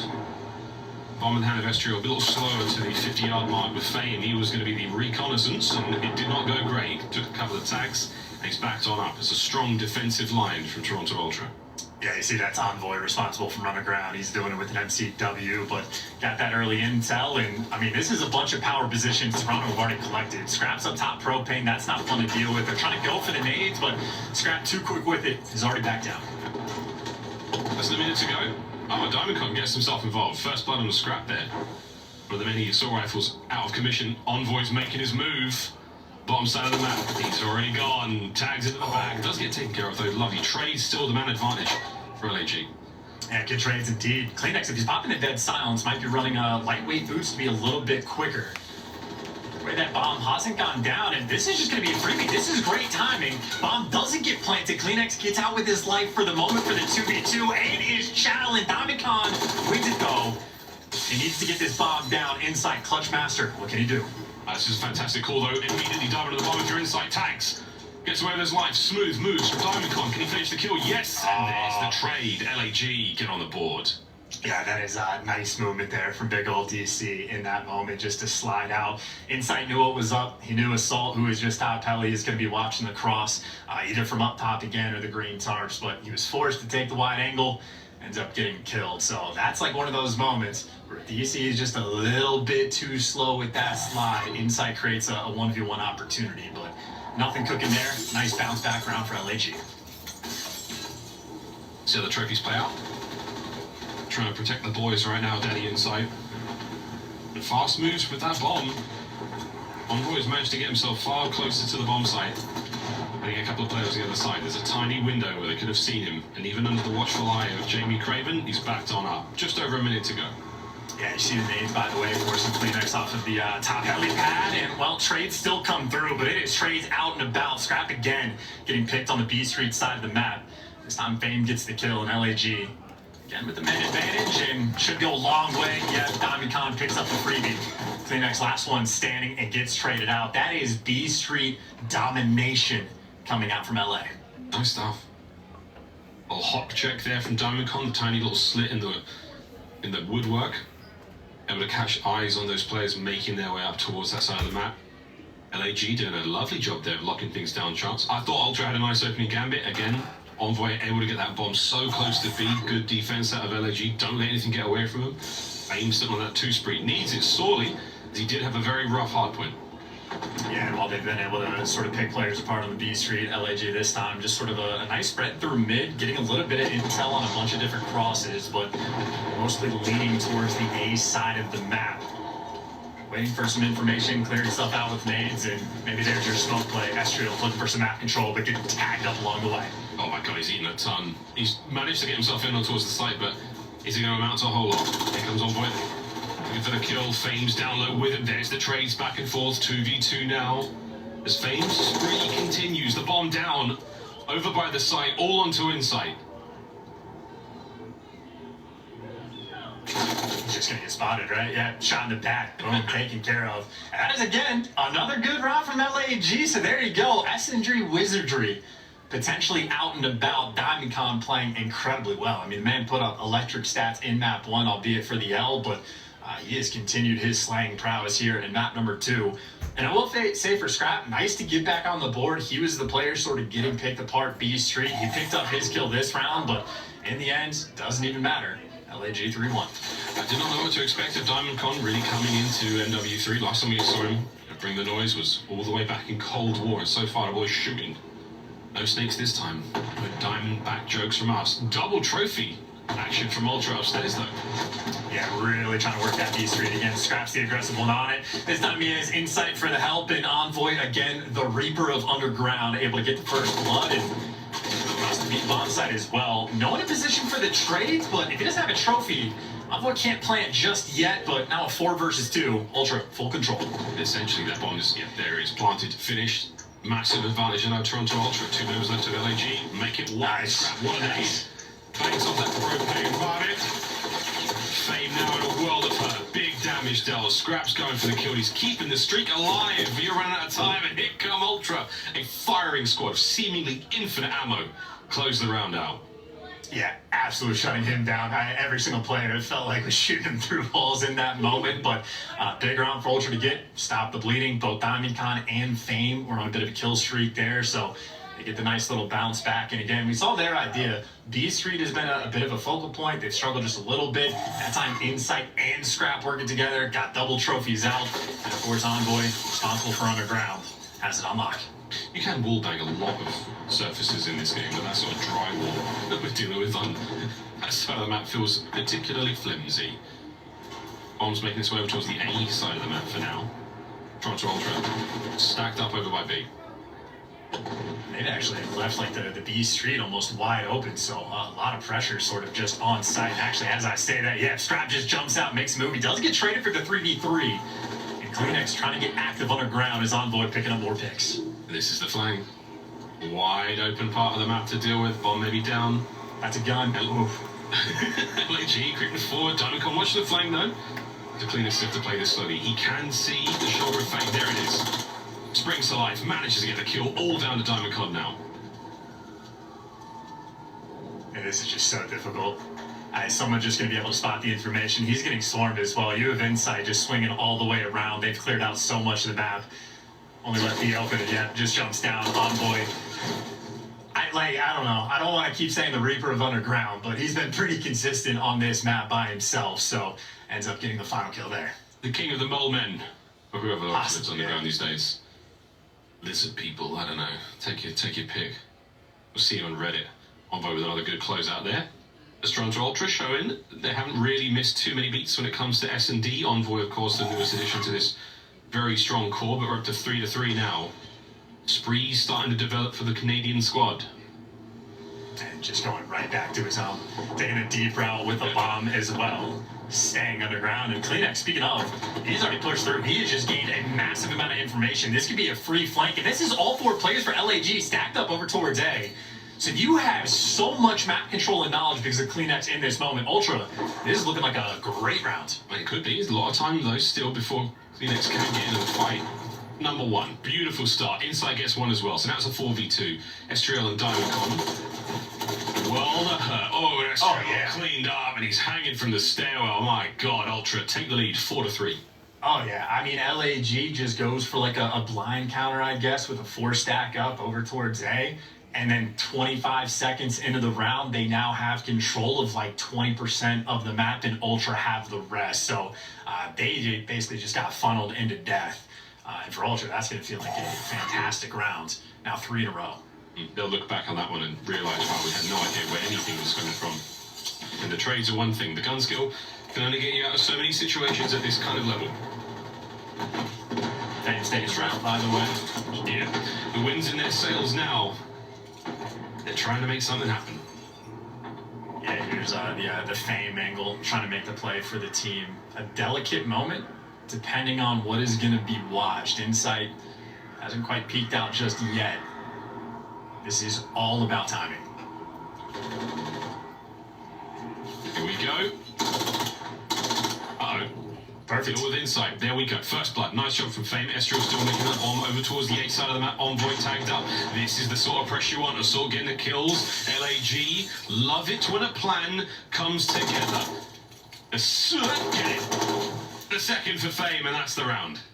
Absolutely perfect. I mean, that is basically how you write it down, right? Fame goes and gets in position. They're clearing out the map, looking for a little bit of information. As soon as someone starts to take the gunfight with insight on like that back like wood window, makes his move, gets the kill, and all of a sudden for Ultra, you gotta hit the panic button. You're now looking at your spawn, looking over at a helicopter, looking at the green tarps, and you just feel like you are surrounded. So you stop the bleeding, you shut down a bunch of kill streaks as well for LAG. A nice little back and forth game. 4-4. High rise, quite a close one. Bomb site dominated so far by the members of LAG here on defense. Envoy has been traditionally the bomb carrier for nearly every team he's been on. See if you can swap things up a little bit here. Fame just slowly playing for information chance right now. The name of the game is just spot anyone out you can. Yeah, playing underground passively. Domicon, by the way, I think the propane might blow him up for low HP, but has a nice angle. Pick scrap again. B Street control has been run by LAG. Underground has been run by Envoy. Australia's got such a difficult choice to make now. They can come from either side. Front of the backside, he's worrying about it all, but that bomb has got a slightly delayed delivery date now. It's gone all the way around. Assault has eyes on. He knows that's Envoy, likely the carrier here in the 2v2. Yeah, that's credit for Estriel, I believe, that was able to spot that underground push, but still only buys you the 1 kill, but also buys you a lot of time, because Envoy with the bomb has basically done a marathon running around this map, and you're trying to converge on B, working with Insight. You have to know Estriel's nearby. He's gone for the double back. Oh my goodness, Domicon nails it. Insight can't get the trade. Good work out of LAG. What a patient play from the rookie Estriel. That's beautiful work as well, right? Again, if Underground has sort of been dominated by Envoy, he gets 1 kill down low. Estriel is just in the perfect position to get that intel. And based on the way Assault played it, he saw both of those players hit Underground because Assault was ready for the second gunfight as well. And of course, a tough one for Ultra. If it's your bomb carrier that's doing laps around the map, never an easy situation to deal with. No. You lose sight of him for a moment, it's likely going to be your ways. Eyes on the first. Who wants the B-bomb site? Nade's not going to land. Lethal's utility starting to get used quite quickly. No more attacks, I would imagine. That trophy down on the B-bomb site. What awkward situation to be in. Makes it work. Nice job, Fame. Stays alive. Another first blood. Estriel backs him up. What an advantage here on map point. Oh, this is it. Yeah, there you go. Insight's got to get it. Can the King of Clutch show us what he's got here in MW3? And so far, I do not like his chances. The pressure is on. Here in the 1v4, Diamondcon. The silver bullet for the monster that is Jamie Craven, and he is down and out. And that is LAG tying up the series. Yeah, and that is extremely well played by Yeah, for me to Gorillas get as a well. perfect I think they basically match here, won, I don't know, I maybe need 5 or 6 Ultra rounds to win the basically next just 2 off games. of B Street control. Scrap had a bunch of rounds where he was either just getting picked They got up hard for point. free, like we saw I know in the that final for round, sure. or I even don't if know how they're Scrap gets controlling one, right now. there was always an instant trade coming through, it felt like. So LAG completely on point. Domicon threw up 11 kills as well. So nice and balanced in the first Bloods column, but LAG just a little bit better on that too. 2k damage as well. Domicon, kudos to him. Oh, that's not right. LAG, yeah. The other purple team. Purple teams, sometimes the red teams go at each other. We used to have a couple of green teams. The volume it is, that's all changed. Colours and all that stuff. But there we go. Nice job. Tying the series up. Not something I think we all expected, so good job. LAG making this one very interesting indeed. Now things get spicy as well, because we've got no idea how Control's going to play out. Back to the respawns we go after this very quick commercial break. Toronto Ultra, Los Angeles Gorillas. When we come back.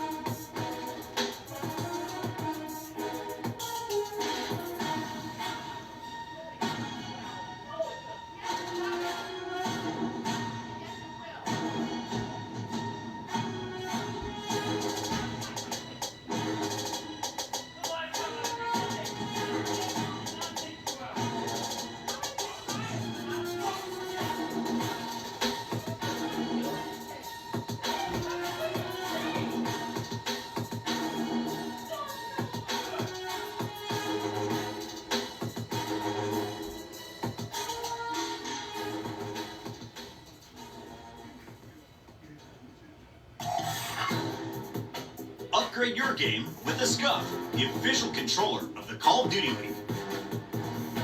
The Call of Duty League is brought to you by Monster Energy, the official energy drink of the CDL. Start the season strong with the Call of Duty League Pack. Grab yourself the CDL Operator, Weapon Blueprint, and so much more. Check out the Call of Duty store in-game now.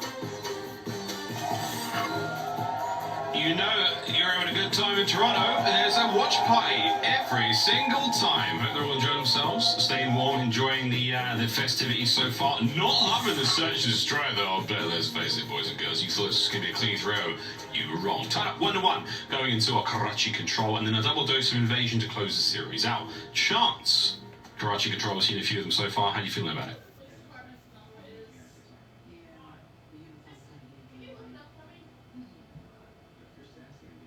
No, you can. Unmuted, my call. No. We had to fix that one. There are 3 key ideas we have on Karachi I think we've seen from different teams like in the league this year for control.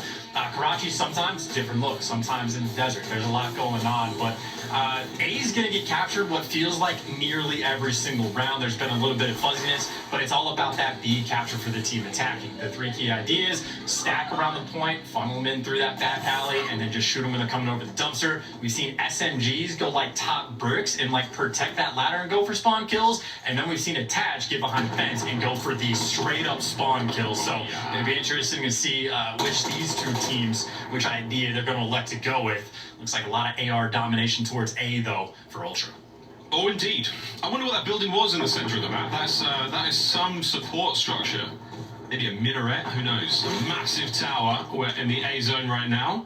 And right now, the only massive tower is inside. We're currently locking that bad boy down alone. Scrap, nice tags at range. Inside finally taken care of, but you do get an entire segment covered. Then you get back in there and finish the job. Yeah, nice angle check by CleanX as well, so you get back in the capture. No one's setting up for spawn kills just yet, and LAG trying to set up for some map control. Important gunfight that CleanX just wins at the bottom, by the way, so you have players like, number 3, Estriel, that are going to be worried about their spawn, but this is just oscillation and big from Dylan. Envoy, does he miss? Jesus, son, a lot of damage dealt. 2 minutes on the clock after A's gone, and the boys are immediately fiending for a bit of food over by B. Sending it towards the restaurant, it's a team dead of time. It's back, and they get closer. Fame. Hang on, son, that looked a little bit more than 1 or 2 pumps, but either way, we'll let that one slide. As he gets taken care of now through the back alley, players trying to funnel the way into the point. And CleanX is spoiled for choice right now. There are targets everywhere, deady pots. Can he get a few more kills? No. I mean, that's an important one for Ultra to shut down as well, or rather LAG to shut down Ultra. If he gets through the back for some spawn kills, things could have gotten dire, but things could get dire anyway. Assault cannot let this player cross or just win the gunfight. Strap's going to back him down, made it towards the back just about as well. Ultra, him and CleanX putting the pressure on. Yeah, Scrap not afraid whatsoever. Trophy in position. Can he stay alive here and get some reinforcements? He can. Here comes Envoy right behind him. Starting to build the numbers. Here's the push. Estriel gets over the wall. Can he get both of them? To Vix out. Nice work from Spawn into the halls of glory. A word to Bryce Tacker. Just over a minute to go here, and fantastic defense out of LAG. Yeah, that is an insanely important gunfight that Estriel wins as well to pick up that 2-piece just to keep things alive. But still about a 50-50 sort of square up. All these players around the hill right now. A couple trades coming through. LAG still with the advantage, and Estriel gonna be holding it down as well. Scrap 1 shot, easy trades there for Assault, but Ultra still pouncing and flying at this B zone. Yeah, fantastic trades. 40 seconds to go. CleanX, he snuck in for a moment. Whoa! Again, Estriel taken care of. The trades are there. Diamondcon finds 2 of his own. Back-to-back action here in the diner. Insight managed to get himself closer. Onto the point, stops the clock. Less than 30 to go. He's doing it alone. Stays alive. Oh, good lord. Unbelievable. The second no. Trades on trades. CleanX is now in. It's the kills department. It is 3 lives remaining. No more respawns on the side of LAG. Now down to 2. Easy cleanup for Scrap. And there is your round. And those are just a couple 2-pieces from the Ultra boys that just should not be able to happen. CleanX gets a filthy 2. Insight does the exact same thing, and where every single life matters towards the end like that, the difference maker. Just straight up gun skill from Ultra. Those are the backbreakers, man. They're the ones 2 or more. Hard to bounce back from that one. 2-2 split right now from Toronto Ultra on defense. Nice nade out of Diamondcon start proceedings. Here on this attacking round, LAG, see what you got. I mean, lightweight boots, Kleenex is flying, can't be heard. This man has 14 kills and is about to pick up a few more freebies as well. There's number 15 on Adam Assault. Now, of course, more cleanups coming through. Yeah, this is just down to perfection. Estriel, big gunfight win just to sort of stop that bleeding. Kleenex right now is a menace on the map. A goal or two finding himself on a highlight reel. Good job from Estriel still. Defensively, Ultra not bad. They've managed to lose a single segment though, so LAG, kudos to them. The attack continues. The 4-man hit through the bottom side of the minimap. They're going to be up top as well. And Insight picks himself a sweet corner. Envoy causing problems all over the place. Assault and Estriel though, trying to keep the play moving. Big issue you've got to worry about now is the time. They stop the clock on A once again.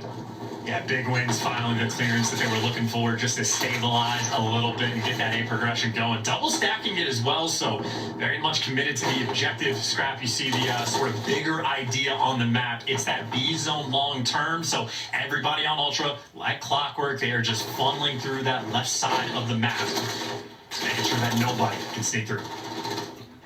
Envoy trying to desperately hold down this side of the map, hotel side. A little bit of backup as you now lose that zone, an additional minute to play with for LAG. Currently just pumping the way through the middle chance they're able to get out of spawn right now. This is a solid setup here from Toronto Ultra. Oh, that's crazy too. Yeah, Insight picks up the 2. I was going to say LAG, if they can't work through the left side, trying to work through mid, but Insight there to just pick them apart. Maybe you have Diamond Con able to get behind enemy lines, but even number 7 off spawn, Insight rotating, picking up these players. So Ultra, again, like clockwork on the map, but still got to get the kills. LAG jumping on it. Nice snap, nice teamwork from LAG though. Oh, Diamond Con once again, another 2. That's a 5 spree from him. And you're looking at pressure down on the point. Here we go. Fame on the inside. Insight and Envoy, they find their respective kills. Estriel, now you have got to go. Absolutely huge, son. Insight shuts him down. The play is dead for now.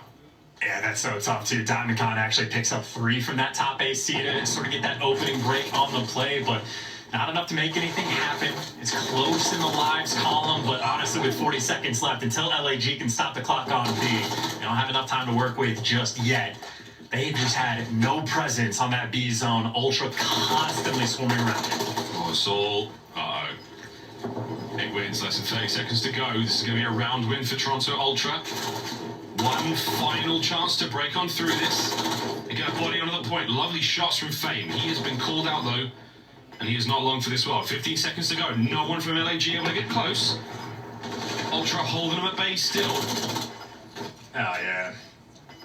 I mean, that's so tough. You have Fame now 6 and 15, just head on a swivel looking every direction, and maybe 2 kills to try to get the break, but no, you're just swarmed into death. Ultra, they did not give up a single thing on the map. That is exactly how they wanted to lock it down on defense. Quite literally, the moment where like Scrap was in red, 2 players on LAG were able to get inside the zone. Scrap just chalks it up. Like there wasn't even a single tip captured, and he just knows it is the B zone long term. Let me flood in through the left side, make sure we pick up the kills, and everybody on Ultra does the exact same thing. So very heads up, fundamental gameplay coming through from Toronto. And it doesn't hurt when they're outslaying as well. No, absolutely. And we're seeing the same sort of thing. Ultra, a certain lethality to their respawn gameplay. They're fast and they are dangerous. LAG just a tiny step or 2 behind. Fame once again lacking in the stats department. Let's see if they can't turn it around here. Last chance on Karachi for LAG to keep fighting. And kind of a funny look too. You have your AR player playing inside the zone. Kleenex is the guy that's in the power position with a rival 9, but they're just waiting to sort of funnel through, and Kleenex just waiting to sort of jump on the hill. He stayed in the same spot. This looks just to be the setup, and Kleenex finally now making moves when he gets a little more information, but this has been a hill, or a zone rather, virtually uncontested. Ultra effectively get it for free. They've only had 1 death so far on the round. Wonderful amount of time, great lives. They've got a very fertile approach towards this final zone of B. Will the approach be as good? Looking fantastic so far. Couple of kills. Over towards that B side of the map we go. Kleenex though, he and the rest of the boys very, very patiently cleaning their way out towards this zone. They can get there with the numbers, they can stack it and essentially end the map right here and now. It look at, I was going to say, look at how CleanX is playing it. He is playing so quick to wrap around because Envoy already had so much clearance on the map. He buys you the clearance. You get a double stack in the point scrap in position. This is Spawn Trap City. LAG, you get one shot to break this. One chance, and they're running out of it. 50% through. That's going to be the cleanup of the back alley. Now towards the middle cut. CleanX has got that. No hope in hell. 4 down. That's the map. My God, Toronto Ultra exactly as they wanted it. There we go. Nice shot, Toronto. And that's the lead. Yeah, and that is going to be in the running for closest to perfection of a round we're going to see in Control, I think, all year long on offense. It is perfect. They had 1 life lost, and they had already captured the A zone, had the maximum amount of time to work with to capture B, and quite literally, Envoy just gets back Diner behind enemy lines. Everyone else just floods into position. Instant breakdown that they did on offense and took full advantage. I think Fame not exactly enjoying his experience of Toronto Ultra playing like clockwork. I mean, if you want to replay for that entire round, you could just look at the transition from capturing the A point, and then the maneuver that the whole Toronto Ultra roster took to go from A towards B. They battled their way through those close quarter moments, capture that point effortlessly. Fantastic work there on Karachi from Toronto.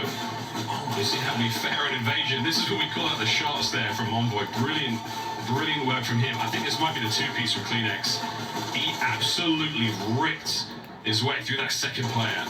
And again, a lot of individual moments like that, but the teamwork again from Ultra, very, very strong. What you would expect from the team that finished second place at Champs last year.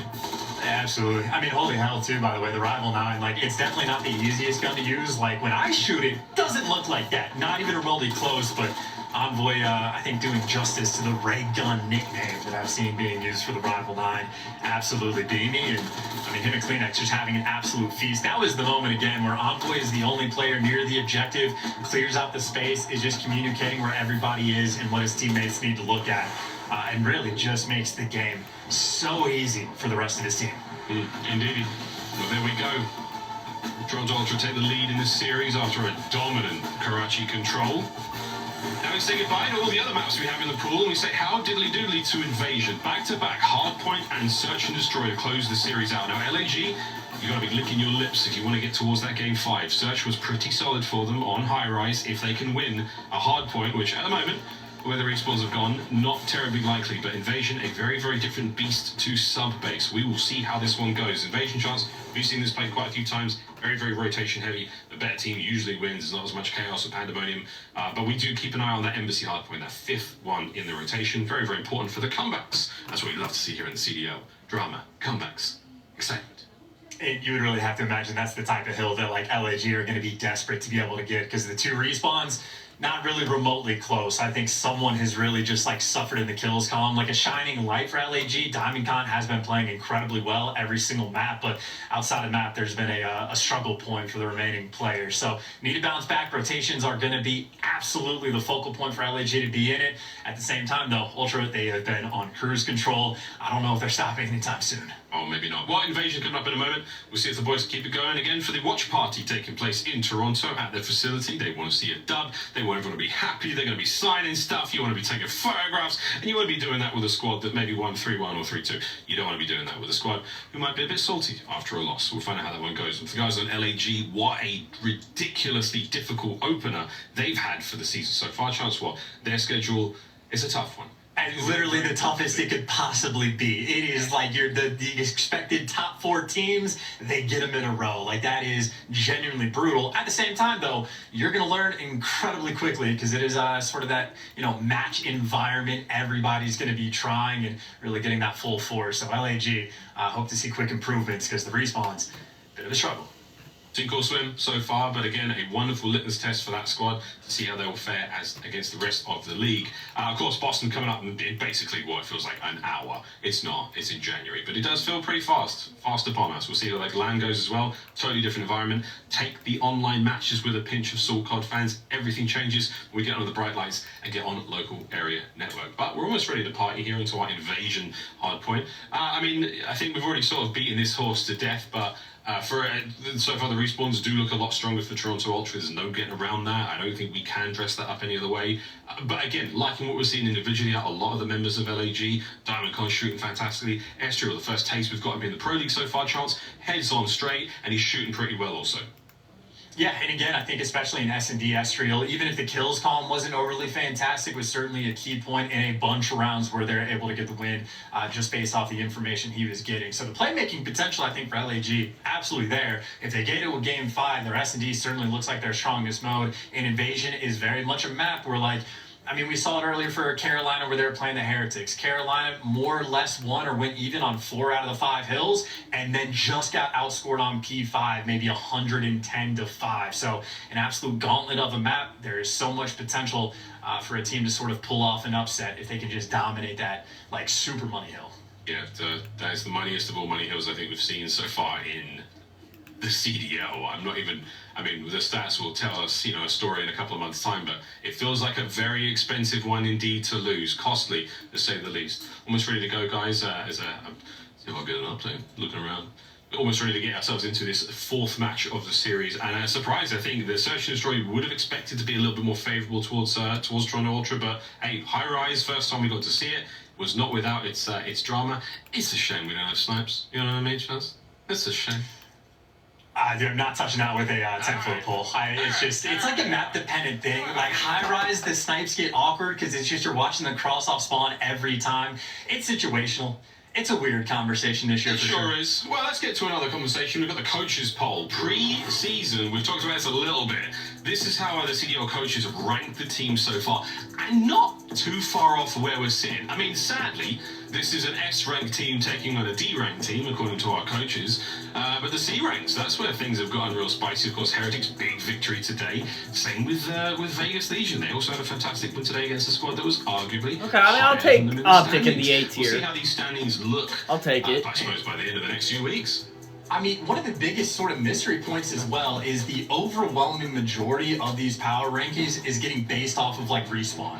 Like, there's a little bit of S&D scrimming going on, but it is primarily you are running through the respawn maps consistently. So, like, Vegas was pretty down low on that category, and then in Search and Destroy looked nearly flawless. They just went, like, 12-2 or 12-3 in round count. So, like, S&D is that mystery game mode. Same thing could potentially be said for, like, LAG, where if they start just stealing one of those respawns here or there, S&D look pretty good. Like, you never know how dangerous a team can actually be until you see them in the match environment.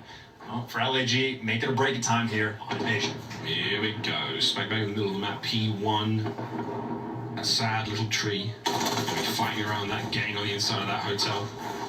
Couple of kills go the way of the boys of LAG. In from behind comes inside. Nice work, Estriel, to stay alive and maintain control for a few moments more. Long run, though, for a lot of these players to get back to this hard point, so expect a few of them to start thinking about new. Yeah, I was going to say Envoy hasn't lost a single step, but good news for Fame, loses that gunfight there, and nice little kills coming all the way across the map. Decent time so far being collected on P1 from LAG, and you also have bodies all over the map. I mean, players just like spawning in the top right next to each other. There's going to be a little bit of chaos for these final 10 seconds, and CleanX maybe lives for it, but Diamond Con still on point. His gun has been hot. We're battling tooth and nail for every single second here at P1 inside the hotel. Top left-hand side of the minimap next. LAG have had a presence here, Estriel mainly, for a good 10 to 15 seconds. That is a lifetime in this game mode. New hard points up, LAG are in. Here comes CleanX. I was going to say, Estriel should be able to trade him. He actually doesn't. And more important for CleanX, the kills are going back and forth. He at least got rid of the trophy. And he's getting a trophy out himself, but yeah, Fame just wins the gun. He gets the trophy out of the way as well. So LAG playing this P2 extraordinarily well. No trophies for Fame, though, sadly. He does manage to trade out with a couple of death days, so a bit of martyrdom there on P2. But here comes Ultra. A lot more numbers here on the point. Wonderful amount of time garnered from LAG, though. In that Ultra better win this map for me to be able to have a perfect match Insight in the as far as he's not letting anyone cross that central courtyard area while bracket goes. I was going to say playing extremely well, but now you're sort of stuck in that, like, you know, that embassy blender. You just been dying relentlessly off spawn. Nobody can make a move. It's already a hike and a half to get across the map. Effectively tied up game after the P2 goes, and I think the trophies had a lot to do with it. And now you just have Kleenex right back in time. LAG slowly going to be working. Kleenex, though, over Chow's, and that is a beautiful thing for LAG. All this time, not going to be going Ultra just yet. Yeah, it's a wonderful place to be. Inside the embassy when the hard point's there with you, but when you're alone, not so nice indeed. Here we go though, LAG, good breaks, Convoy sneaking from behind, yeah, his teammates are there, lovely pinch. All over the hard point, lead change once again, Ultra back in it. Scrap her range down the B street. Good tags in a feint, not enough for the kill. Less than 30 seconds to go here on Showers, and we're going to go across the map once again. Nice hard point though, chance, neck and neck. Yeah, it's so much time you have to give away. You do have Diamond Con, though, on the very early rotation. He's going to have a little battle against Scrap, potentially. We saw Clay in this spot earlier, just trying to keep these guys out of the hill. Really playing heavily just to the slang category. And, hey, there's Scrap's first. He's 4-9 for the moment, but this is a spot where he really is looking to heat up. Looking to get himself in towards that broken apartment. It's now open for business. Sword range there. They'll be on top of that tank in a moment. The trophy's already in position to help out. Lovely tags. Cleans things up. Halfway though still. LAG, they're the players trying to make their way forward. Scrap doing the best he can from this street level. Can he find any more kills? No. Diamond Con flying forward. Trades are on point. The comms for Ultra. Fantastic. Yeah, this is the Storm as well, but Envoy wins a big one in the back. Players trying to climb the ladder inside. This is your sort of pressure moment. And make it easy at the start, straight up the ladder and straight down to death. You got to chalk that one up and play for P5, and Ultra is going to be a very interesting team to see if they can break this down. 20 seconds to work with the old time being collected, and Kleenex is soaring, making moves. And he's just looking for the damage. This is a great spot. Yeah. There you go. Soul finds two. Diamond Con doesn't want to play this. with that at all. And now Ultra, a massive lead, but they're going to have to hike all the way across the map to deal with P5. Such a long way to go. Fame is going to be able to deal a little bit of damage here. He's on the wrong side of town. His boys have got that embassy. Here's the comeback moment for LAG. Keep an eye on that scoreline. 100-point game. Could potentially get far, far closer. Set up in every possible corner and get ready for the onslaught. Here come Ultra. And here's that. No, everyone's getting funneled through the left side. Assault just loses the gunny, but his teammates pick up everything. There you go. Diamond Con and Extra. Ultimately one man left to look for, and he gets taken care of as well. Looks like that full 60 going to be out and down LAG, making sure they capitalize on the big one. Oh, this is fantastic. I saw that he's the tip of the spear right now. The man outside of the embassy walls. 20 seconds remaining, and it is a perfect 60 from the Los Angeles Guerrillas there on embassy. That is exactly what you expect, and it's exactly what they needed to keep themselves alive and kicking in this hard point. Back to P1 we go, back to the base of the hotel. So far, Ultra, they're the first team in. And of course, the big question long term is, are LAG going to need to get that hill for a full 60 twice? Because it looks like if Ultra ever get that rotation, that might just be GG. Because even here on P1, they've got the early setup, they've got everything nice and under control. Great tags coming through, but the kills aren't quite there. Envoy attempting to pounce on it. LAG making the main advantage. That's going to be 2, make it 3 down, and the hill going to be theirs. Beautiful shots there from Assault. Lovely teamwork as well. Can Diamond Con get in there? Slip slide, not great timing. Scrap up close and personal with the outside W. Beautiful shots. Estriel off spawn, straight back into the fray. Can you get the break? You want to move as fast as possible. Not to mention the fact that 30 seconds already passed at this point. Looking towards new as well. They're fighting for the time, and it looks like they're going to get it. This might be the call for rotation. You already have Envoy in position and trying to set up exactly where Estriel did the last go-around, but good scrap time for LAG to get. It's not going to be easy to make this break, though. Estriel trying to hunt down Envoy, but yeah, the cross is already covered. Clean 3 down. That is a deep spawn away. And at least at the start of this hill, this should be easy time, or maybe not for number 2. Has an opportunity for a flank, so maybe Fame can make a play. I don't know if Ultra are going to read this just yet. Yeah, it's so hard to close quarters battle around these archways. And these crosses, so difficult to get out there. 2 trophies now working inside the hard point for Toronto Ultra. All those names being an up scrap. Can't get all of them. Here comes the reinforcements. Oh, Kleenex goes down as well. Estriel, what a 2-piece. He will be traded out. But the numbers there, for a brief moment, not in favor of Ultra. Well, I mean, for Ultra, though, they at least have control of the hill, and they're going to be, like, having that embassy side spawn open. So Ultra can just set themselves up on rotation as well. If you're LAG, you're pretty much desperate for this break. You need the scrap time, and you need to rotate. They at least get the players out of the hill. So scrap time, looking good, looking like it's on the cards. But that rotation, a long way to go for a 40-point game. Yeah, you certainly needed the perfect set of kills on those Ultra players to push right on through that lower right-hand side of the map. This is a brutal hardpoint rotation Ultra, very, very much ahead of the curve. They're long gone. Fame, the only man here for LAG, who's going to be up close and personal in a moment, but it might be too late. The guns of Ultra will surely be up and ready for it. Spidey senses maybe more than Tingley for Envoy. He knows they're up close.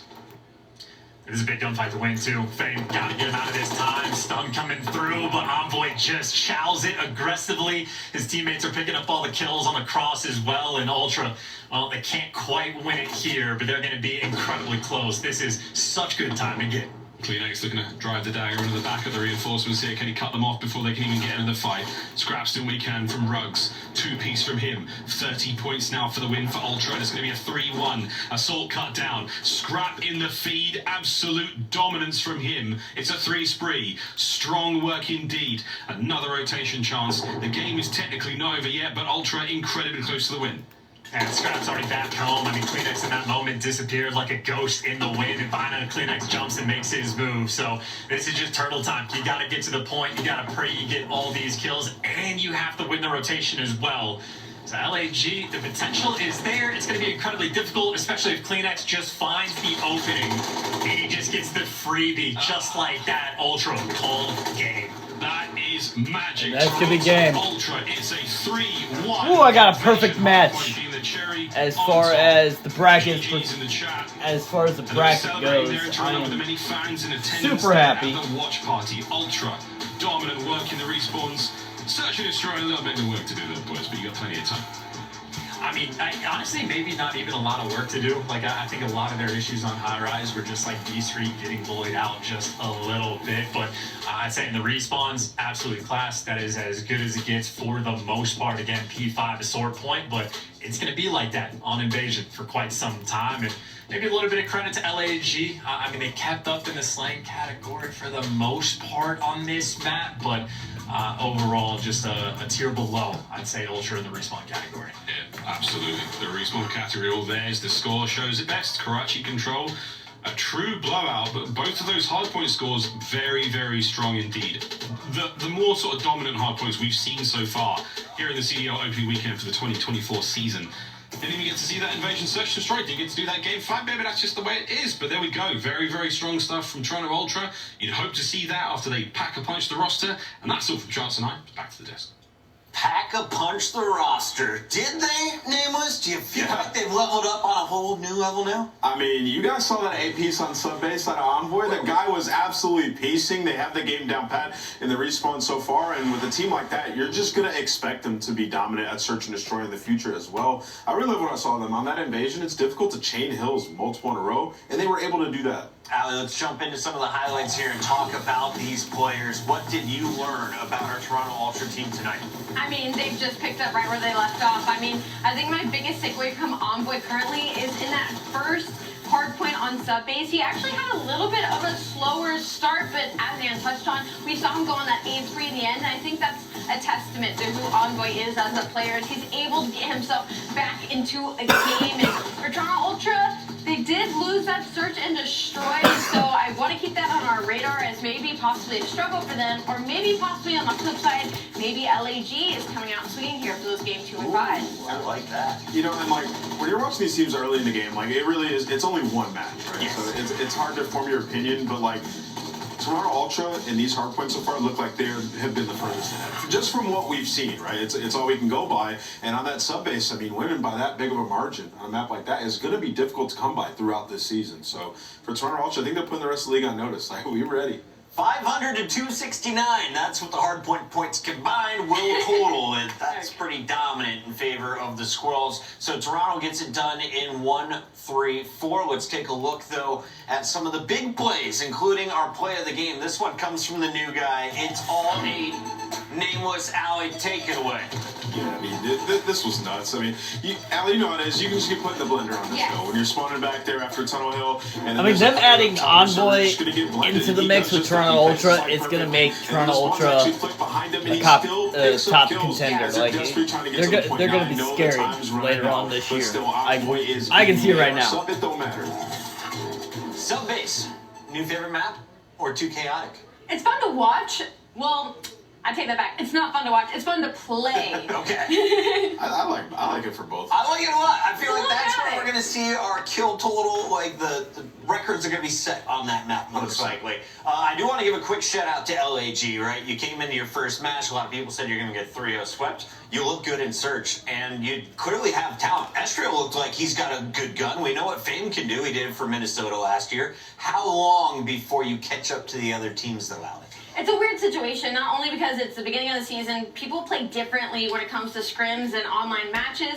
For LAG, you know, this is a brand new team considering like the players playing together going up against Toronto Ultra that kept their core 3 and was, you know, a top team all last season. So for LAG, I think they can take away that they do feel strong in search and destroy. I do need to see a little bit more out of Diamond and Fame in the respawns though. But again, it's really early to make these decisions. Well, they're playing again tomorrow, so you can check them out then. Right now, though, we've got our Monsters winner circle. Let's show the spotlight right now on young Envoy. Envoy, you look good in purple. How does it feel to be playing for Canada? Oh, it feels amazing, man. I'm here with a great group of guys, and we've been matching well together, and it was good to get our first win of the year. Absolutely. Envoy, this is a question I've been wanting to ask all day. How does it feel going from scrims to now your first official match? Did you find any discrepancies? I feel like it was going to be a little bit more ratty, like, in the matches. Obviously, we won the Karachi 3-0, but I feel like it was a lot slower paced than have some of the scrims have been. And otherwise, I mean, High Rise is a straight up S&D map. Didn't come our way, but our respawn looked really good. Envoy, I mean, you've had a ton of success in the past, obviously, with LA Thieves and won some championships over there during your tenure. And now you're on another great team. What are you looking to bring from, you know, the last rosters that you've had and the success? What are you looking to bring to this team? I feel like for me, on all my teams, I've played a lot of different roles, and I think the biggest thing I'm bringing to the team is just like criticism and practice and strategy. But on every team that I'm on, I'm just trying to do my own thing, you know, play fundamentally correct, get my intangibles up, and then, yeah, we go from there, and it helps that I'm with a great group of guys. Envoy, who makes you laugh the most on the squad? Definitely Jamie, he's right here. But yeah, we would play some late night woogs, didn't pay off in the wagers, but Jamie gives me a good laugh all the time. Well, we got a lot of Toronto fans happy in the chat. Congratulations on your first W. We'll see you tomorrow. Thank you. You guys have a good one. Cheers. That's Envoy. Toronto Ultra getting it done, but it took 4 maps. When we come back, we've got one more series here on our Super Saturday. It's going to feature Boston and Seattle. Before we go, though, quick reminder, sync and win big. Never miss a match of your favorite teams with the Call of Duty League Calendar Sync. Here's the fun part. When you add a calendar, you'll also receive a squad-up calling card you can use in-game. Nicholas, you got one of these yet? No, I need to do this. Sync your calendar, That's bro. what I saw. So I said, this is actually fire, right? You get notified every time your team is about to play. I love it. Yeah, good stuff. Scan that QR code. Make it easy on yourself. We're going to a break. When we come back, it's the final battle. Can Surge finish week 1 2-0, or is Boston finishing 500? Stay tuned to find out.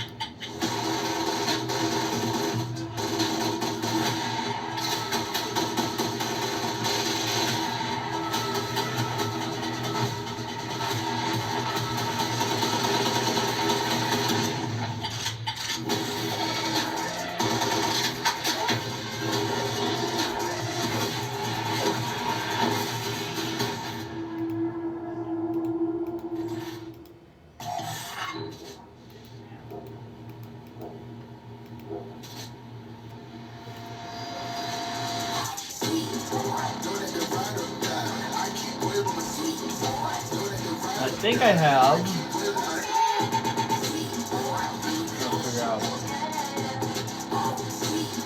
I have Boston Breach winning this one.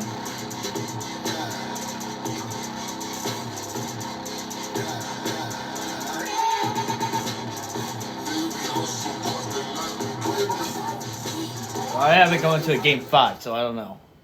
We'll see.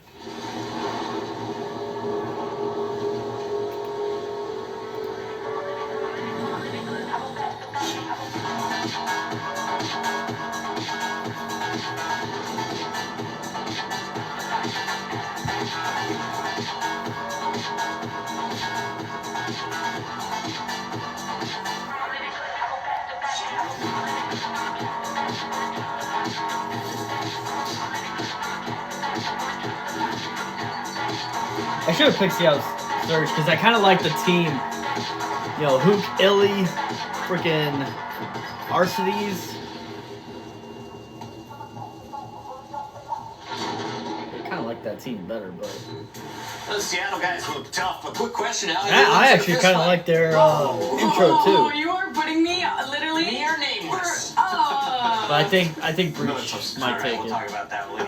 Right now, we got to get ready for this battle because we've seen these teams yesterday. Seattle was able to walk away with Ender dropping a career-high KD. Today, though, you're playing against a Boston Breach squad that took Atlanta to that Game 5. They went the distance, and they looked pretty good, especially early in that series. Starting with Boston, Allie, what did you like most from that team? Who impressed most on day one? I mean, honestly, the whole team impressed most. I don't think there was one player that specifically stood out to me. I think they all were doing their job incredibly well.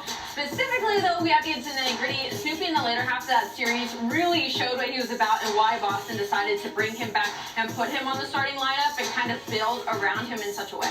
Yeah, you know, on the flip side, I think Priesta, he wants to play a little bit better in the respawns. It's only one match. We'll see him turn up. And for Boston, it's like cleaning up those egregious search and destroy rounds. They lost way too many when they had the advantage. And you can see some of their stats here in the Monster Energy pregame. The key player is going to be Capsule. 1.4 S&D KD. We saw what he was doing on Karachi. Getting up close and personal, getting those first bloods. He can make a massive impact. And this is a good search and destroy team on the opposite end in Seattle. Yeah, we were watching Caps, and I was like, wait. He is playing so aggressive. The man is fearless, and they give him the smoke, so especially in Search and Destroy, keep your eyes on that young man. Boston, though, I think are the underdogs, according to the chat right now. Everyone's pulling for Seattle Surge. Is it because they have Alec, a.k.a. Arcides? Is it because they have a man from Belgium in Abuza? Or is it Illy and Hook, Allie? I mean, it's gotta be Illy and Hook, but I'm sure there's fans across the board. Obviously, Illy was a man on a mission yesterday as his kind of re-debut back into the CDL, but I think my eyes are gonna be on Abuza in this series. He didn't do necessarily bad, it was just Illy kind of stole the spotlight, so I'm interested to see what this rookie has to offer for the Seattle Surge team. Yeah, I mean, Seattle, one of the most polished teams on day one. You can see the Monster Energy pregame. Key player Illy, 1.7 yesterday. He was popping off, and what he was saying in the interview was like, we love this game. Like, it's a lot of fun. It fits his play style really well. And like Ali said, Abuza, while he didn't put up crazy stats, his impact was there, especially in the search and destroys on that terminal, making plays when he needed to. So this Seattle team seems to be pretty well-rounded, and this should be the best match of the day. Ender, a.k.a. Illy, in the bottom left. You got Arcees, bottom right. Hook, top left, and Abuza. The player I want to see a lot more from observers, if we can, the Belgian joining this star-studded lineup, looking to get the second win for the Surge. It's time to take a look at the maps and modes, and I got to get your prediction here, Allie. Who is going to come out on top? We got 2 terminals, 2 invasions, and a Karachi Game 5. I think this will be a serious battle. I think I'm definitely leaning a little bit towards Boston. They have both the maps in this map set, that invasion and terminal that they were able to take off of Atlanta yesterday, as well as that Karachi search and destroy where they went around 11 Game 2 in Atlanta. So possibly the edge here in this layout. Yeah, absolutely. I'll echo that a little bit, especially with that invasion control. It's a map that we saw yesterday. Seattle didn't look that strong on, so we'll see if Boston's able to capitalize. All right, we have Carlos Milan, who just said that one of these teams is dog water, and Boston is going to stomp them 3-0. Let's find out if he's right. Allie, where are you going with predictions? I got to go with this Seattle Surge squad. Boston, I'm going Boston. Got already forgot. 50-50 chance. All right, Allie, where are you going? I'm going with Boston. Boston in this series. I think it'll be a game 5. Nameless, balance us out. Is that a third B? I'm going with Seattle. I think Of Seattle course he comes in does. and they take this series. It didn't look too good. I'm going with Boston though. All right, there we have it. That is. I think our it may go to a predictions. game It's time 5. to get the game started. Send it on over to Murray. That's what I have predicted. So I don't know I what kind hope of squawk that was. I hope I can go Whoa! 2 in a row with predictions being right. Yeah, happens to the best of us. I haven't heard that sound out of him in quite some time. But now we get ready for our match here, and this should be fantastic in the sense of like a litmus test in a way. Like we saw Boston play FaZe very tough. We saw Seattle look very strong against Thieves. I'm looking to see how these guys match up against each other.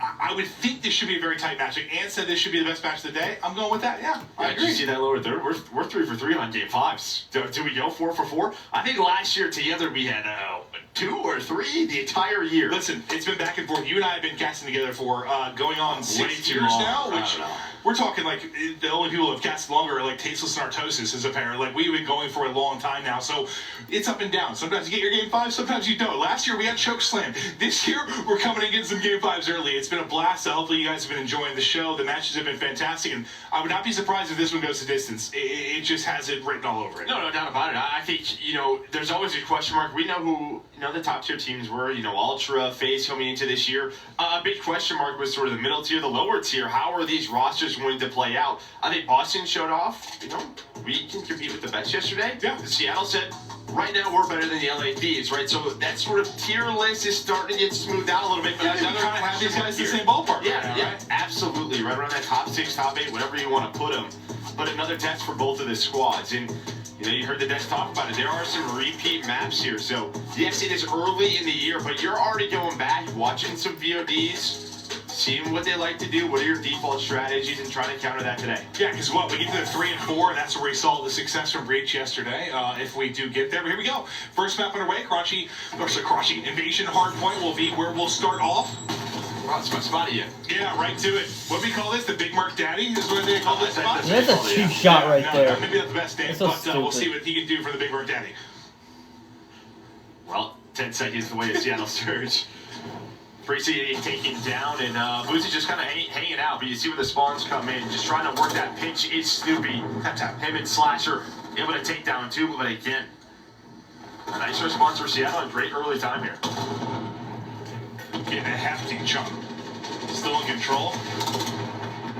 Looking like a perfect 60 almost. If they can keep rocking this, but no, not going to happen. Precy comes through with a double. Pook trying to get the answer, but finally you're able to get in if you are Boston Breach. Now we start to think about our next hard point. Sorry, I'm joking, Joe. I know. I can tell. Make sure you're all right. I need some water. You've been a little under the weather. Yeah. You're getting over it, but on that rotation, you're able to find a couple of kills, lock down that P2 area. You already have a Booza inside a DVD, just kind of waiting, hanging out. Oh, yeah, I'm shaking off a bit of a head cold. We're back. You are back. Slam some water, Joe. Gotta stay hydrated. Everybody at home, get some water. Stay hydrated. It's been a long day.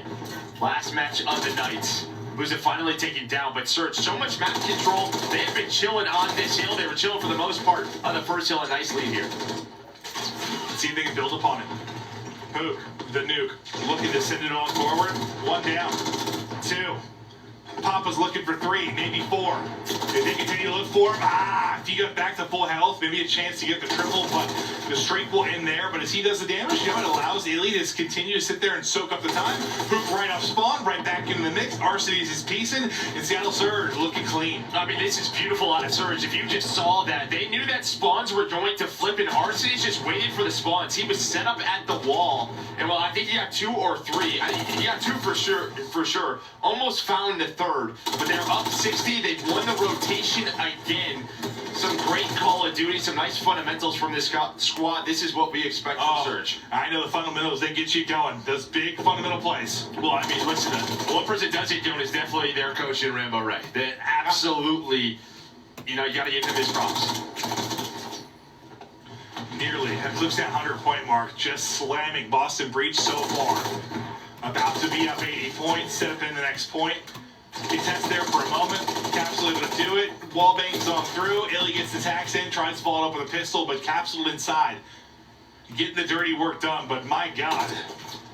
you're feeling like you desperately need to get some seconds on the clock now because, you know, you have a Palace upcoming. That's all Seattle, let's say. I mean, you can start to run away with this game early. Yeah, I mean, what a play on the capsule, right? We saw it yesterday. We're seeing it here again. Another big individual play. He's now on 5 in a row. You would love to have a cruise. Maybe if you don't have the spawns for Palace. Maybe just get pushed up on that. Priesta on rotation. Does get taken down as well. You have 3 players around this treehouse area. Seattle Surge, once again, win rotation. Yeah, you know, we've seen people set up for Palace 90 seconds early at times in scrims, but so far everyone is kind of duking it out here for. Well, watch number 5, watch who. Let's see what he does, because he's really the player that's trying to set up Palace for them. But Priesta wins the gunfight. If Hooks is able to win that, he's going to push up the street, maybe flip the spawns. Instead, it's 3 dead, and now Snoopy already backing up to Palace. And you see where Surge is spawning. They're going to have to fight this scrap time. Well, I mean, scrap 30 seconds. Yeah, it's crazy because it feels like scrap time, though. You're thinking about the next hard point. But what a job here for Capsule, because you're the one-man army right now. Everyone else has rotated. The fact that you're getting time, are you kidding me? I think that ends up being a pretty awesome individual moment. I mean, he gets about 10 points, maybe 20-point swing there in the sense of, like, you're in a hole. You need something to muster up, whereas he dies. I mean, obviously, the rest of the people are on rotation. Yeah, I mean, he has the cruise. What was that, a 9th spree? He stayed alive through that when we hopped off that cam. So a great life on a capsule. He's up to 11 and 8. Snoopy 9 and 9, and here we go. Palace. Okay, they're all right. They're all right. You need to win 2 waves, right? Like, you got to get the entries, then you got to win the fight on the point. You see Surge is like, all right, rotate. Yeah, they're just like, you got to. Not much we can do at this moment. But inside of P1 was Hooch. A nice one-on-one win versus Slasher. Nice part, I mean, you know, you kind of start to get back into this if you were Breach behind this, but you were, you know, ahead enough if you were Seattle Surge that you could let that time slide. But it's Breach trying to make the rally. They get the time at Palace, they're trying to bring it back. Want to hear the guys getting fired up. Let's go to listen in now with Boston Breach. Alright, launch outside. Launch outside. There's one on you. He's big back there, right there. He's right there. This one shoot me, right? Yeah. I'm seeing top blue. Yeah. What's DVDs there? I'm seeing people are. What's fire truck? I don't know. Fire truck. And then the bottom blue. Fire truck. He's bottom blue. Bottom blue done. Nice. Nice. Smarter. I'm blocking blue spawn. Smarter. That's the street.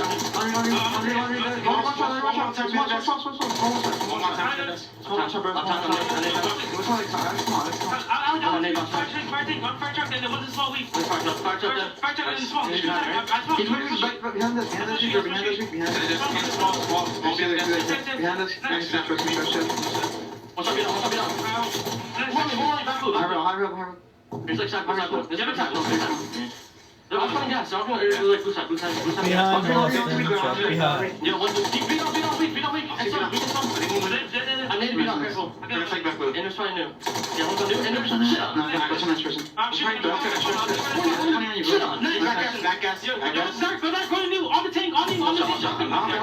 You're broken. One take blue and then one far right. I'm smoking. Blue and then broken. And then you're dead. I'm running. They're running right there. They're gonna wrap it. American. Wrap it for me. Ender Hook, Abuza, missing Alec maybe. Alex first guy we're missing. Back to it. We got ourselves a game to listen in fire with Boston Breach, and they're looking for a lead change here. I mean, great rotation kills by Priesta. You heard him getting fired up. Not the best series yesterday, but I love that little tidbit at the end. You know how important I think it is to call out names. You're trying to find that final player, and Priesta's like, it's Alec. I'm pretty sure it's Alec. He was lurking the entire time, but Surge off a spawn are able to maybe find the rest of this scrap time. Can see towards the bottom of the minimap, Illy already rotated, but Breach right back in this game. A great hard point, a back and forth battle. That's true. Sometimes you know just missing one's not enough. You know who you're missing. You know you get that kill. You know you're ready to move on. Focus on the next fight. Next hard point. Ready to pop. Illy in position. RC's getting kills outside with the Renetti. Trying to pinch the hard point. Abu's able to deal with that. Priesta still trying to light a fire for this squad. Up to 20 kills. 20 and 12 in this one. And Slasher is lurking outside the point, just waiting for the collapse as Priesta gets caught mid-lane. And you get that cross. I mean, look at what Capsule is doing. He has 2 minutes on the hill, 18 and 12. Not leading the way kill-wise. That's Priesta. But you love to see this from him. He goes on that 9 spree. A big reason, the end of that first rotation, middle of this map, where he keeps Breach alive for a little bit. Make sure that lead doesn't get too scary. Another lead change coming on through over towards P4. You do have Priest just kind of lurking on rotation, but Abuza finds some nice shots from him. I mean, Capsule's got some damage to go with that. So on LeBron-type numbers. You got the OBJ, you got the kills, you got the damage. We'll have to wait to see the end of the scoreboard. And it's only going to matter if they get the map win. But you've got a narrow lead here.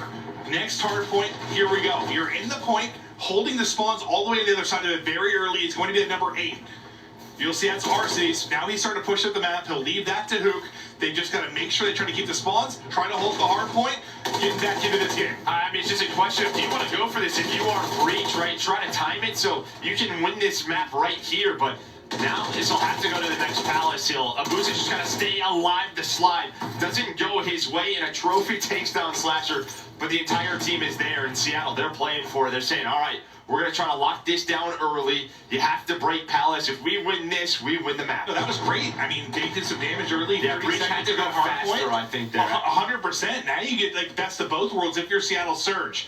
You need 40 to win for Seattle. You're going to get darn close, but rely on a break now if you're a Boston Breach. So this comes down to one of the harder hard points in the game to break. Surge on the hold for the victory. Breach on the break for the victory. Who's going to make the plays? Wow, maybe Snoopy, incredible gunfight and win. You saw Illy's reaction, like, oh my goodness. The markers were there, right? Yeah, I mean, it's just the wall bangs that come on through. There we go, Hoot now backing up, trying to watch this cross. You do have presence here if you are Breach, but you got to go sooner or later. Who is the last man there? That is Slasher. What is he going to do? Looks like he's going to look for kills off his spawn, maybe open things up for his teammates. Tie game, now Surge in the lead, but the numbers go the way of Breach. It's a 3-on-1 down to Abuza, the rookie. Trying to hang on and at least buy time for his teammates to get there. Breach still has to get on in. Here we go. They slide on in. There is the break. There he threw. Last guy out is going to be RC's. You get in. It's enough time to win, too. 240 mark now hit for Boston Breach. Seattle Surge. The script has been flipped, and now you have got to go. You've got to sit in. You've got to fly into the point. Is anyone going to be able to get there in time? The answer is no. It's a break for Breach. They need it in the final moments. They get it. They get the W. That's a hell of a map to kick us off. An incredible play by Slasher there towards the end of the map. He lurks on through back wall. And you have a tough decision, right? Because they kind of know his presence. He could kind of go for a play backstairs, but he goes for spawn kills instead on a couple of players from Seattle Surge. And what that does, it opens up a lane for his teammates to get there. They then use their numbers to find that break. A great map between these two teams, but Priesta, everyone had their moments on this Boston Breach side, but Priesta leading the way. Yeah, and I think like early on, you know, you talk about that fifth Palace hard point, like with snaking, you know, with the smoke changes coming, like it seemed unbreakable, right, for a lot of these teams. You're ready to watch some highlights. It seemed like unbreakable. Like this point's breakable. It is, and you just saw it there. Like everything on the line, they had to break. They got it done. They got the victory. I mean, look at this lead here. I mean. Oh, they were smoking really, Joe. Yeah, and that's what Capsule, you know, found 20 to 30 points, and then you have this big play on rotation. You can already see Snoopy rotated. That's enough to give them Palace Hill. They hold Palace, put themselves back in the game. The big 9 spree from him. But just kind of clawing their way on back. And that is when Priesta really started to go. He's only 11 and 10 at this moment. But he starts to cook. Kind of over the course of that listening, really, when they started to rally. You kind of got to hear it. Like, it was kind of special to use here in Breach to get fired up, some of the comms being on point, and that's when they start to really bring it back. Yeah, no, it's right after this, I think Slasher, or sorry, you know, Breach able to win those couple of rotation gunfights over here towards P2. You win this bus stop, you see where Seattle is spawning so far away. We have this tie game. But then, yeah, right at this hill, you need, what, 45 to win? It's like, do we just break this early? But Snoopy with this opening gunfight, but then it's Slasher, he's able to sneak on through. This is what I mean. He knows a couple of players are coming off his spawn. He plays for that, and then the rest of this team is able to work the opposite street. All the pressure on them. And they're able to get that break. Yeah, and I think some people in that moment, you know, maybe younger players, they panic, they're trying to hit the point, right? Like, fly to the point, get to the objective. We got to get him out. There's one player left. Just the calmness to sit there, just turn on a dime, pick up the kills on spot. It's a great call from you, Joe, and you see the victory there. Win it by 7 points. Sensational stuff there from Boston, and well, we thought this would be a very close one. So far, that is absolutely the case. It is a banger there in that map 1. Now we get ready for Terminal Search and Destroy. We continue on, and it can be a fun one. It can be a tough one. on either end of it at times. Yeah, but this is where Surge looked clinical versus LAD. Very true. They won 6-2. Illy put up some insane numbers. Again, there's just sort of that VOD factor that comes into play now. It typically doesn't happen this early, but you just played a match last night. You know this match coming into the rotation. They have to play it. I'm sure Boston Breach and the coaching staff said, all right, this is what they typically like to do. We'll try to counter this. Yeah, how does that work with VOD review? Is that usually ramp up closer to the first major? Like, not really too aggressive on the gate? Every day. That is every day. Coaching staff is in on the scrims. Hey, what do you guys want to do here? I think a lot of the early sort of VOD is, what do we want to do here? What's our goals, right? You're trying to set sort of rules and plans and how you want to attack certain things, how you want to hold a hard point, just kind of forming your system. But then, you know, as you get closer and closer to those matches, you're trying to work on those mistakes and you're trying to counter their strategies. Well, it's just crazy how much it's probably changed since back when you competed and played. I didn't have a coach. What was Rambo Ray like sitting in a notebook with post-it notes? No, I was playing with Rambo Ray on my team. No, I just figured him being the coach, like breaking stuff down for No, we just did our own, right? We had a little notebook. That was pretty much it. Yeah. No, we did not have an entire coaching staff dedicated to it. It's come a long way, and you've seen the advancements of some of the players in play.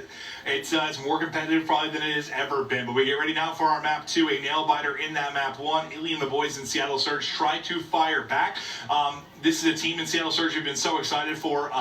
You know, we had Illy actually on our podcast. They came on to chat. One of the funnier podcast episodes because Illy, my man, came in, said he was playing a tourney at the same time, chatted with us for about 20 minutes, left, and then went and won a tournament.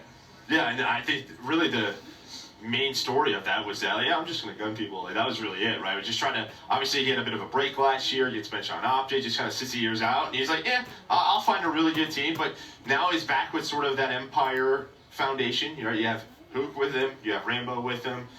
And then RC's right. This is a team that's kind of just like on a comeback story. They're trying to prove it once again that they're some of the best in the world. I thought the thing that I took away the most from having him on the podcast was him talking about Booza. He was like, that kid's nasty. Like, trust me, that kid's nasty. That kid's nasty. That's all he kept saying. I'm like, okay, all right, I believe you.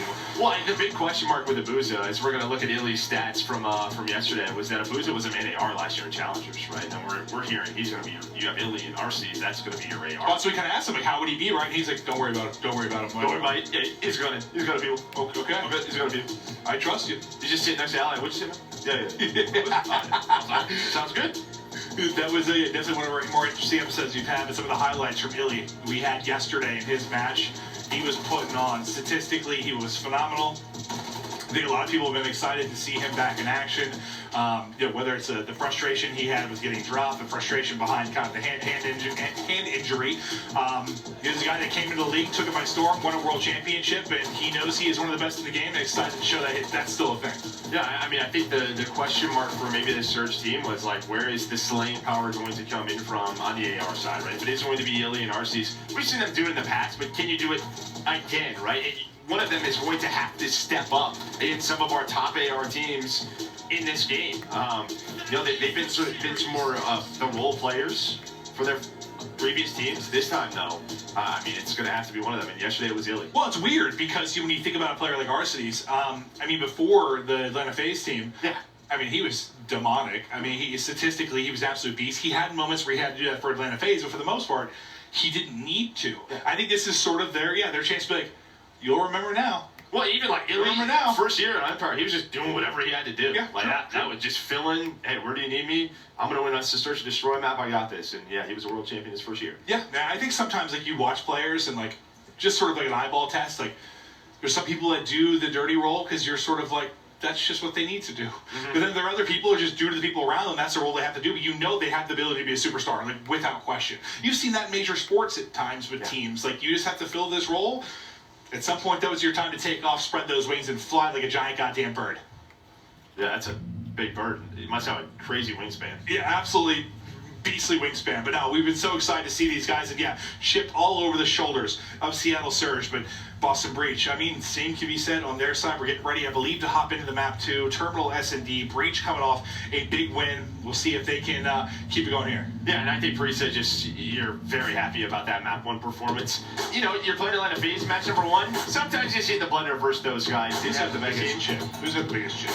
Probably him. He's a world champion, and somehow on a new team. Right? Like, we're sitting here giving this whole spiel about the chips on the shoulders of Seattle Surge, but There's a chip the size of a Maven on the back of Priesta. That is a big chip. Yeah, you're just... All right. Let's focus on the map, too. Terminal search coming up. Somehow you always just start talking about food. Well, I didn't mean like a Dorito, like a chip, you know? If someone made like a Photoshop of Maven as a Dorito, that'd be fantastic. Thank you. Okay, all right. Round one. Some beams early in from Snoopy. Illy just ripped off of the map, trying to find another head. He's able to do that. Snoopy, early action. Abuza also taken out of this one, but quick into a 2 versus 2. Bomb recouped and pick up by Snoopy. Now we'll see where the play opts to go. Snoopy and Slasher versus Hukan Arcides. You heard Snoopy doesn't have covert sneakers on, so it'll be very loud, but maybe on a map like this, it doesn't really matter. It just goes for those early gunfights off the break, and we'll probably have the field upgrade available soon. Slasher, he gets spotted by Arcides. It's a couple of nice tags in, with the advantage to Arcides in that gunfight now on 1-on-2. And this is where I get hairy and Arcides with some beams. Yeah, I mean, I was thinking maybe Slasher is back down from that one. It's a tough fight, but he had some nice tags. I think what he's probably worried about too, if he doesn't take that fight and maybe get a trade, the player playing is going to peek him. Yeah, sure, because he's got the information on the stun, right? Yeah, so that's just one of those situations where he just kind of, he's into it and goes for it. Just commit. I want it, I don't, I don't. But Surge on the board after a nice opening from Snoopy. I think he gets like, what, 2 of the first 3 kills, something in that ballpark. But it's a flurry of trades in that fast Snoopy too. We'll see what we have now in the opening moments. This is an all-A hit, and this is a great shot because there's nobody there. They're just going to watch the cross, maybe try to get this player down. Snoopy, maybe going to try to jump on up and find an angle. And that's it. Yeah, Snoopy has an angle right on through, but the bomb is planted. He is just jumping right to the window. Does get taken down, but 3-on-3 retake here for Boston Breeze. Yeah, I did think he got the plan. Like, Snoopy gets that kill a second earlier, who knows? But it's Capsule on the hunt, looking for his food, and able to take down Arcides, centering just a hair off, or maybe he fries Abuza. Okay. Yeah, right through the window. Checking in the cockpit, and Illy dashed up. Now 1 versus 1. 15 seconds to go. Slasher is hunting damage in. Tries to send it out. He's just in the corner at time. He's able to win it. Run! Not gonna get there. No, he didn't get it in time. Dude, that was close. Not gonna get there. That was real close. It's gonna be... Yeah, that was like off by like a millisecond. Yeah, it's just a little. I'm just staring at it. Just a little off. Slasher almost had that. Yeah, you saw what Boston was trying to do. Had to be a bit faster with that retake. But it starts with Snoopy, but yeah, the fact that bomb gets planted, that's the biggest deal in that round. Yep. And he was, speaking like close, like he was real close to getting that kill before it went down, right? Like that's probably another 0.5 second difference. Could be a game of seconds, or half seconds. Or milliseconds. Or milliseconds. What's below that? Nano? Nanoseconds. Sounds right to me. I don't know.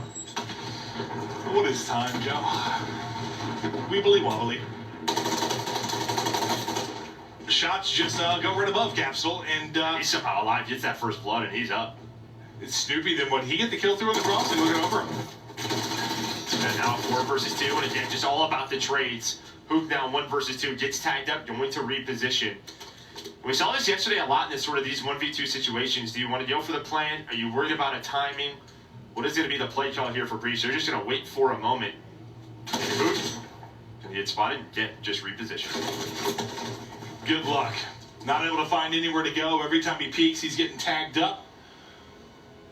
Breach, nice job getting on the board. Some fast and frantic action early. Yeah, it looked like Capsule was going to be an easy trade in that corner, and then just couldn't quite like get the angle on him. Yeah, when you're that player on SCs, you go on top of the railing, and you're kind of strafing back and forth, and then sometimes you back down, and you're trying to get back up, and then all of a sudden your crosshair is just not where you want it to be. So Capsule's able to stay alive. Or suddenly you're mantling on some part of the map you didn't know you could. And you're just questioning, do I turn auto mantle off? Yeah.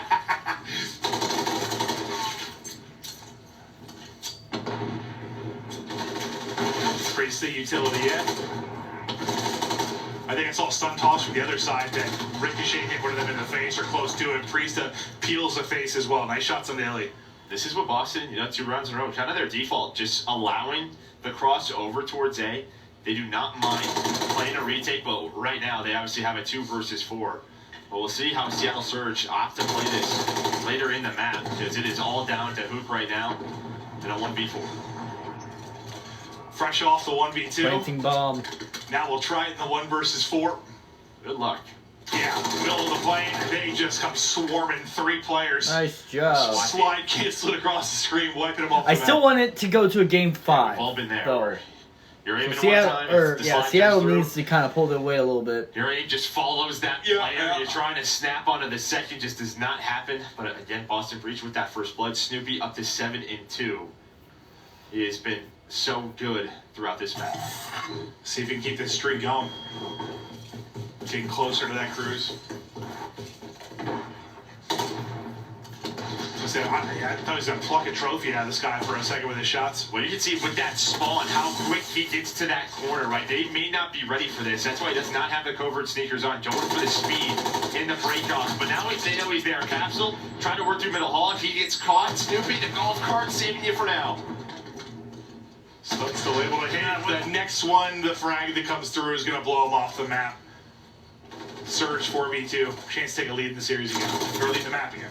Well, maybe. Who's shown that with an SMG? Abuza, though, gets aggressive. And he's able to find both. You don't expect that in a 3-on-2. Just playing for info. Abuza just got the option to run at him right through bookstores. Then rotate on out, and he finds both the kills. A wonderful job there for Abuza to get the round victory. Nice individual moment. And back in front if you are Surge. The streak went from Snoopy within that round.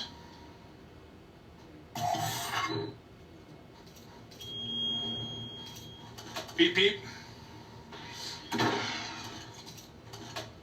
We'll see Abuza opposite doing the early. His side going to be smoked off.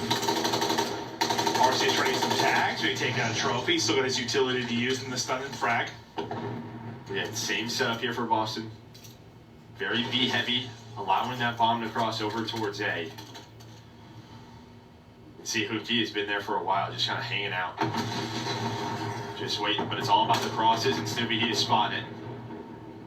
Spots one. Hook's going back. We're going back and forth, trying to keep them on their toes. But they have all the info that they need, so Boston, they just keep holding this. Well, I wonder if part of it's like RC's like, I took their trophy out, but maybe we can play behind some utility. Maybe. He got that early trophy pick. Oh, what would you rather do here, right? It's kind of what we were talking about yesterday. Yeah. Nothing on this map offensively is a good time. You just have to take a chow. They're going to use the smoke. Yeah, no trophy, but Capsule pushed up first blood and gets away with his life. Let's see if they can answer back, though. Not looking that way. Booze is going to be the last one up. Capsule's going to take his head off. That's all I was thinking. Maybe, like, until we saw RC take out the trophy early, maybe that was the call for the right back. But, yeah, try and play behind the smoke. But, unfortunately, you lose somebody, like, instantly as Capsule gets the kill. He gets the final one as well. Yeah, I think the way Boston is playing this defensively, they're probably going to have to use that smoke mid-hall to try and fake them out as they're rotating towards A, maybe, and maybe throw a B hit behind that. But you may just have to try to get that A plant down, work the play on offense. But it's back and forth battle. Close match continues. Stun out over the top. And the push comes through fast and frantic. Now where do you look to go? They're trying to get top again. He's got 2 players in front of him just looking for that angle. And Boston worried about the timings on the plant. Don't want to get caught. That's Priestess who has the bomb, so he's going to work over quite a bit. Well, Illy's going to spot him, but doesn't find the kill. It's close, too. You see Capsule jumping up like, ooh, do I challenge this? No, I'm not going to do it. I'm not going to do it. I'm not going to overchallenge. Stay patient. Wait for your teammates. There we go.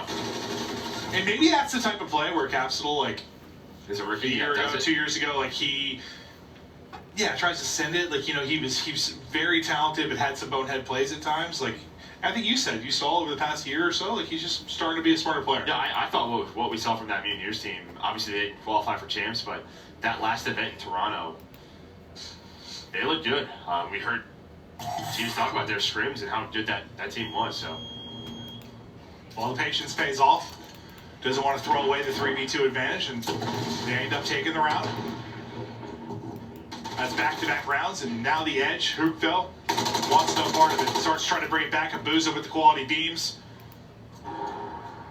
Breach is getting slayed. Snoopy just able to get out, but not going to matter much. He's the last guy alive, and They make that look easy. That it's great. I mean, that is just I think what Breach is thinking in that round. Yeah, what happened there, Joe? They go for a two-man split over towards A. They're thinking, we have shut down B so much, their only play is to hit A. That's not what happened. So they switch up the setup. Boston Breach didn't have that four-man setup around B. They put two at plate, and of course, what does Surge do? They just go forward, top it. Because typically in offense, you know how hard it can be on that push. They made that look like so easy. Breach does not care. They just, Snoopy has, I don't know, 3 or 4 first bloods just taking that gunfight. You do get a response, though, and a main advantage from Abuza and Arsenes. And Hook starting got up to this aggressive position in Bookstore. Just play where I said, didn't check the corner. You know what I'm saying? We've seen players, just you always check that. You know someone's going to try and lurk. Yeah. They kind of jump on by. Our players, they always trying to read. Yep. Always trying to be educated, Joe. And I'll see if Hook, he seems to be spotting for information right now. Well, he's going to have help coming over now, but just don't get caught. Call out to your teammates. The slide across, Hook able to at least take one. And the help is there. So now you got to back out of this if you're a Priesta. And you've got players on both sides kind of got you trapped in a triangle here. I say they do give him kind of 2 1v1s in this situation, but I think Priesta, he doesn't have covert sneakers on, so he's going to play this a different kind of way where they're going to probably hear this. No, he's going to flank Abuza. They are not together, so Bomb going to go down. Arceus has to rotate through. Now, can he get to a spot before he's stomping around giving all the info away? We'll see. Well, he goes to mantle up top. RC's already there on the transition across. He wins the 1 versus 1. The setup kind of gives Priesta a chance. Priesta gives himself a chance, and RC says, no, sir. Got 5-4 lead now for Surge. Starts with that first blood again from Snoopy, but an immediate response. And I think that's RC's up to double digits in this map. So nice game from him. But yeah, as we said, sort of this rock, paper, scissors back and forth. I would imagine Breach go back to their sort of B default setup. We'll see what Surge want to do. And then an A hit comes in for Surge. Yeah, but I mean, that's kind of what they want him to do. Right. See if Surge go for it. Yeah, you're right. He's on 10-5 now. 10-6 on the other end from Snoopy. Yeah, kind of back to the default. Well, that's what I kind of meant, right? Smoking off that cross. You force people to look this way. They're going to try to hit B with no smoke, and it's working so far. Oh, they're just gunning him. Slasher, last man up. Trying to clutch. Has to pull us in a 1 versus 2, well, 1 versus 3. If you count the pick that he just got. Can he take this against Abuza and Arceus? Slasher's had some brilliant clutches. Not a lot to show in this map 2 so far. He's at 4 and 6, but this could be a massive moment to get to around 11. What kind of timing does he get? Abuza's holding. Did he spot him? He spotted Abuza for sure, but sprints into it. Abuza wins it, and Seattle Surge tie the series up. I wasn't sure if Abuza I know it's going to go to game 4 now. Doesn't matter. He wins the fight. Surge bring it back and tie it up, as you said. So far, they've looked strong on this map, right? Yeah, I mean, just good adjustments, really, from both sides. I think Boston's a little bit unlucky in that one defensive round, but even right there, that last round, that's all Seattle could really do with that sort of default that Boston was showing, right? You have to sort of smoke the cross to A. That keeps the people looking at playing, looking that way, and then hit that sort of 3-man push towards the front. And catch the timing, they did it. It just, yeah, and so often, just like you said, like Snoopy do it at times, like someone just goes up and challenges a fight that they maybe have no right winning, and they're able to do it. It flips around on its head. But Boston was making a run for a bit in that map too, but Seattle a little bit too strong. I think Arceus leads the way as he was sitting in double digits. Him and Abuza, the youngster, throw two left up at the end there to close it out, and they get the dub. So it brings us to 1-1. We get to go further into this series. We'll see. We have the control coming up next. Do not go anywhere. We'll be right back.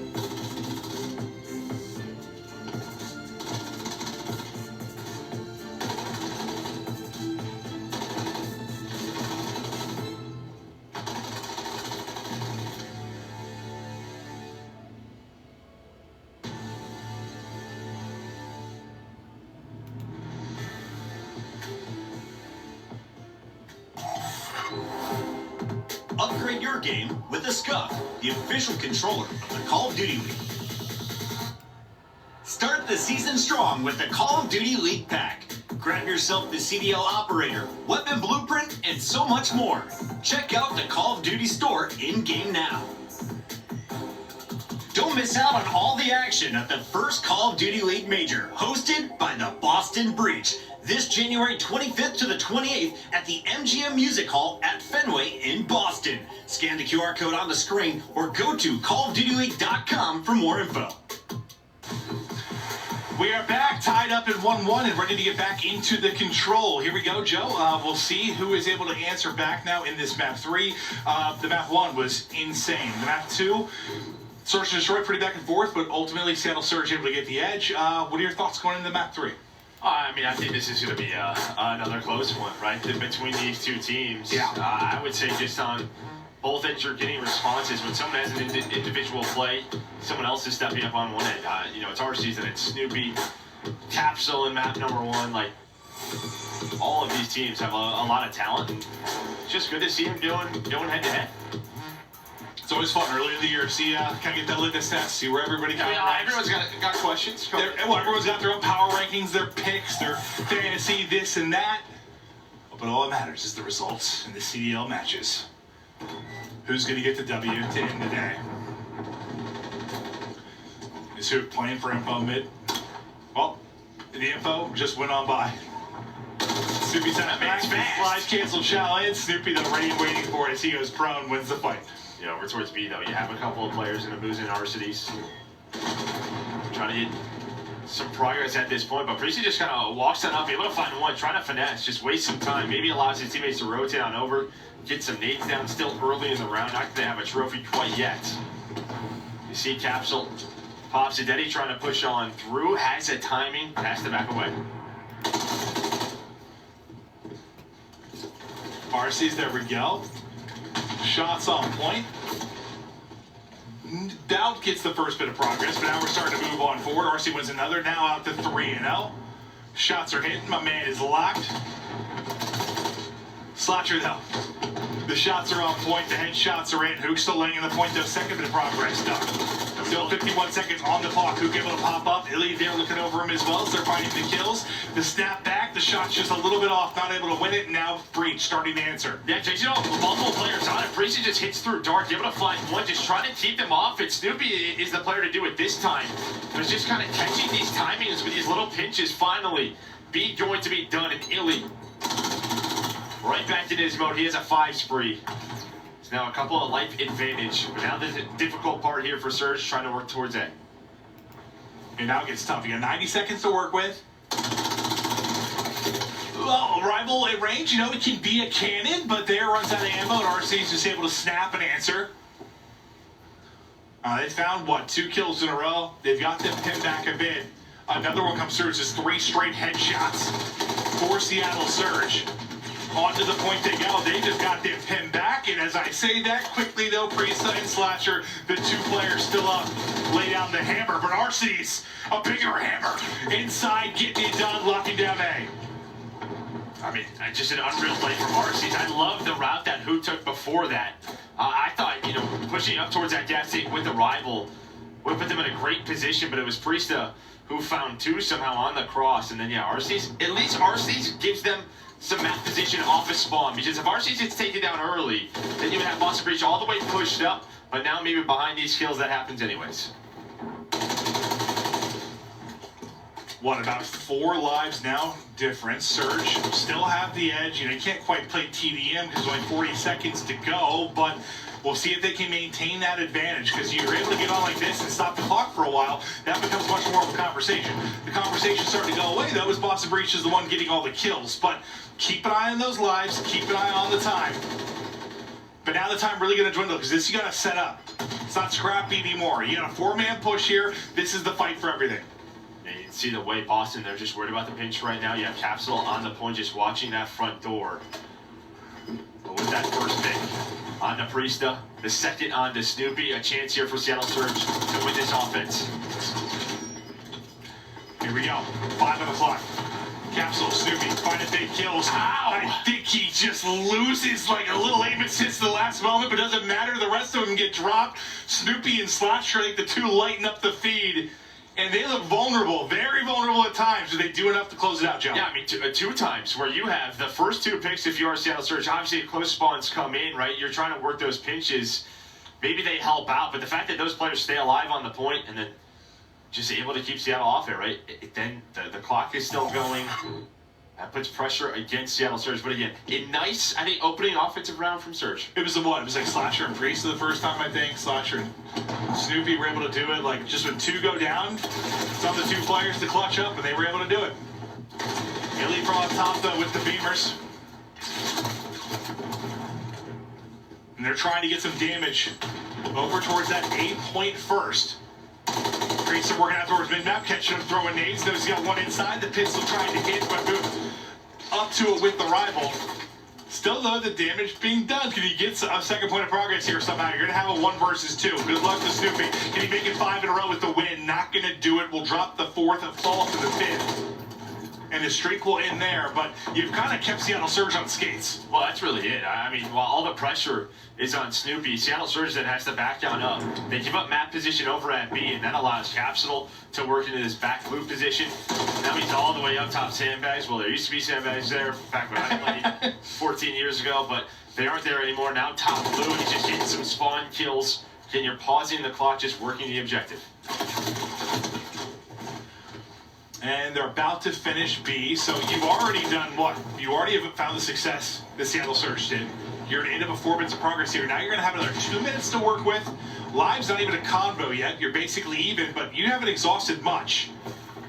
You've got to have a stalwart defense here if you were Seattle Surge. You think here you have a Musa all the way pushed up in Palace, and Chris is able to find out to say you have to take some time to take down that player, and that kind of opens up the A street a bit. Now you can work the middle of the map. That's exactly what Slasher is doing. So just working the different layers that Seattle Surge have set up off of that B capture. Last player looks like Hoot. The rest pretty much off of spawn. So if they can deal with Hoot, you have another crack at this, but Seattle Surge holding strong for now. Just got to trade effectively. Make sure that lives don't get too out of control. Make sure the comms are on point. Don't let anyone leak through. And we saw with FaZe, too. Sometimes get a little too aggressive toward Palace. He's also wonky spawns kind of bridge side. Just try to avoid any situations like that. Play it straight up. But, I mean, it seemed so scary at first when it was like 2 minutes and 20 seconds. A minute that's already gone, Joe. So far, so good. Yeah, nice recovery, too, because, I mean, Boston just right off the start. They hit that B point. True. Sorry, the A point. Leads them to B. But, yeah, Seattle Surge just sort of said, let's just give this up. Let's just force them to have to work this point. Let's play with our map control. It's worked out perfectly so far. Still, some time to work with. 1 minute. And Capsule and Priest are now in the spawn, trying to find those skills. Let's see what Priest is able to do. They don't worry about him for sure. He is behind enemy lines, turning some heads. Will his teammates be there to help him, though, so he can make some noise? Not going to happen. Priest will be sniffed out, and time for them to turn and focus on the fight towards the front. Time dwindling. Down to 35 seconds. Live just about even still again. And what looked like you had a chance at least taking advantage of the ticks. We're talking maybe about a 5th round defense. Now I'm not sure that's going to be the case, because now you're in a similar spot to what we saw Surge. You got one last crack at it, and you still got RCs in your base, beaming, sending you back to respawn, making sure you stay staggered. Yeah, what, 20 more seconds, maybe one last go. Priesta going to be the point man, able to find Hook. Just not sure if they have time to get to the point. It's going to be close, but you're just walking into the pre-aims. Maybe if that first player doesn't go down, but they do, Seattle holds strong. So a nice bounce back around from Seattle Surge. Yeah, solid, what, 2 minute hold, 2 minute plus hold. Not really any scary moments either, where you think on the other side of it, like Breach was really up against it. There might have been a threat there after you got the first point, like a B, but nothing I don't think as scary as what we saw on the other end. No, not at all. I think maybe there's a couple of chances. You had Priest in the spawn that one time. You're hoping he finds a kill, and then while that is happening, you're hitting the front. Just the timing is just taken down. And props to Surge for finding Priest that early, just very quickly, not allowing too much damage. It may be a situation that could have got messy, but it never did. So really a straight up defense there from Seattle Surge. Now let's see. They want to take it to A first and foremost. Can they get the second bit of progress? Boston Breach was not able to do it. Chance here for Surge to do it. The damage get done. Second part is through. Great stuff here from Seattle Surge off the opener. They're still on the point, and they are just frying. You're on the back foot earlier if you're Boston Breach. Joe, how do you respond? Because the boost is just piecing your forehead in your base. Yeah, you're going to have to do exactly what Seattle Surge did, just kind of flip the map. To be a little bit tougher with the farther point, but you can already see the Capsule's position inside Ice Cream. You have Priest around mid-tank. We'll see if this is possible. This is the first time we've seen it. Yeah, where A has just been hammered home first, and now you have to do that 2-minute hold at the off-site. Well, so 2-minute hold, sorry, the easier site. And I think in control history, yeah, we've seen it for sure. It's just very hard. Yeah, I think you're trying to set up some sort of trap. You still have, who's that, Capsule inside of Palace. And they deal with the players in their base. So far, so good for Breach. And so far, really good. You have him on the wall, but he's going to get taken out with Capsule. That first wave was real clean. And she's like, how many reps do you have dealing with this particular scenario? That's a trophy. Trophy's gobbling everything up from each POV we hop to. You can see the way Breach wants to play this. They do not want to allow them to even get to this tank, right? I mean, that's sort of the point of contention. They get past that, they can start working to be captured a little bit, things can get messy. They're saying, let's play from these strong positions like a search and destroy round. Well, and also just like, yeah, they push up to that point. How much closer is that spawn that comes in, right? Like, you're spawning so much closer to it, able to reinforce it. The longer you can keep this pushed out, the deeper they'll be spawning, at least on that left side of the map. And so far, so good. They've kept it there. They have a 4-life advantage. You've had really no opening. You've already milked about 1 minute and 30 seconds off of that clock. This has been great defensively, but this, when it's easier sight, that's the thing where it just takes one moment, one break. Just takes 4 lives. Yeah, nice play there by RCs to pick up the pinch. I thought Snoopy was going to shut this down, but you finally have some control of this B Street. Capsule pushed up. Still watching that cross. But all the kills are starting to go the way of Surge. So you held that defense for so long, but we know it only takes one little break on offense towards this site. That could be it. You're going to need some nades to connect. The trophies aren't there for Surge. Yeah, I mean, it's pretty much exactly what we were talking about. Trophy to be getting there just in time to bail them out, and it does just that. For 1 minute 45 or so, you hold brilliantly if you are Boston, but it just takes the blink of an eye. And Seattle Surge get that point done, and that is the advantage you have with getting that harder point first. Well done by Seattle, because, I mean, yeah, the success came in the opening 30 seconds of that round. Now you take the 2-1 edge. You won an offense, you're completely in control. Ham up this defense, suddenly the hard point loss doesn't look so bad. You're in control of this series. And you can see, I mean, just in the top right, Seattle Surge, how the end of that round went. You have 8 kills in a row on their side. Breach, they went for this last time, and you go for it again. We just saw Seattle Surge do it, try to get as much work done over towards A. If you cap it, that is fantastic work off this break. Kind of seems like, why not? It's so hard to get after you get beat. Like, why not take one crack at it? Just see how it goes. You feel pretty confident in your ability to get beat. Oh, okay. Well, that makes things harder, I think. It usually doesn't help. That makes things harder. And you have 2 players on it, and the second pick doesn't come through either, so that hurts a bit. And that's where they were just so close to getting it last time through, too. Just fall a little bit short of that. I wonder if he was trying to, like, throw it if there was a detonate down, right? Might have been. He's trying to get it out. Their trophy's gone, whatever it is. Trying to avoid that nade. Instead, Snoopy takes down his teammate with him. And Snoopy's calves are just getting rocked right now, but he'll be able to back up and reposition. But now I'm starting to try and get them locked in. It's Seattle Surge, bursting on forward, hitting the pop. It's Arcides.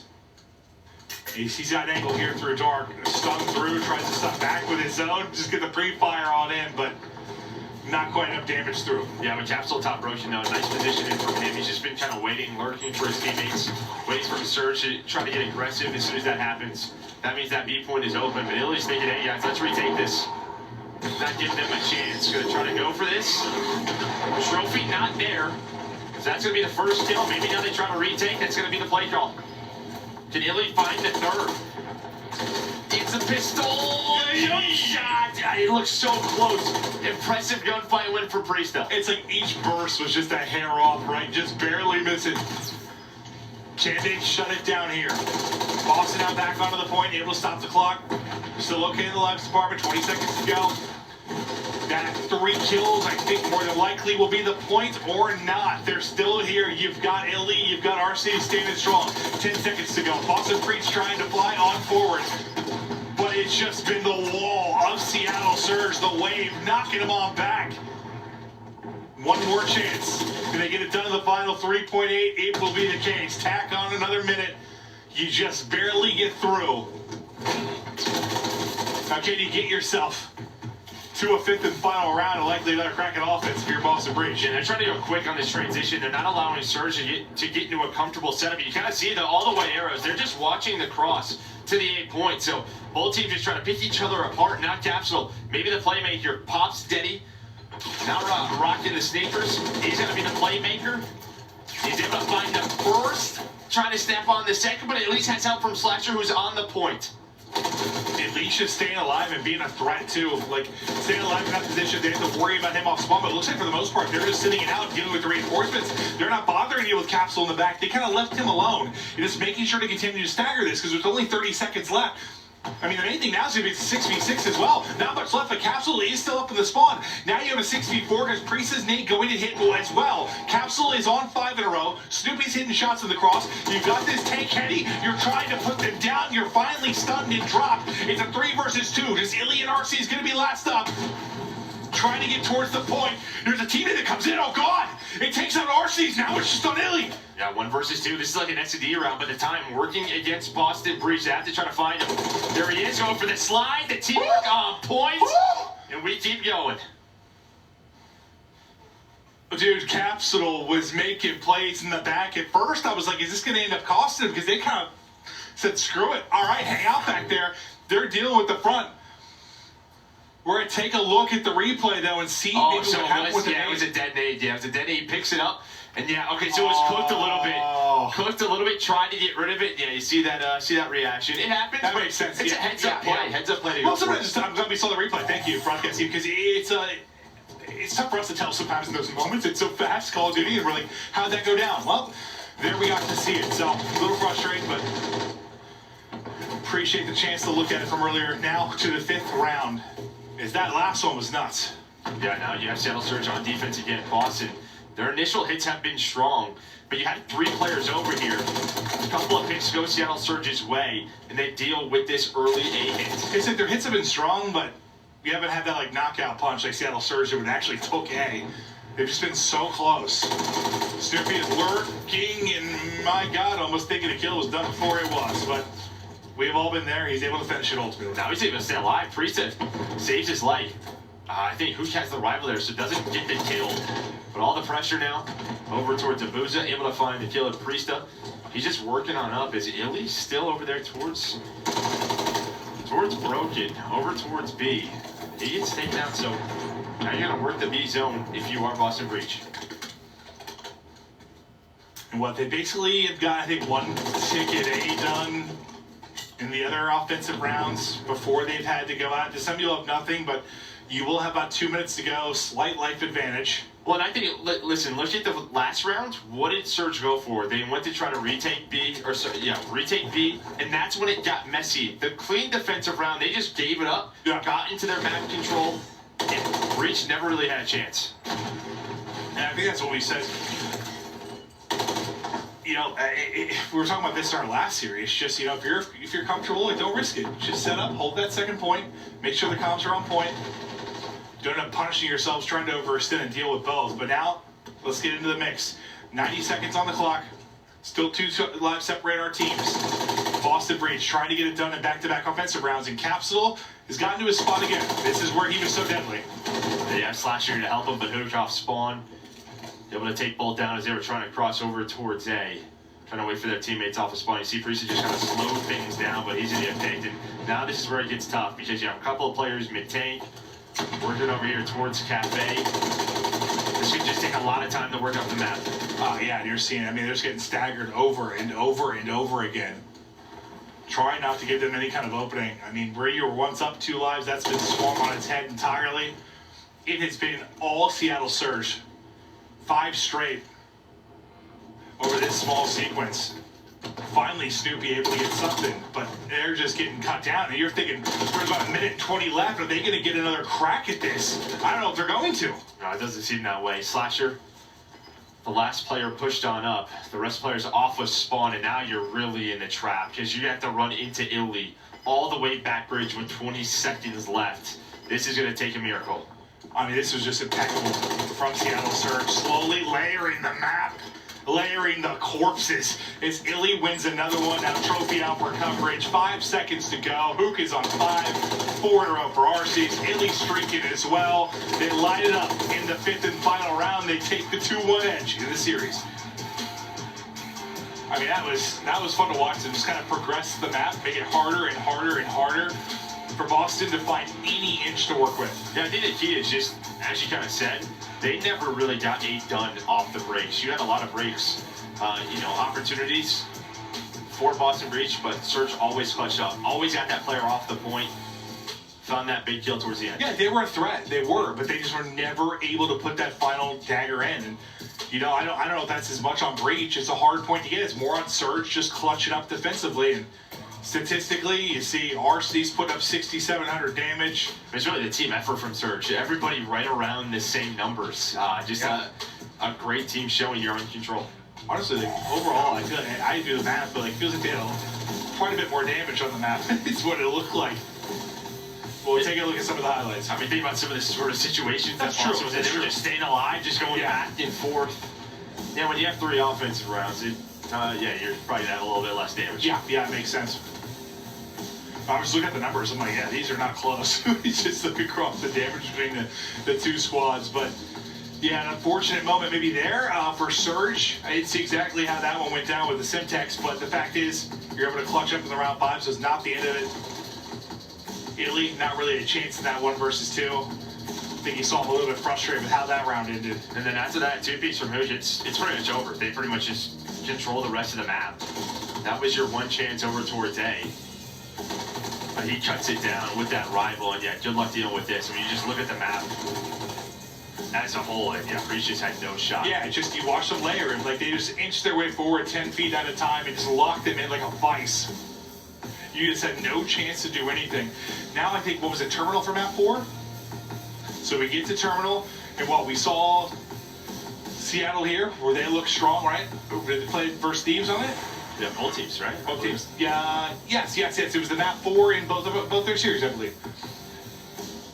And this is where we saw Boston really look very strong in space, who I think dominated the map 1 and 3 in the respawn. And they come back and Boston looks so good on the Terminal, and Surge as well. So this should be another banger, I'm hoping. Yeah, I mean, we know about this map. It's all about security control for the 5 hills around that side of the map.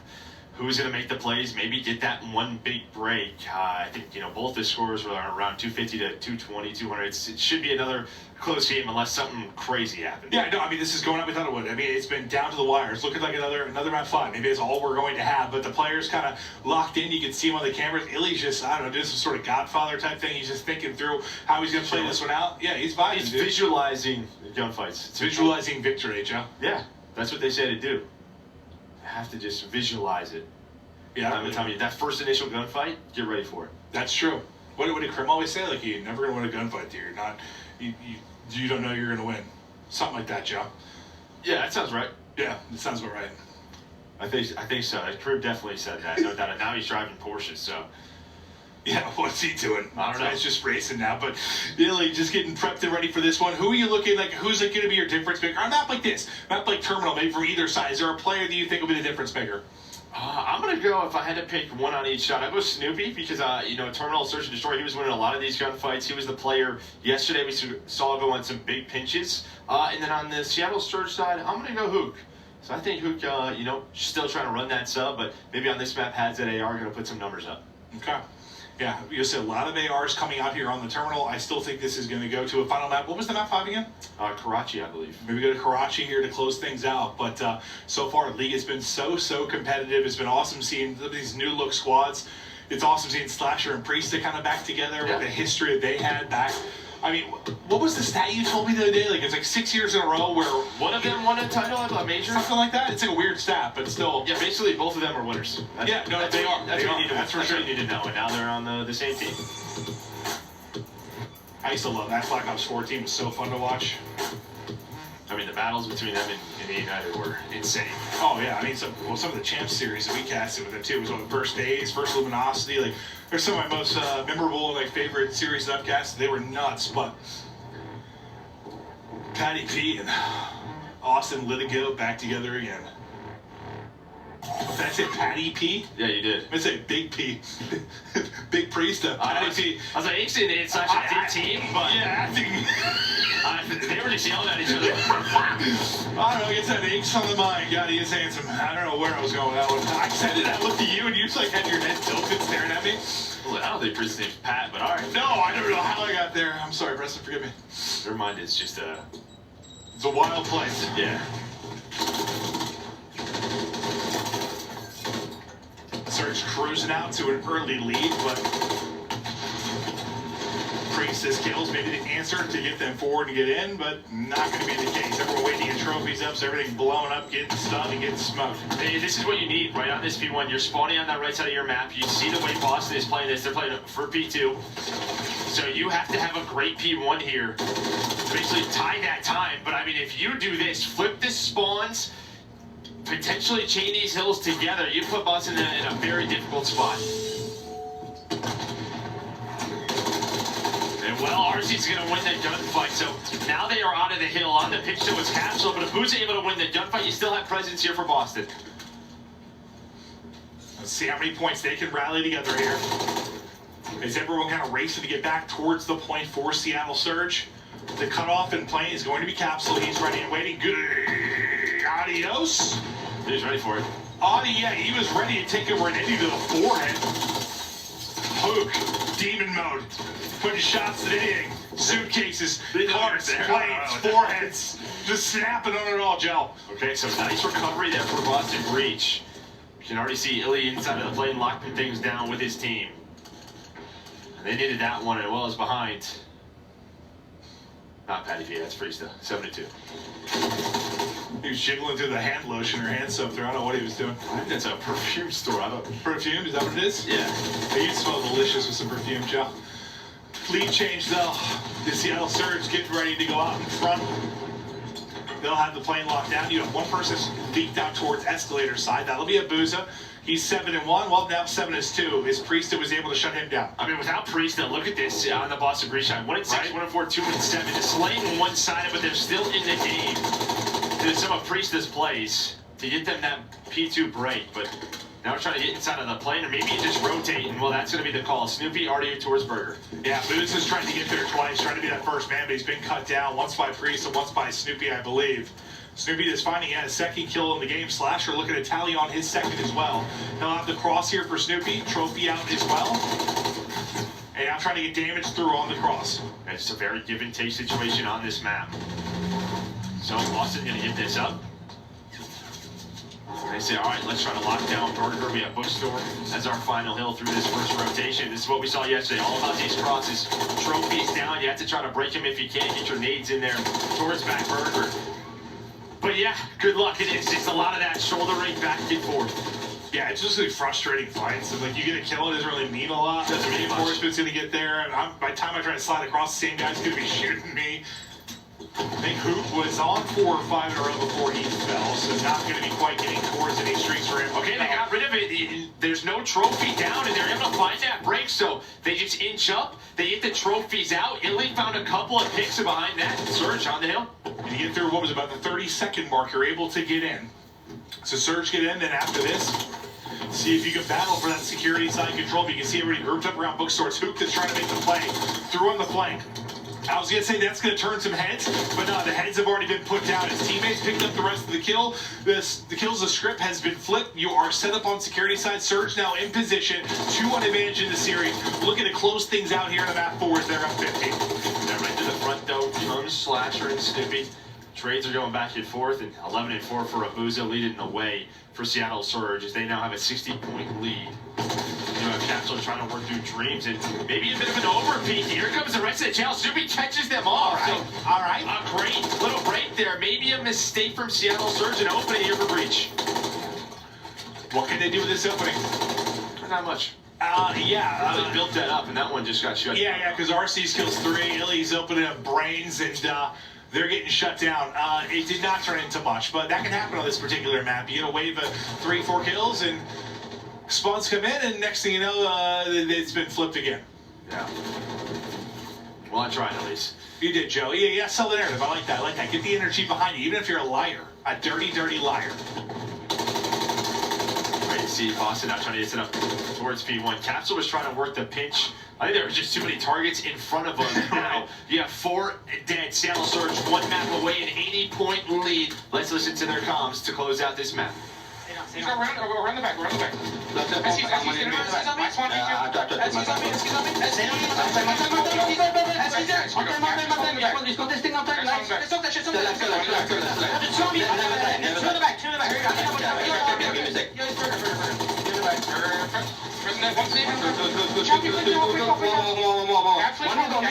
Yeah, ich middle on your left, guys. Nice, that's him. That's a good time. That's a good time. Nice. That was a burger. He was a burger.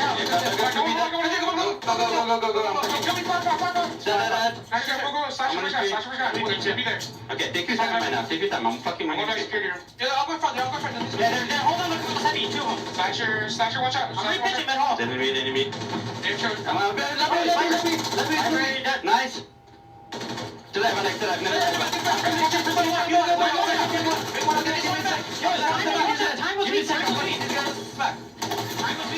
Listen, sometimes it sounded a bit crazy, but I love what I heard from Booz at times. Like, they kind of slow it down. Wait, take our time. Like, those comments, I'm not going to attempt to do his accent, but at times he was the one kind of making those calls, right? No, 100%. Yeah, great times for him, but then it just got crazy. A little chaotic on the side. Seattle Surge, but I think that's just due to the pressure Breach were put on. I mean, you had that setup, the break early for Seattle Surge. Security spawns, but Breach is staying alive. They're able to break P2 when they needed it.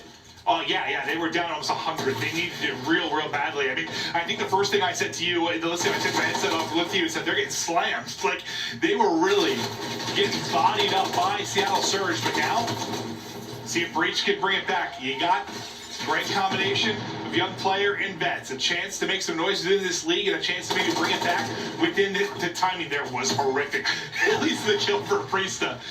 It's the worst when you're like climbing a ladder or stairs or something. Like, go to look at one corner, second you turn, the person like goes around the other side. Yeah, I was just worried. Honestly, the time was worse for Priesta, right? Yeah, they had ramp where they hit down low. Luckily, Snoopy was there to help him out. He's on 3 in a row. And now maybe a chance to change this hill. And you can already tell Surge, they're just going to give this up. Surge were able to break Burger last time through, but they just kind of know, all right, the game, maybe Boston Breach should have the lead, but we're going to control spawns for the final 2 hills. And all I need is basically 1. They're close enough. They'll need a bit of the second, but they need 61 points for victory. But look at this.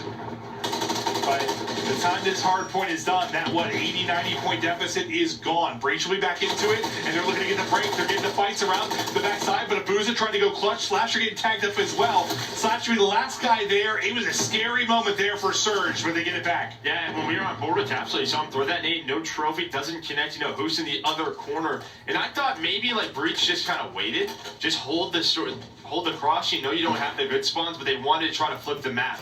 Instead, it ends up costing them map control.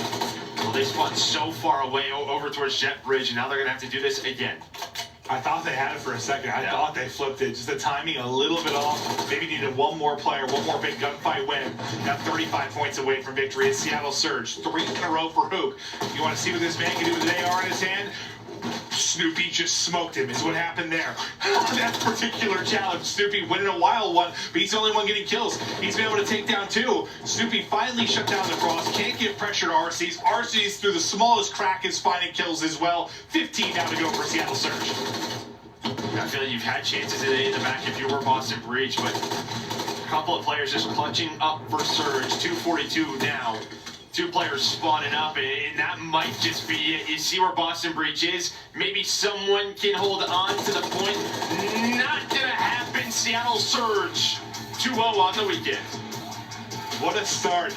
Wow, that's depressing. What a weekend so My far match from did not go Seattle as well. Surge. I got one right Boston, out of 4 you're games. thinking pretty highly of how tough they played. I'm gonna have to go through before tomorrow's match and double check score matchups and make It really, sure. really was. Yeah, that's a tough start. Thieves, Breach, you take them both 3-1. I mean, I don't know. When this team formed, I remember I had said to you, like, it was at the point where, like, all, like, the Juggernaut teams had formed. I didn't think, like, any more, like, really good teams would form for some reason in my head. And I saw that team, I looked at you, I was like, that could be kind of nasty. It could be. So far, they're showing that. I mean, it's just again, just very similar to map number 3. I'm actually going to end the stream. This is all boring stuff that we don't really care about. I'll be live again tomorrow. Definitely check that shit out. And I'll have a couple new YouTube videos up either tonight or tomorrow. I know one definitely tonight. Like everyone, like you said multiple times, check that out. something to I'll check you prove. guys out Whether you're a tomorrow. rookie coming in and And it's peace like, out. I'm gonna take the